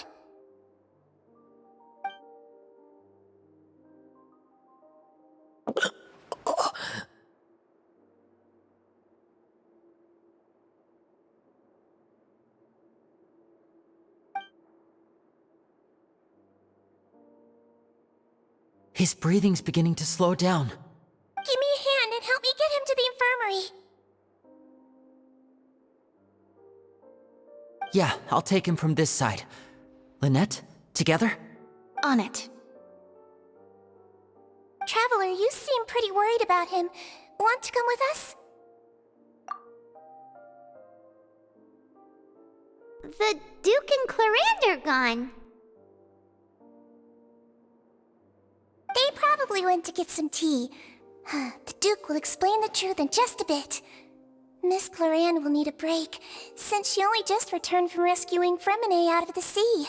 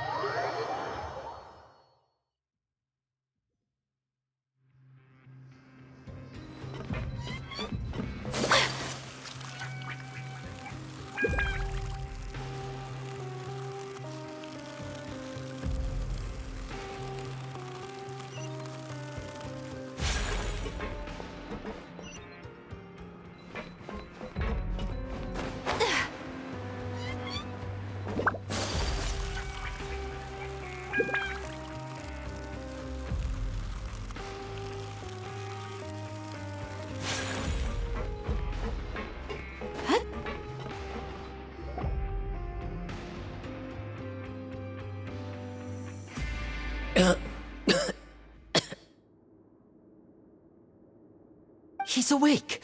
Fremine, how do you feel? Lynette. We're all here. Where am I? The infirmary, at the Fortress of Meripede, Mr. Fremine, and you are no longer in any danger. How do you feel? Don't push yourself if you're not feeling up to it. Traveler. Paimon. It's been so long. The sea. There's something wrong with the seawater. Shh, it's okay. We can talk about it after you've recovered. No, listen to me. This is really serious. There's primordial seawater mixed into the regular seawater. I don't know why it's there, but no one should touch it. Pipes. Right, the pipes. It's all coming back to me now.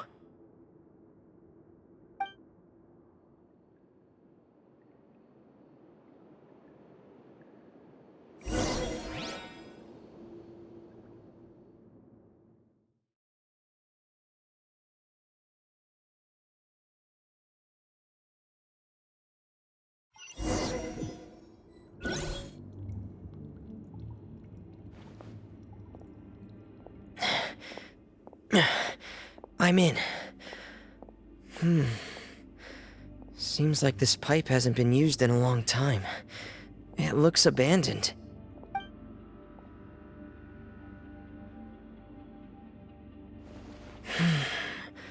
Where could Master Child be?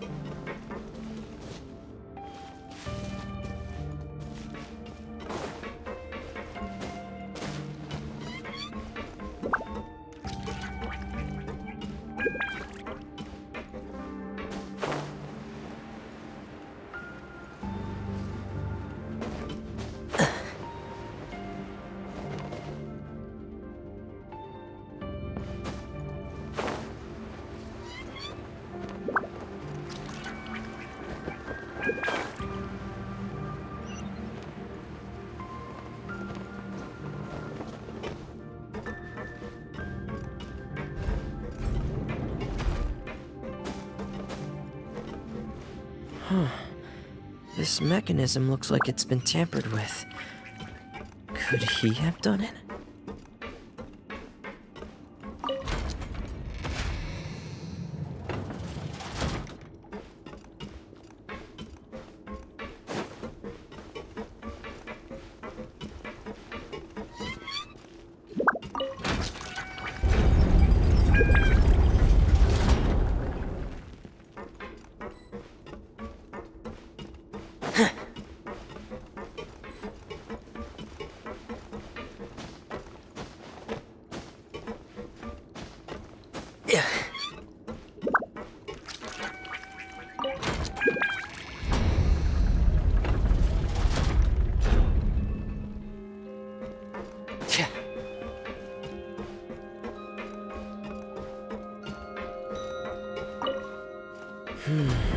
It's getting stuck on something.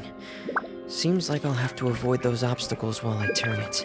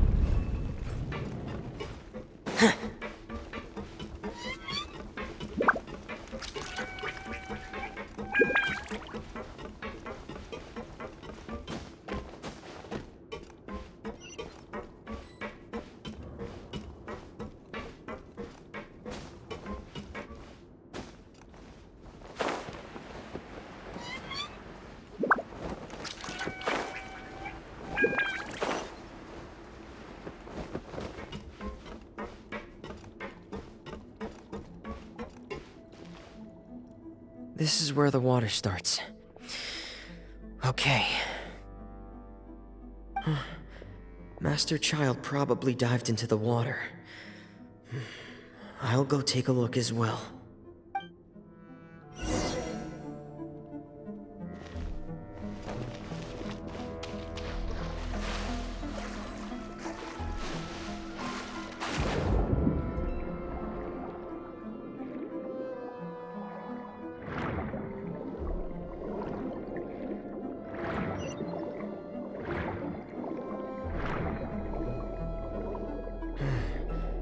The vegetation here is a bit more sparse. These traces aren't natural. A person must have left them, and recently. I should be going in the right direction.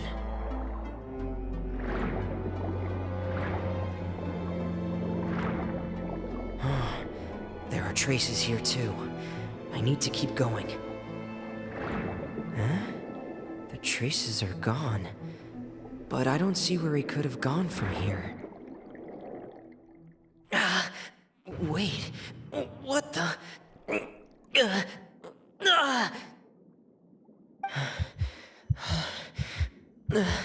My heart is racing, and it's getting harder and harder to breathe. What's going on?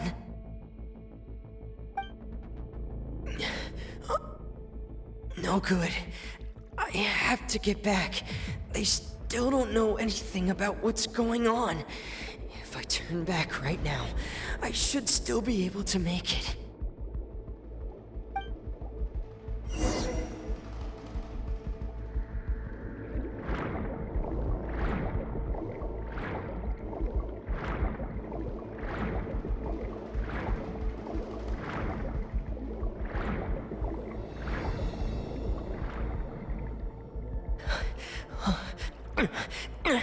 I can't die here.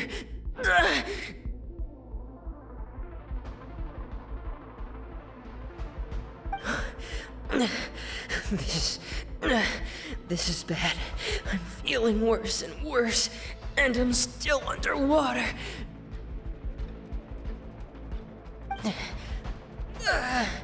I have to push on.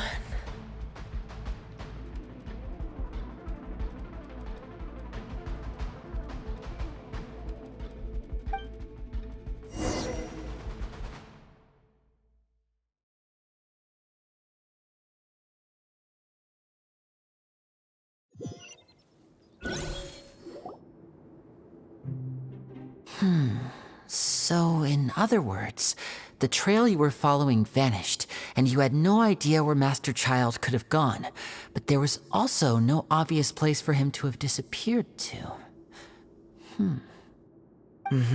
That's right. I tried my best to swim back, but I had already put some distance between myself and the fortress, and I just couldn't find the strength to keep going. I probably passed out some time after that, and you know the rest. Miss Clarand brought you back, but we also don't know why she just suddenly appeared at the fortress, or why she went out to save you. Miss Clarand, you say? I must go thank her in person. You're still too weak for Monet. You can go after you've had some more rest. Miss Lynette is right. I believe Miss Clarand will stay here as a guest for another few days, so there's no need to hurry. A guest? Then I can assume Risley was the one who invited her to come down here? You should ask His Grace about that. He'll be able to explain better than me. Yeah, it's about time he actually told us what's going on. Wanna come with us, Libby? No, please go on without me. I don't want to leave just yet. Lenny. The logical part of my brain is aware that we're safe right now, but I still can't bring myself to leave. Both of you are just in danger. Understood. Then let's just sit together for a while. In that case, I'll leave the infirmary to you. The Traveler and I are going to head out for now. As long as you stay in here, I don't think you'll be disturbed. Thank you.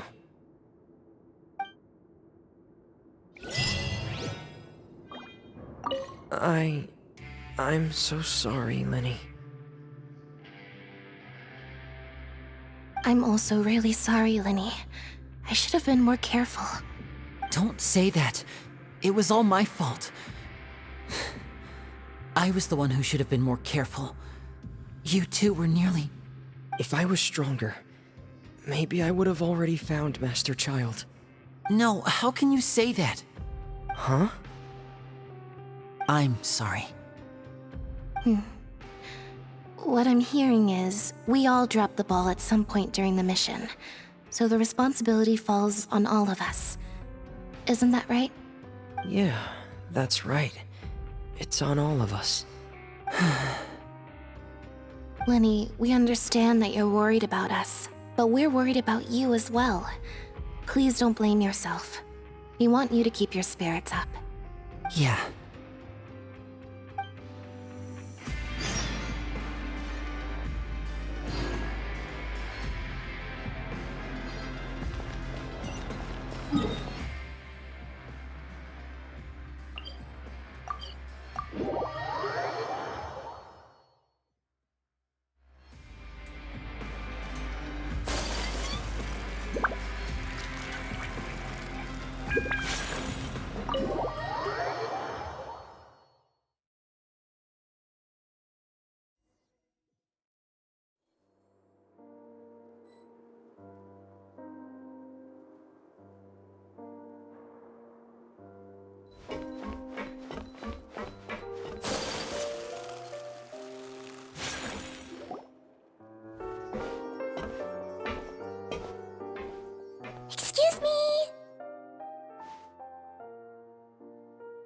I take it Mr. Fremenet's condition has stabilized?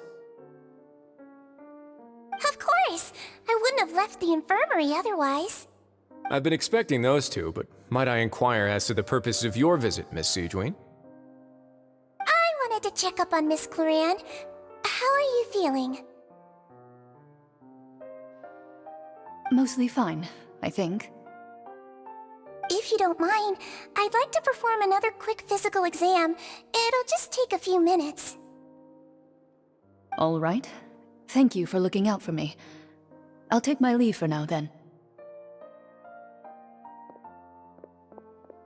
Well, want to explain yourself, Wriothesley? Of course, but I'm not partial to the word choice of explain. How about enlighten?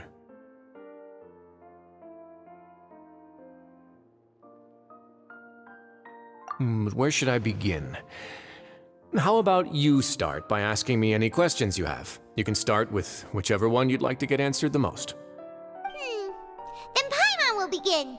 Did you know about Lenny's goals from the very beginning? No. I just knew they were Fatui operatives sent to the fortress by the Knave.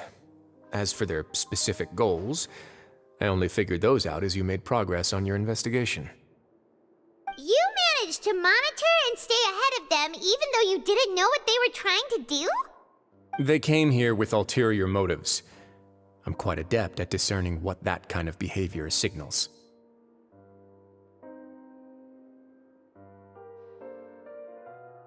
Initially, I thought their goal was just to investigate Child's disappearance. Linny suggested that I had deliberately let him escape, but in truth, I didn't really do anything special to help or hinder him while he was here. Everything he did, from finding helpers to leaving this place, he did on his own. Of course, it's inevitable that the Knave would make a big deal out of her fellow Harbinger's unexplained disappearance. I'm also quite curious about where that Harbinger went, so I figured I might as well let the Fatui do their own investigative work. All I care about is the answer. So you were hoping Lenny's group would just do your work for you! You make it sound like that's a bad thing. Unfortunately, things didn't go as planned. I assume that Fremenet has told you already the ratio of primordial seawater around the fortress of Meripede is on the rise. The Forbidden Zone has always been Linny's target, and you got roped into that investigation after running into him. I began to intervene out of concern for your safety, and also to prevent the fortress from becoming entangled in more irksome matters. Are the rumors true? That you're also a former criminal? Now, why would you put it like that? Isn't staying here all day and serving as the manager of the fortress a kind of sentence unto itself? Another form of prison? I just happen to have some support from the rest of the inmates, that's all. Oh, right! Paimon wanted to ask, who invited Cloran down here? Me, of course. I paid her good mora to come down to the fortress for some field work. As a champion duelist, Miss Cloran could be considered to be an independent party. I needed to find an exceptionally capable person to help me get through the impending crisis. And saving Fremenet was part of that crisis? You can think of it like that, yes. Credit where credit is due, that boy is quite adept at diving. Had conditions not been as hostile as they were, he probably would have found the missing Harbinger already. That's not something you should be asking after. Neuvillette only asked you to investigate Child's whereabouts. All I need to prove to you is that the Forbidden Zone had nothing to do with the Harbinger's disappearance. That should be clear now that you've spoken to Fremenet. But we've already uncovered that there's something wrong with the infirmary, and we've answered a bunch of questions that you threw at us. Isn't it about time that you answer our last question in return? You make a compelling case. Do you really want to know the answer that badly? Yeah, Paimon really wants to know! Even if the truth may not be pleasant? Follow me.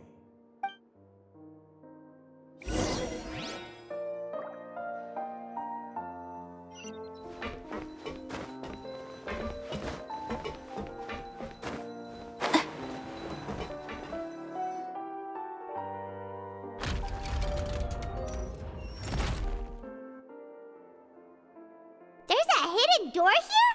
And a whole basement behind it? stuff, Risley.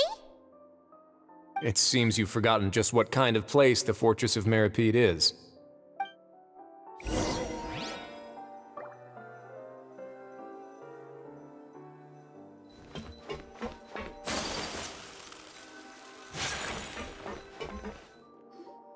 Stand on the central plate.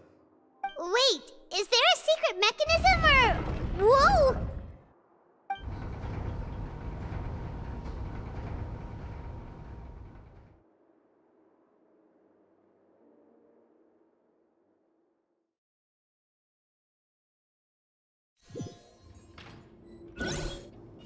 So, this is the Forbidden Zone? Honestly, for a place so well hidden, Paimon sure doesn't see anything special. What a huge door! There are 3 such isolation gates in total. Generally speaking, I'm the only one who's allowed to go inside. Hence the name Forbidden Zone. Am I correct to assume you're going to run on back and tell your little Fatui friends everything? Well, Paimon wasn't thinking of keeping anything from them. Well, I'd advise you wait until you've seen the whole truth of this place for yourself before deciding whether or not to tell them.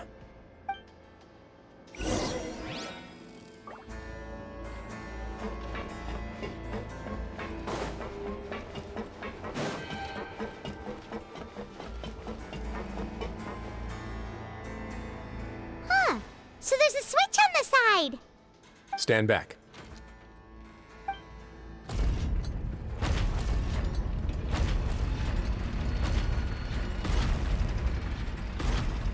Whoa! They all just went up one by one! Go on, have a look.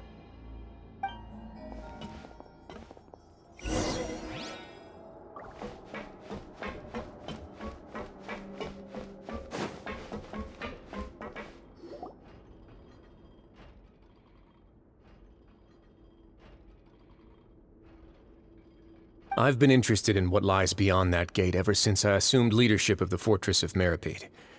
Of course, it would be unwise to recklessly open it, but it'd also be risky and negligent to simply ignore any potential danger that could be behind it. The readings on that dashboard have not budged since the day when I first laid eyes on this place. But over the past year, the needle has crept upwards from its original position, likely because some parameter it's been tracking has changed, if only infinitesimally. Normally, I would have ignored it, but I happened to have some free time when I noticed it, so I investigated. Any guesses what the reading could be tracking? Very reasonable guesses. I've considered both of those as well. Unfortunately, our dashboard is tracking something less ordinary. The temperature should vary with weather and climate changes, so for something that rarely shifts, the water pressure is more likely. We ran a few tests to increase the pressure from the outside, but the readings didn't change at all. Later on, a few more possibilities occurred to me, such as a potential connection with the primordial sea. I began to make a few preparations based on that hypothesis. Over the past few days, the needle has moved again. With that, and the symptoms that Fremine displayed after leaving the fortress, I can now confidently conclude that the readings represent the concentration of primordial seawater in the seawater nearby. The concentration of primordial seawater? But we're already under the sea! And that is precisely the problem. We're at the bottom of the sea, and now we're surrounded by toxic seawater. Somehow, primordial seawater got mixed in, and the concentration is steadily rising. Yes, that's very likely. But forget about the two of us! Not even Neuvillette knows where the primordial sea could be, much less where we could find and plug a leak. Oh. Oh! Seems like you've figured it out. I believe the primordial sea lies directly beneath this sluice gate. For some reason, the primordial seawater levels have risen significantly, and it's now very close to us. The indicators are now red. Although the gate still stands, some primordial seawater has already leaked out and mixed into the sea around us. If this continues, soon it will no longer be able to hold back the primordial sea at all. Yeah, you know what the legends say. If this place falls, then everyone in Fontaine will be turned into puddles in the span of a night. But that's just too weird! Why would the Fortress of Meripede be built right above a sluice gate for the Primordial Sea? Who built this place anyway? Your expression tells me you think this might be part of a vast, complicated conspiracy. To be honest, you might find the actual answer may be exceedingly boring. It's just that the secret of the Forbidden Zone had been long forgotten by the nation before I rediscovered it with my research. There's no single founder of the Fortress of Meripede in any traditional sense. What we know about its history has been left to us by the people who used to live here. When the previous Hydro Archon Egeria ruled the land, all convicted criminals from Fontaine were exiled. The people drove the criminals away like a wolf pack chasing away the banished. The criminals received no sympathy of any kind from the people. They were exiled to the desolate seaside, where they experienced only pain, struggle, and the bone-chilling cold. Some of them began to repent, and prayed to the Hydro Archon, asking if there was still anything they could do. The Hydro Archon took pity on them, and said, "You may go guard my secret, deep underneath the waves." And so, leaning on the power of the Hydro Archon, they gathered underneath the sea and began to build a fortress. They became a community down there in the deeps, and over the years helped it to grow. As the number of exiles increased, more and more people joined the community. When the first group of exiles died, they left the yet unfinished fortress to their successors. The Hydro Archon continued to lend her support, allowing the fortress and what it stood for to continue growing ever larger. Before long, this dark underwater fortress became the sinner's only home. And with that, the people here stopped referring to the fortress as a prison. They saw themselves as repenting sinners who would regain their freedom once they had sufficiently redeemed themselves. But as time went on, people also realized that the fortress was a lonely place. Once they had gotten used to life here, they could no longer feel comfortable living in the overworld. Once they had finished serving their sentences, some people left and some others chose to stay. They'd find some idle position and let their withered souls fade away with the ancient secrets of the past. After many, many centuries, few people still remember the reason for the fortress's founding. Now they just see it as an integral pillar of Fontainian society, as the place where criminals deserve to be sent. Now and again, researchers manage to break one law or another and live out their days in the fortress. I learned all this from an elderly historian. Everyone else just thought he'd made it all up. But now you know every part of that history is true. Indeed. It's just as the prophecy says. If this gate fails, then everyone will be dissolved into the sea. To be frank, not really. But sadly, that hasn't stopped this prophecy from proving all too accurate. Prophecies are troublesome things. Just hearing one will create the first wave of panic. Seeing signs of it will bring about the second, and actually witnessing it in real time, the third. Let's go somewhere else. I want to show you something.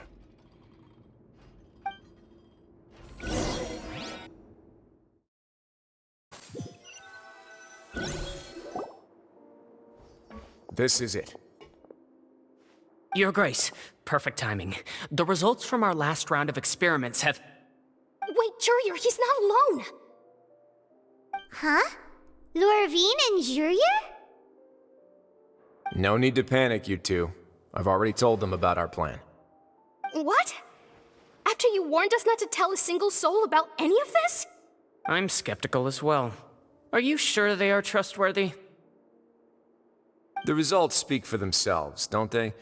These two may already know more than you could ever imagine. All right then, if Your Grace insists. They seem harmless enough, so I'll trust them for now. How about some reintroductions? This is Jurier, one of the highest-ranked researchers from the Fontaine Research Institute. He used to work under Edwin. I trust that you've heard of Edwin? Good. Saves me a bit of time explaining. Edwin's main areas of research were archaeum and gravimeters. As his assistant, Jurier is quite familiar with them as well. I hired him to be my technical consultant. to blow up the fortress of Meripede? Ah, what a lovely idea. I'm already imagining it in my head. Gotta admit, I'm tempted as well. Guys, focus! Focus! That taskmaster over there is Miss Lorvine, and is also one of my technical consultants. While Jurier used to be Edwin's assistant, she used to be Jurier's assistant. Ooh, are they together?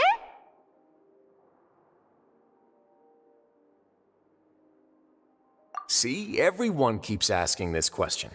Are you too sure you're not a couple and just using your work as a convenient cover? Your Grace, I am not in a relationship with this man. If I dated her, I'd officially be madder than Edwin. Jeez, forget I said anything then. Follow me. Whoa, there's another door that goes right up. Your constant amazement makes it seem like the fortress can do anything. But Paimon really thinks everything's super cool.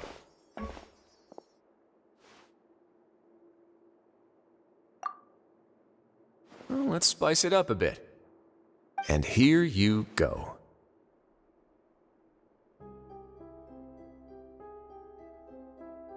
What a huge ship! This is also a production zone that Paimon's never seen before. What's going on? How much do you know about Fontanian history? Not much at all. Well, then maybe you haven't heard the story of ancient Lemuria. To give you a quick rundown, Fontaine used to be ruled by the Lemurian dynasty. According to legend, the Lemurian king Remus came to this land after being inspired by divine revelation and found the seer Sibila, who had taken on the form of a golden bee. Taking the golden bee with him and riding on a huge ship, the Fortuna, he created his nation above the surging waves. He called his nation Lemuria and used the Fortuna to incessantly search for new tribes and islands, calling on them to join his empire. There's a ship in this story too? Where there's water, there'll be ships. People believe that hope can always be found at the end of a voyage. Do you believe that too? To a point, I think. As you've already seen, I have a whole factory's worth of labor, materials, and technology at my disposal. Certainly can't hurt to give it a try. So the moment I began to speculate that the Primordial Sea might lie underneath the gate, I also began this project. Were you inspired by the legendary Fortuna? Maybe. Fontanians need something to hold on to cope with the impending disaster. Were the workers to find out the truth behind this ship, riots would destroy the fortress faster than any catastrophe. As the fortress's administrator, I'd never make such a reckless call. All right, that's enough talking for now. I'll need another 3 cups of tea to soothe my throat. Do you have any other questions? Seems like you're good. Come on, I'll take you back.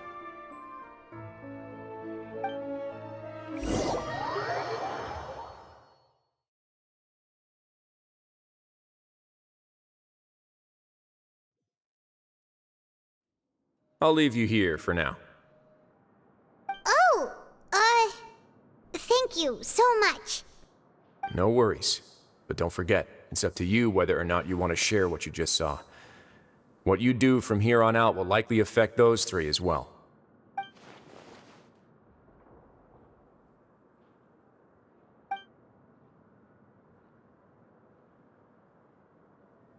Yeah, we'll put a lot of thought into it for sure.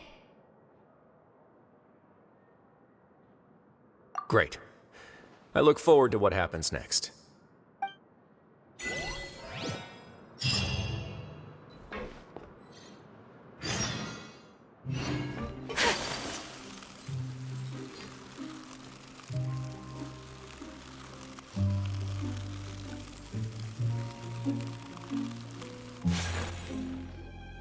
We're back! Welcome back. Do you want a cup of tea? How can you be so much like Risley, always drinking tea? Huh. Actually, now that you mention it, I just remembered something now. While I was sedated, I could still barely hear two people talking next to me.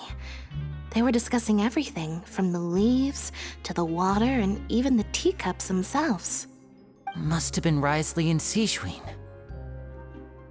Yeah, I heard one male voice and one female, so it should have been the two of them. They really were just talking about brewing tea.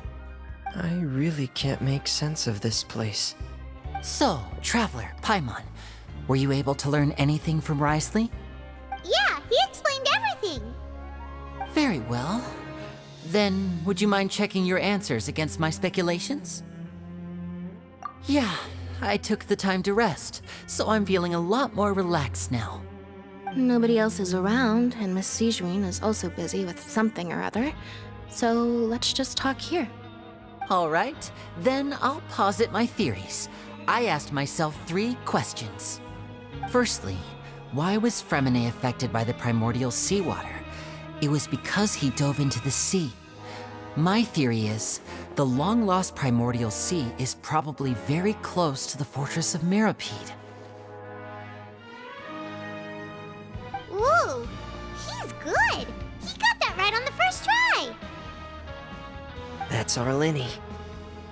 Secondly, Wriothesley's attitude changed dramatically during the course of our stay here. He ignored us completely at first, then suddenly roadblocked us. Why? I spent quite a long time thinking about this. If he has been monitoring the Fatui since the very beginning, he probably ignored us at first because he was hoping we could find Master Child for him. What's more, the Fortress of Mirapede is not part of Fontaine's court system, nor does it report to Udex Nervulet. Wriothesley is basically the king of a no-man's land. As long as the fortress doesn't do anything about Master Child's disappearance, Father can use it to pressure the Fontaine authorities. And while the two factions are pitted against each other, Wriothesley will be free to move between the parties of interest. If I had to guess, he probably has something that he's working on himself. It's likely related to the secret of the infirmary, but I just can't think of what it could be. You're super smart. Thanks so much.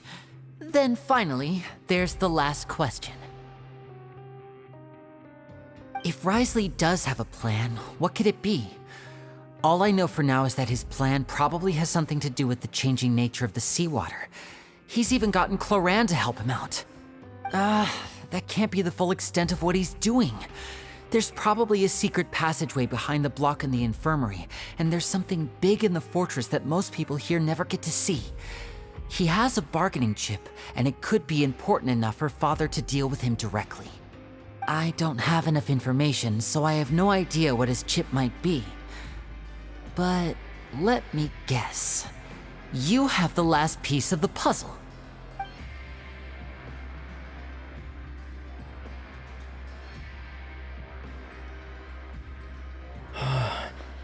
I can't believe it. The sea will engulf everyone. Just like the prophecy said. Could Wriothesley have wanted to meet Father to figure out a way to deal with this crisis? If you remember, I once mentioned that Father sees the House of the Hearth as her base of operations, and she truly wants to resolve the crisis. But how could Wriothesley have known that? Or perhaps he didn't know, and just wanted to bring Father over to his side?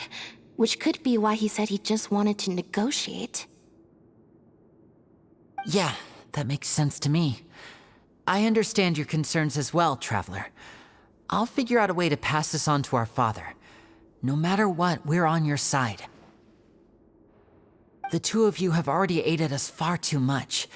We probably wouldn't be standing here right now if not for you. If you ever need anything else going forward, please come to the House of the Hearth at any time. Though you may not share the sentiment, after all that we've gone through together, the three of us basically see you as family now. You have my gratitude. Thank you for protecting Linny when it really mattered. And thank you for sharing the secrets of the fortress with us. We didn't think you were going to do it. Why are you being so formal all of a sudden? Given your strength, you might not need our help at all. But if you are ever in danger, We will try our best to protect you. Aw, the sound of that makes Paimon feel all warm and safe inside.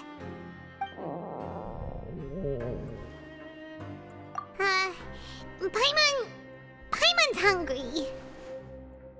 Oh, you've done so much already. Go get some food. Alright, then we'll catch you guys another time.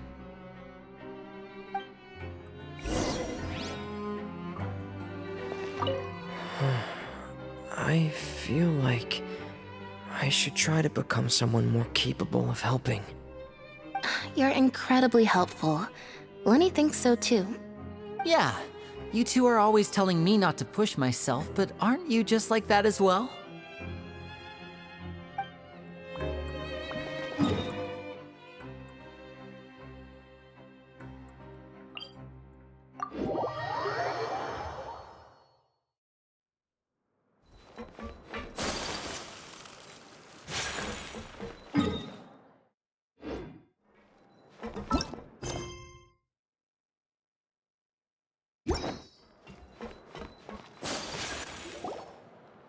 It's time for dinner.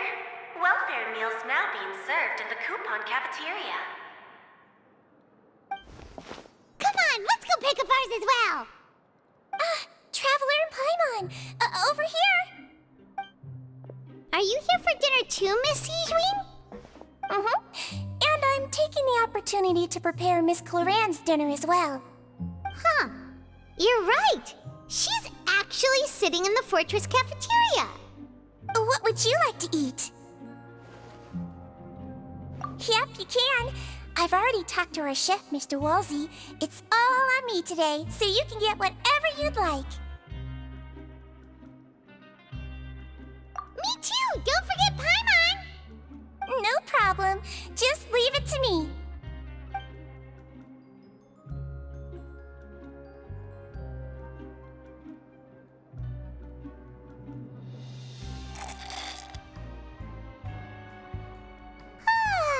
So delicious. Paimon's so happy. Paimon wants to feast like this every day. Feeling full yet? How's the food? Delicious. I'm so glad to see you all so happy. Oh, see, the expression on your face just now? The muscle here just moved, which suggests that you're feeling quite relaxed at the moment. Sigewin, do you do this to help your patients or to better understand human beings? A bit of both, I suppose. I'm a Melazine, which means I'm very different from human beings. I must know what you're thinking if I want to take good care of you. You're really good at taking care of people. Even though you're so short, you still talk and act like an older sister. Really? You're reminded of an older sister? That's great to hear. Oh, and what did you mean back in Risley's office? When you said that you were protecting Linny and his siblings as well? Oh, that. I just asked His Grace to look out for those children, especially that diver boy. I was getting a bit worried after hearing that something was wrong with the water. Thankfully, Clorand is very strong and managed to save him in the nick of time. His Grace also sealed the pipes after Clorand left, to make sure that Linny wouldn't impulsively chase after his brother. Although the path was blocked, we still stationed some guards there to stop anyone from approaching. They were instructed to only open the door once Miss Clorand had returned. Oh, and I was keeping an eye on Mr. Linny as well. We had to press him, but we couldn't allow him to be in any real danger. You were all super considerate and really thought everything through. It's just what we do down here at the fortress. At least this has been His Grace's style for as long as he's been the leader. Oh, I really wish Monsieur Nervula would come down here more often too. I feel like he'd like it here, with all the darkness and chaos.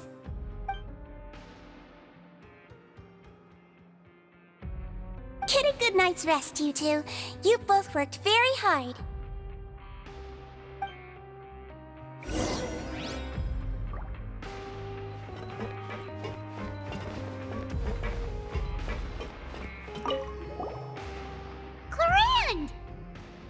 Ah, it's you two.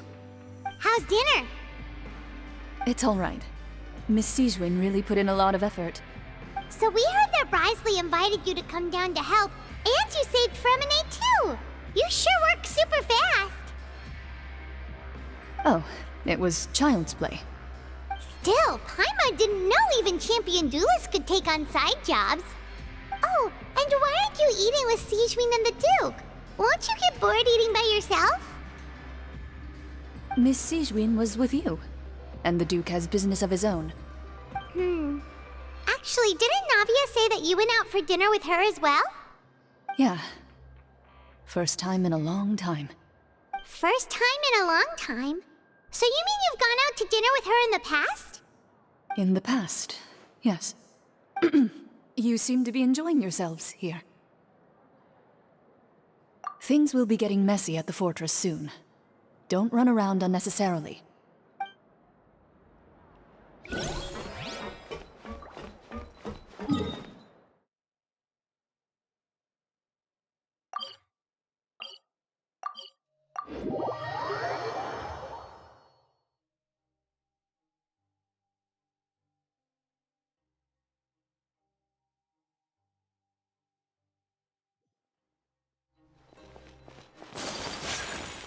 Add Astro.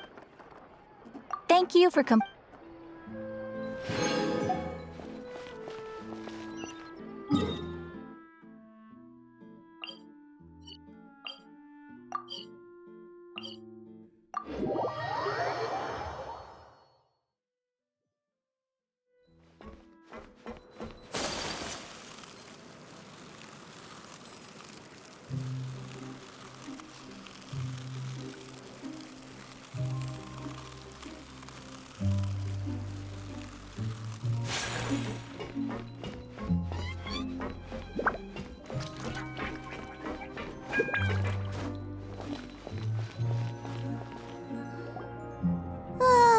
So much has happened. Paimon just feels absolutely exhausted now that she's finally relaxed. Paimon's super sleepy. Are you sleepy too?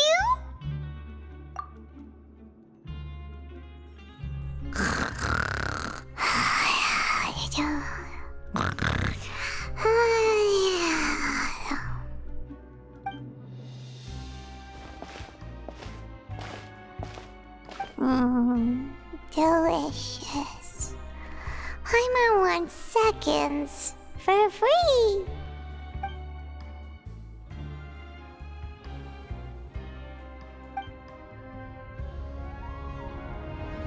Out of my way! Get out of my way! What happened? Why is everyone running? No idea, but something must have happened. Stop asking!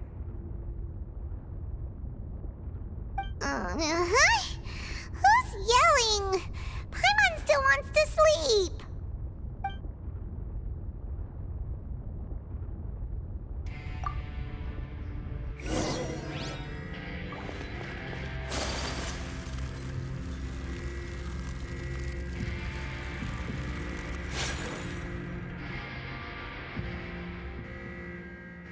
What happened? Why is everyone running around? Hey! What are you doing? No time to explain, mate. Goodbye! Hey! Wait! What's wrong with these people? They won't even talk to us. They're here! There you are! Oh, thank goodness! Quisto and Laveroon, do you know what happened here? We came here especially to inform you. Something seems to have gone terribly wrong just now. His Grace is telling everyone to evacuate and get out of here. Laveroon was saying you two are new here and you don't have many friends, so you might slip through the cracks. Haven't you heard all the stories like that? An evacuation is successfully completed, yet you only find out once you do a head count that 1 or 2 people are missing. Wait, weren't you the one who brought that up? Why is it suddenly my idea? Hey, shut up! Okay, whatever. The point is, you should come with us. Yeah, he said to get as far away as possible, upwards and outwards.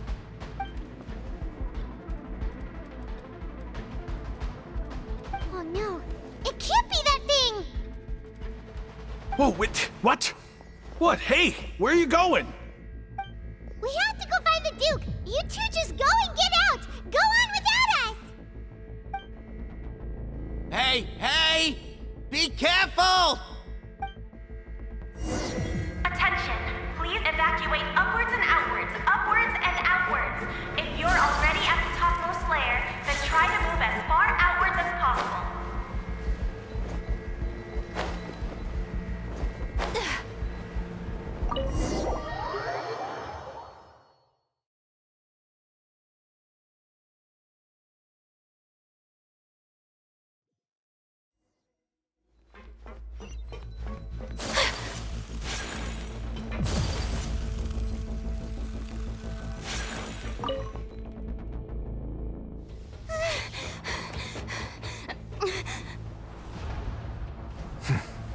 They're here. Just like I said. What happened? Huh.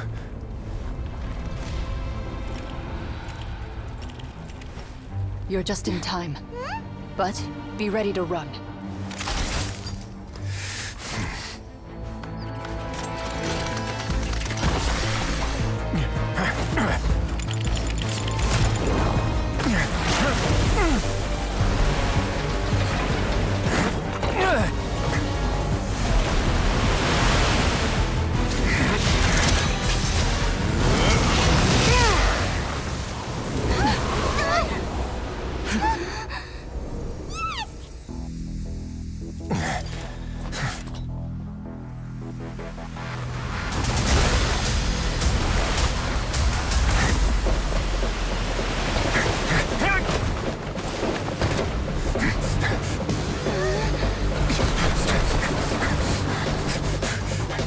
Three, 2, 1.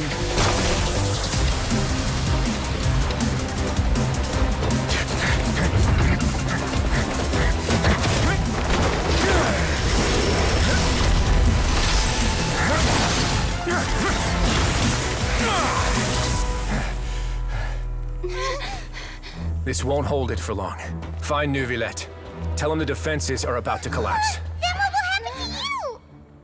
Until he arrives, we're the last line of defense.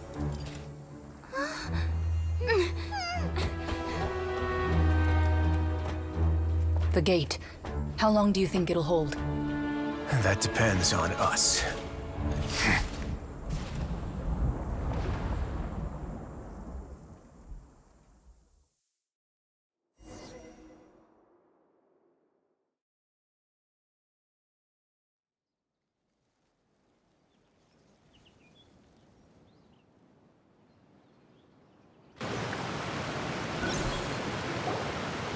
Neuvillette? Why are you here? Traveler, I need you to head to the Opera House immediately. Farina will soon be meeting with the knave there. You must protect Farina, and make sure she doesn't spend too much time alone with her. Will do. You have my sincerest gratitude.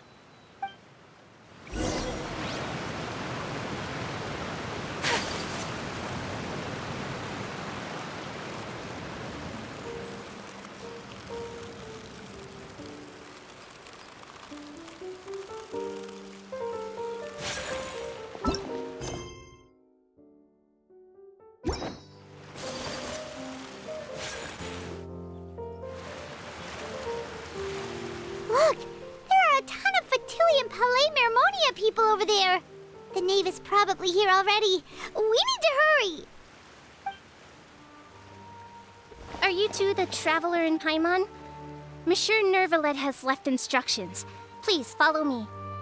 Though I'm sure he's already explained, this should be a mostly cordial conversation, unlikely to give rise to violence. But it would be most appreciated if you could protect Lady Farina to the best of your abilities.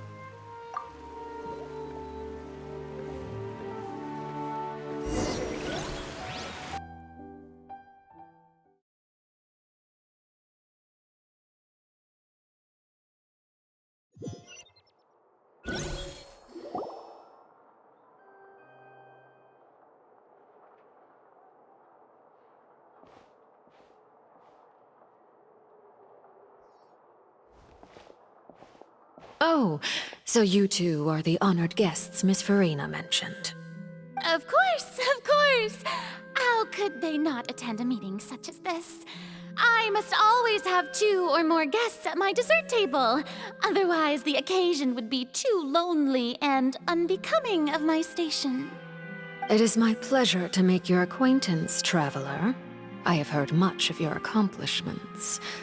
I am the Knave, one of the 11 Fatui Harbingers.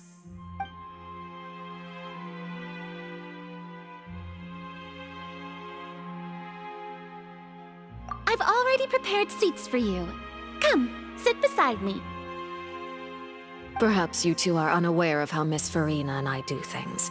You see, we actually recently agreed to get together for tea when we had the time. See this? This is a limited type of confectionery that Miss Farina simply adores. There are only 16 slices sold every day.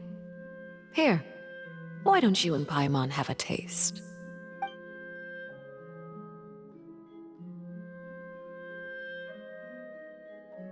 Traveler, what do you think of this cake? That's good to hear.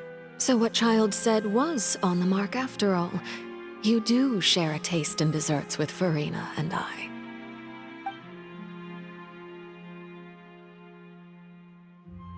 I wonder how he's doing nowadays. You must have heard, right? He's suddenly gone missing. I'm really worried about his safety, you know. Here's to hoping that he's an excellent swimmer. Since we're talking about him, I feel like I should add something. His martial prowess really looked certainly pretty impressive, yeah.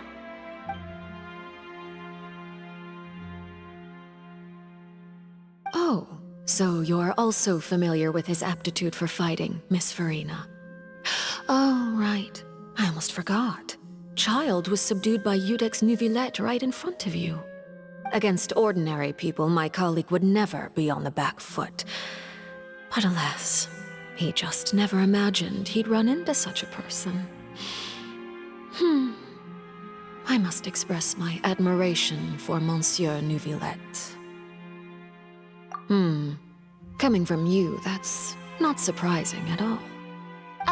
But I thought you would be happier to hear the news.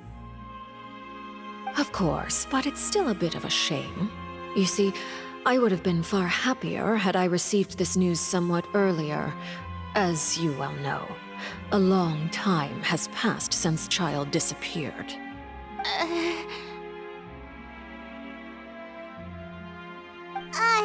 Well, in any case, there's no need to worry. We know for sure that Child is still alive. Oh, and just how do you know that? Because we found evidence that proved he left the Fortress of Mirapede. And where did he go after leaving the fortress? Well...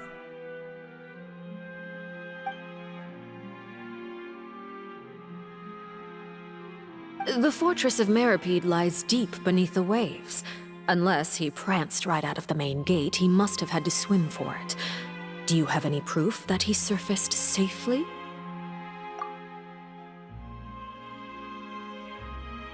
Ah, that is good news at least. His sister Tonya sent a letter to Fontaine not too long ago. Since he was unfortunately unavailable, I picked it up on his behalf.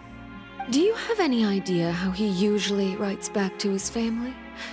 Dear Tonya, your letter made me feel like we were still enjoying our time in Snezhnaya together.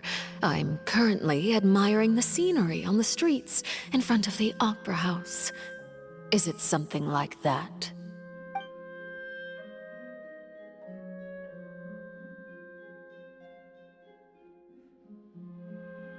All letters tend to follow the same few formats anyway, right? As long as the contents are accurate, it doesn't matter so much how it's written or how it's worded.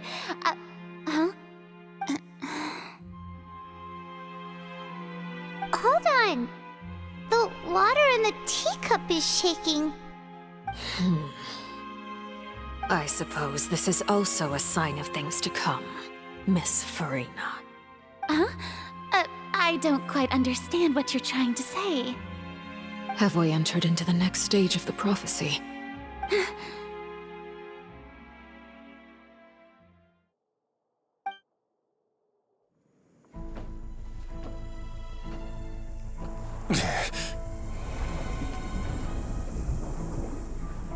My thanks to you both.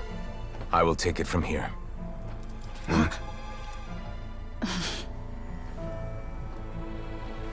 Sure you don't need a hand? Quite sure. Wow. So, what's your secret, huh? Let me guess. Nah, who knows? Maybe it's just your sense of responsibility. Sounds about right.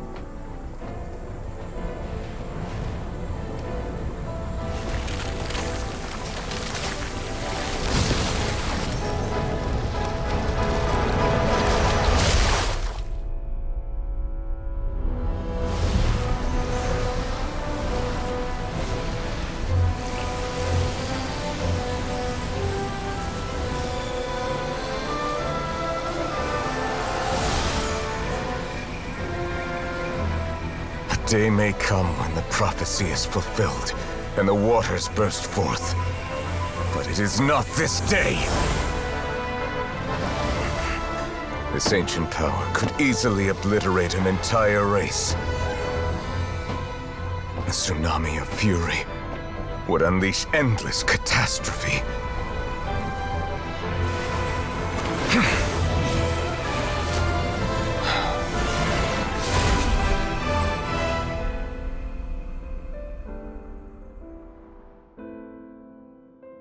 This sentence is too severe. Forgive me for overruling it.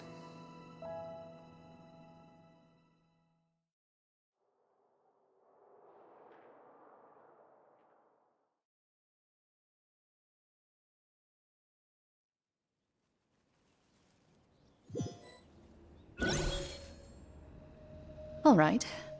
Seems like the problem inside has been suppressed. Let me guess, we're safe for now. Indeed. But only for now. I win this bet. You owe me a present. Very well. It was indeed just as you said. You made a bet? We made a bet on the size of your entourage. Cloran thought you wouldn't come down by yourself. I figured you would have at least brought a few people along for appearance's sake. It appears I underestimated just how confidential the mission was. Shouldn't you have gotten used to confidential missions by now? That's just how the courts operate. So what gift must the loser give? Tea? He already has tons of tea in his office. I'm thinking about a set of legal codices. That wouldn't happen to be a dig at my lack of legal awareness, would it? Well, I'm sure His Grace doesn't consider the fortress to be outside the law. I was under the impression the residents of a place like this would be uninterested in the legal codices. That was obviously a joke. Anyway, you've still got some unfinished business to attend to in the overworld, correct? No need to stay here if you have a pressing matter. We all know you can't leave Palais Mermonia for long. Thank you. I hope everything went smoothly with the Fatui Harbinger.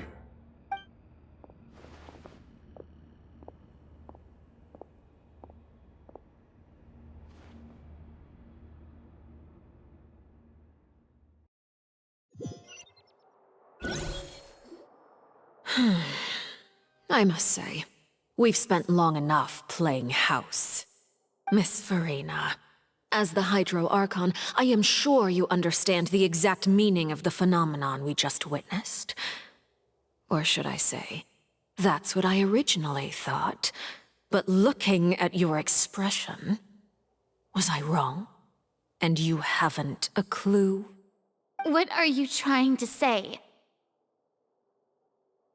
At this point, I don't think there's any more need to speak as diplomatic representatives. Allow me to speak to you now as just a Fontainian. You know the prophecy by heart, and also that every part of it is being proven true.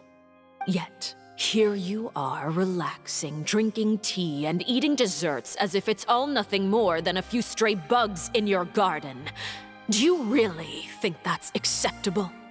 The prophecy's hanging above our necks like a guillotine. Every faction is looking for a way to either avert the disaster or save their own. Even the orphans of the House of the Hearth have devoted everything to saving their homeland. But you? It beggars belief just how nonchalant and carefree you have been. From the very beginning, you, the god Focalor, you have utterly failed to take action. You're wrong. I've never ignored the prophecy, nor have I just been passing the time in self-indulgence. Retract your accusation and stop doubting the wisdom of the gods with such absurd conjectures!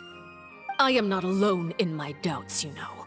All the children of Fontaine may be harboring the exact same thoughts right now.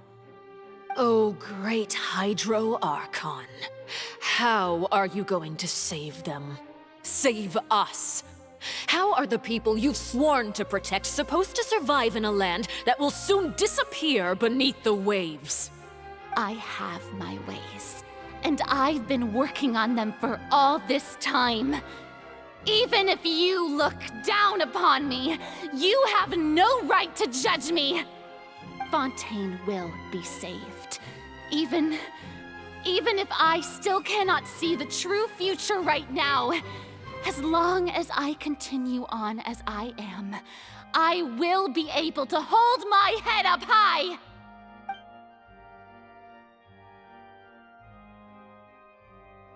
Then I ask you, Miss Farina, just what have you been working on? Where can we see it, and what is it doing to help?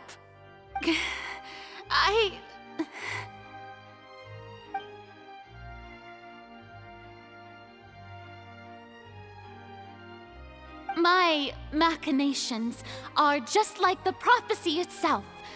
They will only reveal themselves at the fated time.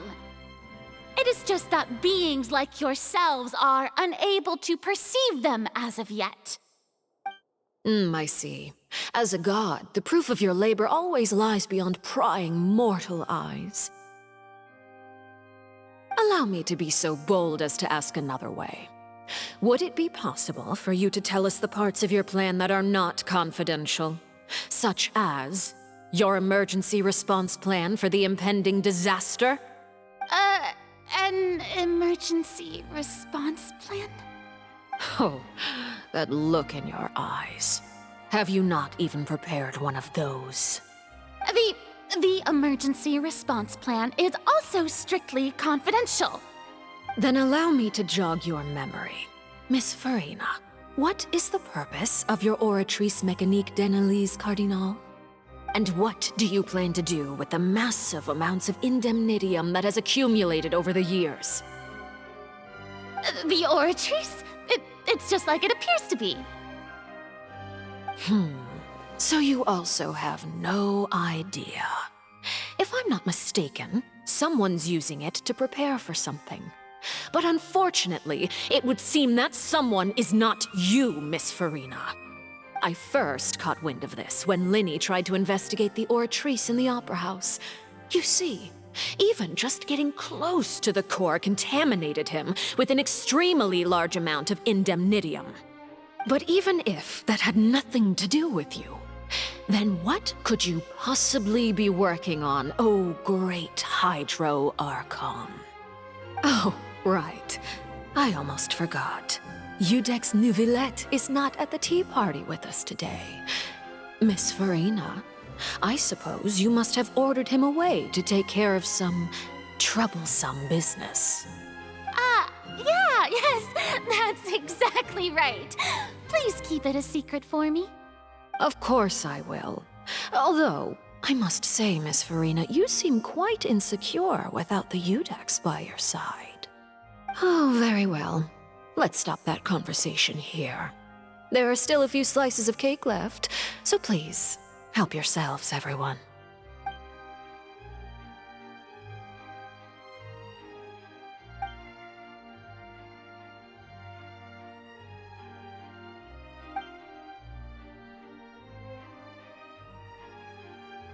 Traveler, I heard that you were recently commissioned to handle a few matters on behalf of the Udex. Why don't you take an extra slice of cake? Those who work hard deserve gratitude and praise. You too, Paimon. Thank you. Paimon will take you up on that offer.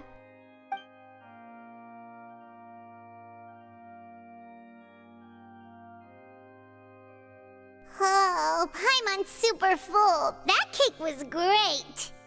If it's on my tea table, it must be of the highest quality. Yes, and we must thank the knave for bringing these over as well. You're welcome. I'm sure the cake also felt greatly honored to be featured at Miss Farina's table. And I was merely catering to Miss Farina's tastes, seeking a chance to chat over tea. It is getting late. Why don't we call it a day? There are still a few matters that I need to take care of, so I must take my leave now. Very well. We'll end it here. Mind seeing me off, Traveler? We could use the opportunity to discuss Child before I must be on my way. Paimon's coming too!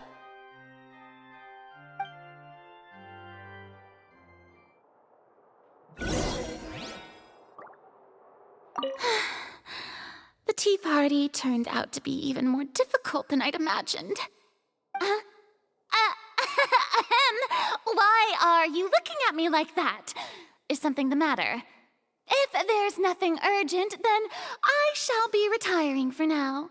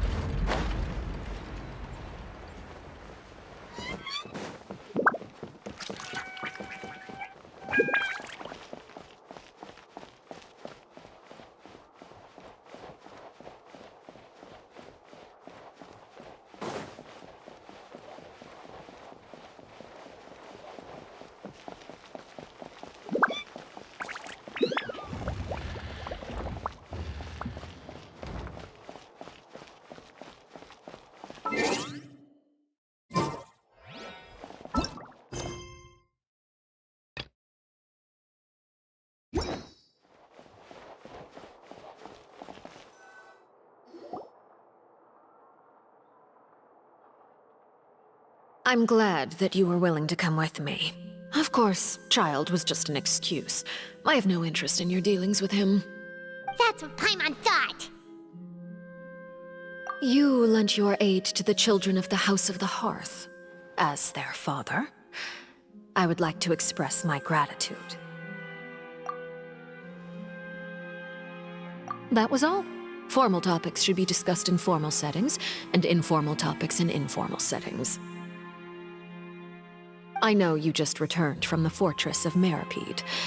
Relax. I have no intention of trying to get anything out of you. Linny, Lynette, and Fremine are still there, and I trust their judgment and abilities. They've all been working very hard and have always done all they can to fight back against anyone who tried to stop them, especially Linny. You mean Wriothesley. He's a tricky one to deal with. It's unfortunate that Linny's so eager to prove himself that he can't learn to rely on others, including me. By the way, and you can just consider this a bit of idle gossip, but what's your impression of Farina?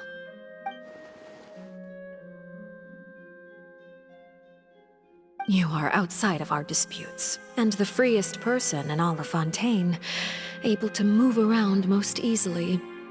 Allow me to share my perspective with you. And that's everything that happened during the trial. Master Child was declared guilty and immediately transported to the Fortress of Meripede. Didn't he say he was coming here on vacation?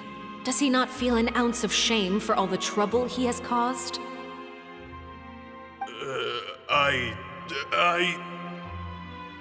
Forget it.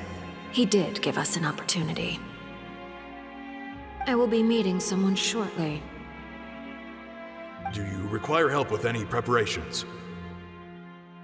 No need. I will take care of it myself.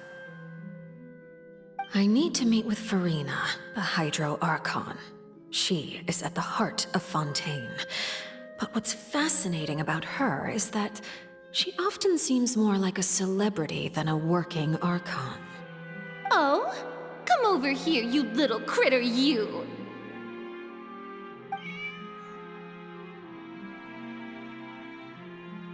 You dare to run from me? Stop right this instant!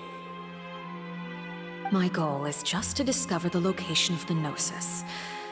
But I didn't expect the chance to approach Farina to be handed to me on a silver platter. This is so easy, it's actually making me a bit suspicious. Anything left unguarded is usually just bait.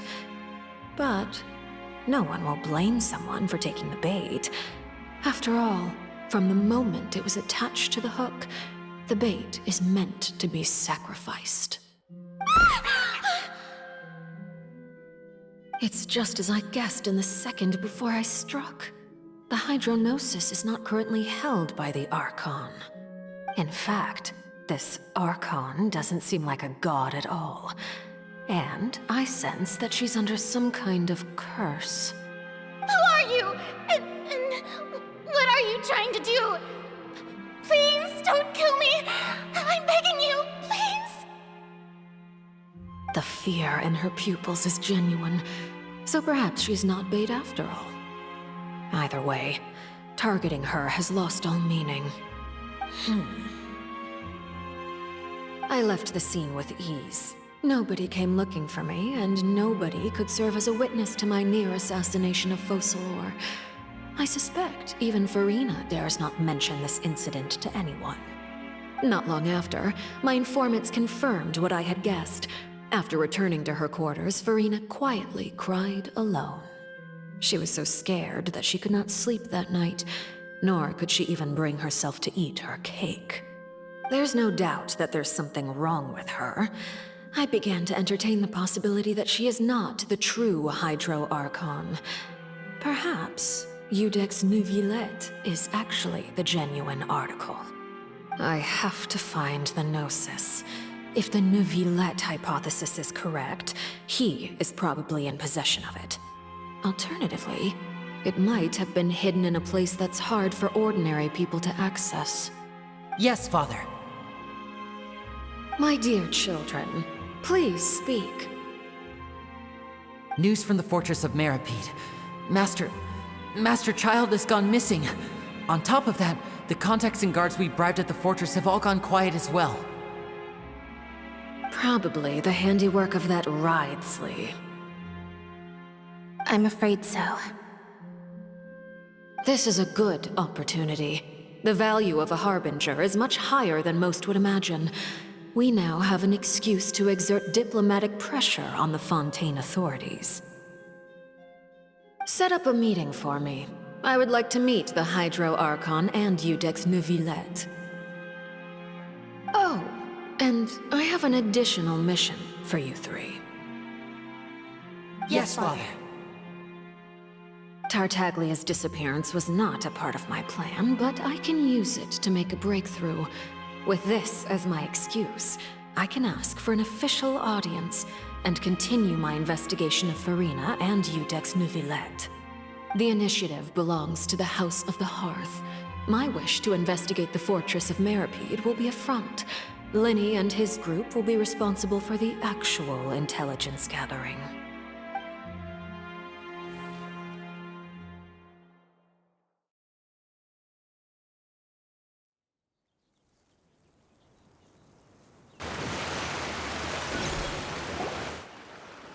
You should know the rest.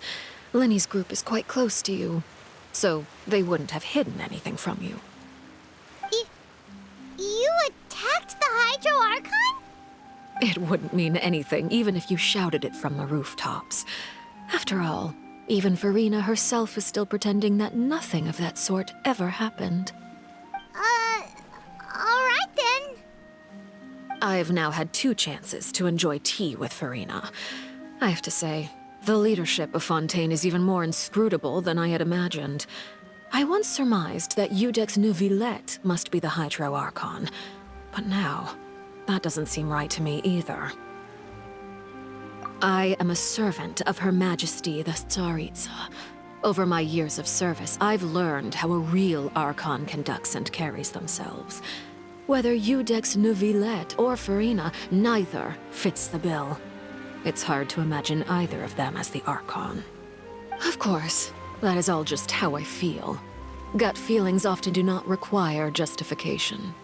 It is, however, quite amusing to me that after all my years working in intelligence gathering, I've come to realize I am at a complete loss regarding the identity of the god of the land of my birth. Don't you think Fontaine is quite intriguing? A catastrophe looms, yet many secrets have yet to rise to the surface. It looks like Fontainians will have no choice but to save themselves. Ultimately, though, one must survive in order to do anything else. Should the need arise, I would be happy to cooperate with you. You don't need to commit to anything right now, of course. I have a feeling that the situation will continue to evolve, and as your name is often connected with noble deeds, I'm sure we will work together someday. He certainly returned quickly. You must want to catch up with each other, so I'll leave you to him.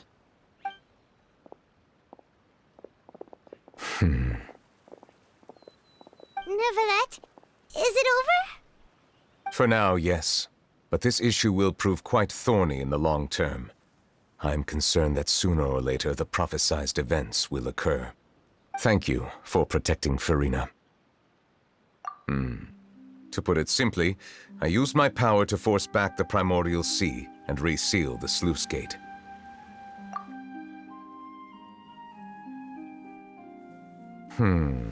So as expected, the knave has turned up the pressure on Farina. She's trying to feel her out, though I'm still unsure as to her motives. Permission granted. Whoa. It can't be that you're the real Hydro Archon, right? But that's just a speculation on our part, though. You can't tell us? Then that's okay. We can talk about something else. We won't try to force you. You guys in Fontaine are super strange. If by the phrase, "you guys," you are referring to Farina and I, then although I'm not sure just what you are trying to imply, I must clarify that I do not share her positions on a multitude of topics. I believe so. The fortress has a long and complex history. It has seen much grief and suffering. And now, another catastrophe will soon be upon us. I mourn this turn of events. Huh? Why is it raining all of a sudden?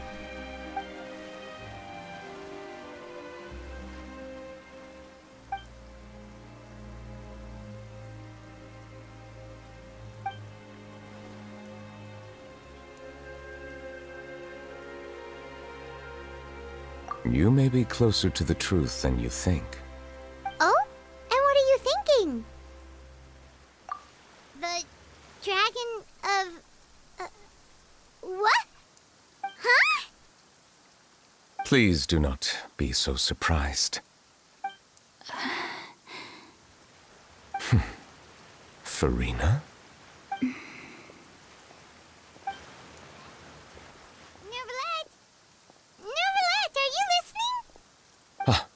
My apologies. We were just guessing randomly. We didn't guess right, did we? You're not actually the dragon sovereign of water, right? Well, if you don't want to confirm or deny... You guessed correctly. I sincerely hope you'll be able to keep this a secret for me. Right, of course. We'll definitely help you keep it a secret. There's still something Paimon wants to ask you, though. Please, go ahead.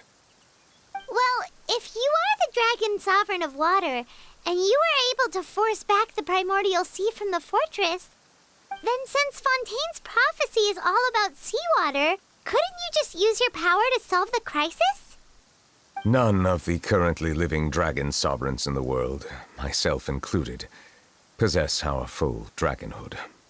They say that when the first usurper arrived on Tivat, they seized a part of the dragon's power. Today, that stolen power is the basis of the Archon's authorities. There are 7 elemental Archons and 7 matching dragon sovereigns. The dragon sovereign of water who lived through that era perished a long time ago. As their successor, I know far less of that part of our ancient history. In any case, I believe I will not be able to do much unless the Archon disappears and returns their elemental authority to me. Given the status quo, however, I would recommend finding another way to deal with the prophecy. Oh, so even you can't solve it. I still have some urgent matters to attend to at my office. If you have any more questions regarding ancient history, you are welcome to discuss them with me at a later time. Please go right ahead. There's a place that Paimon wants to go too. Traveler, why don't we pay another visit to the Fortress of Meripede? Paimon is a little worried. We'll see you another time. Take care.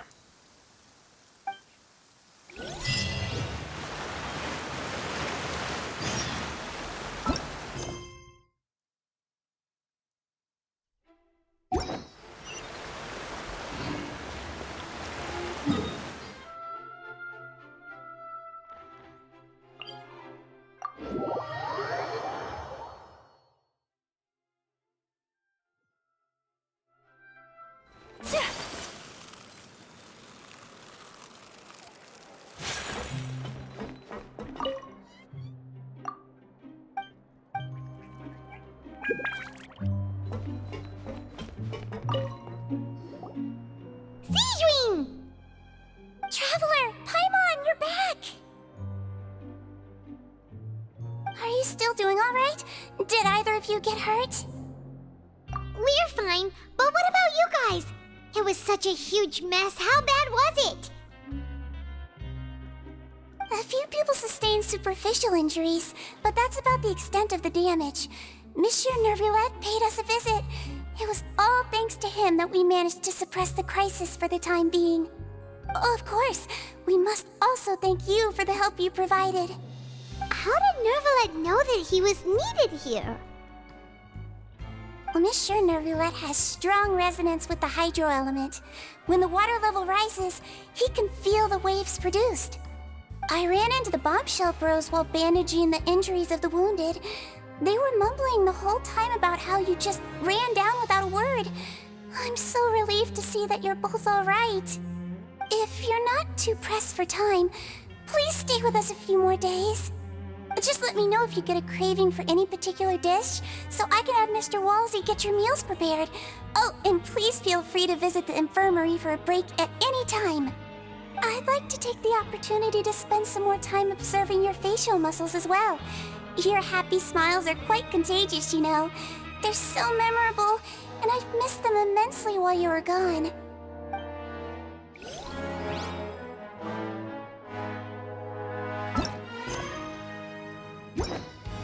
If you can find the time, please stay at the fortress for just a while longer.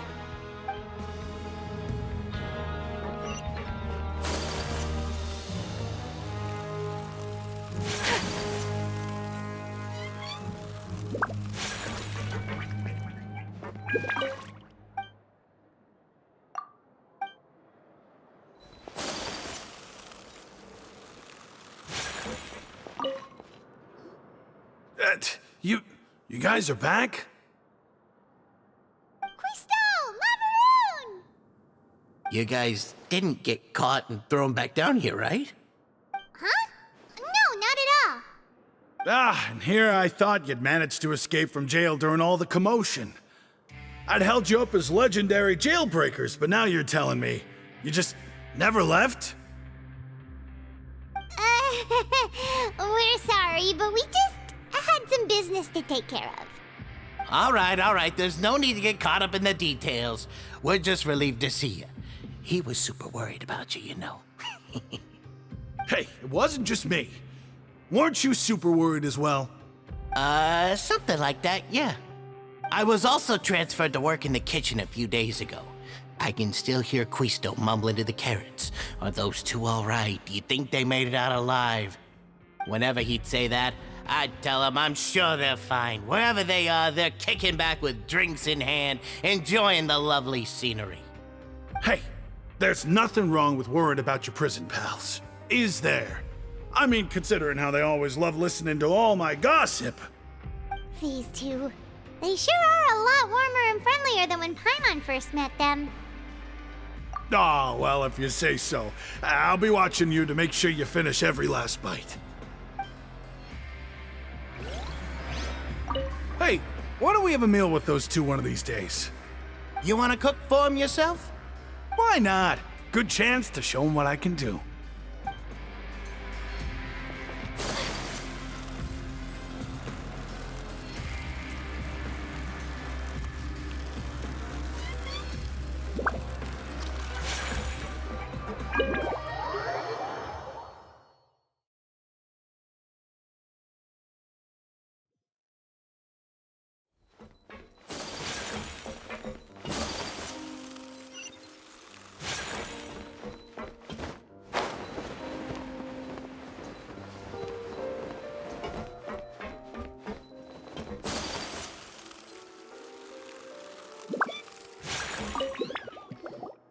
Jurier, Miss Sijween told me you still haven't eaten.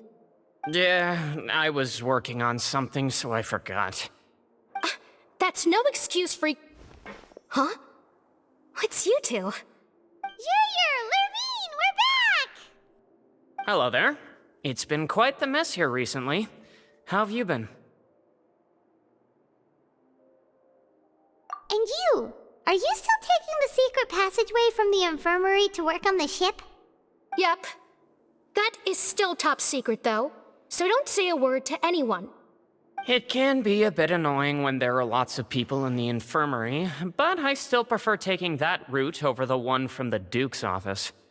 I mean, the infirmary does make it easier for you to slack off. Oh yeah? Then why are you also here so much? You two really are just using your jobs as a cover for your relationship, aren't you? Not at all!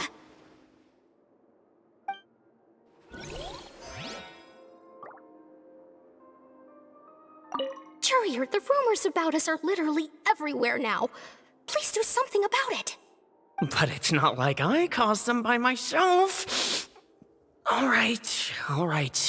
I'll try to do something about it when I can find the time.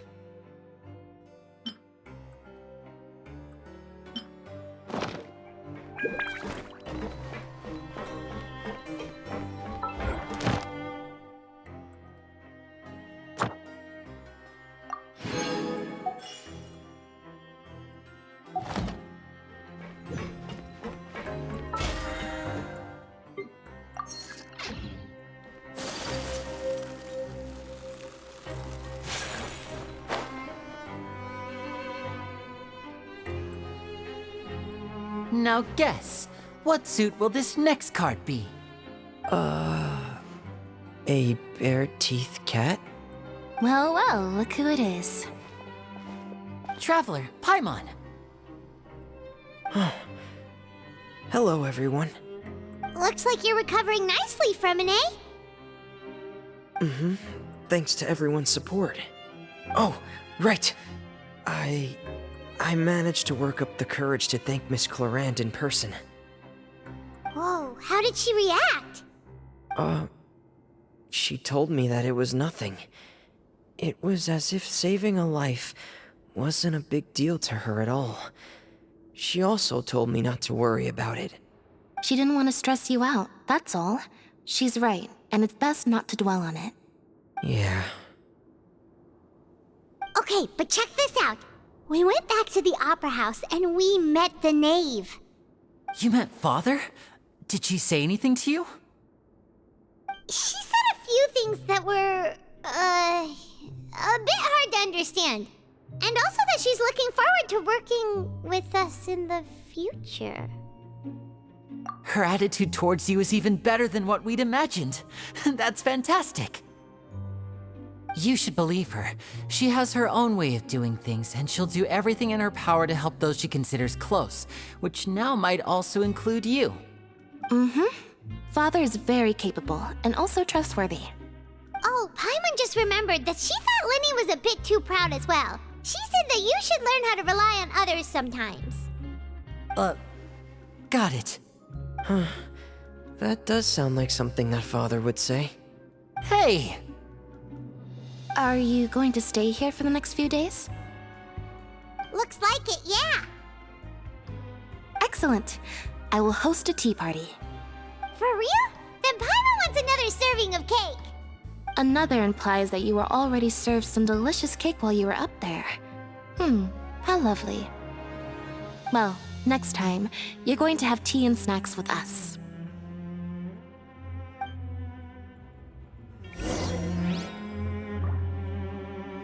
We should start preparing that tea party. Oh, that's a great idea. I'm all for it. I'll help you set it up.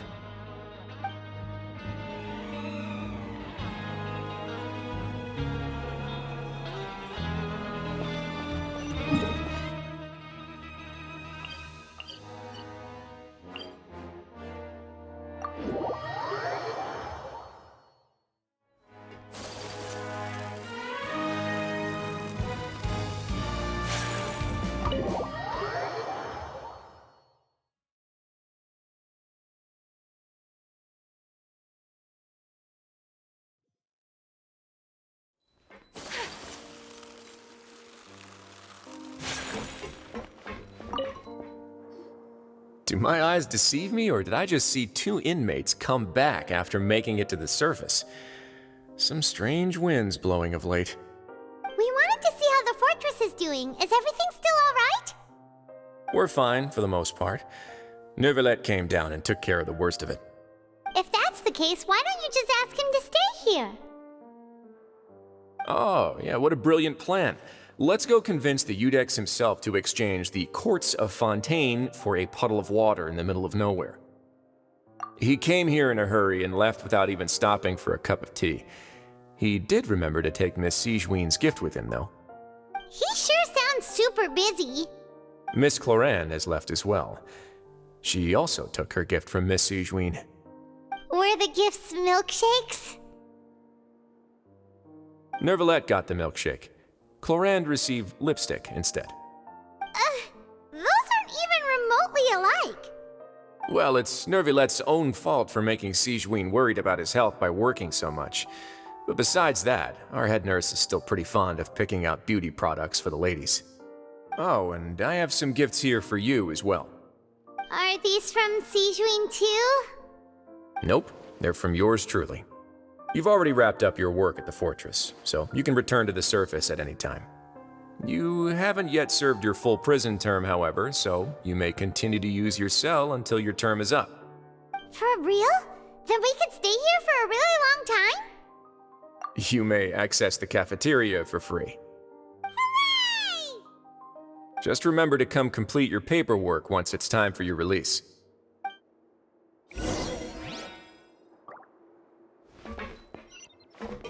Your file can't be closed until we've completed your paperwork, so don't forget to come find me again when you're done serving your sentence.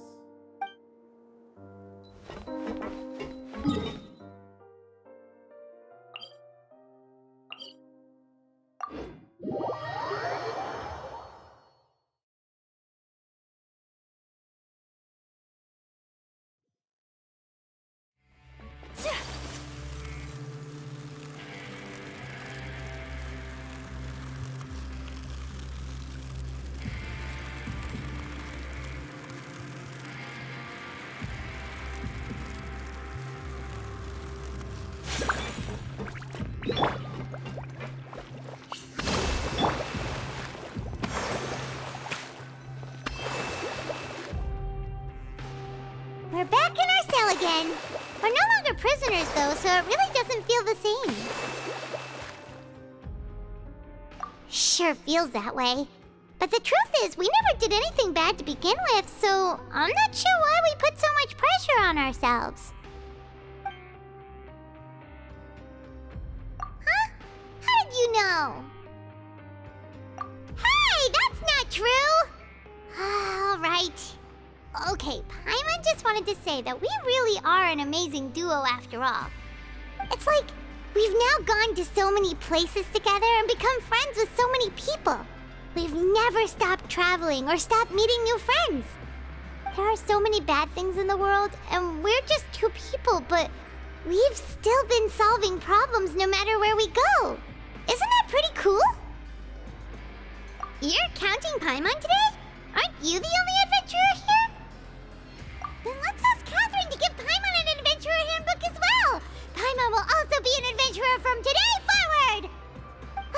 Just the thoughts making Paimon giddy. Paimon's gonna crash, so you sleep soon too. The last time we fell asleep here, we woke up to a whole mess outside our cell. The primordial seawater nearly rose up. That was so scary. We should be safe now, right? Alright then, good night to you, Traveler.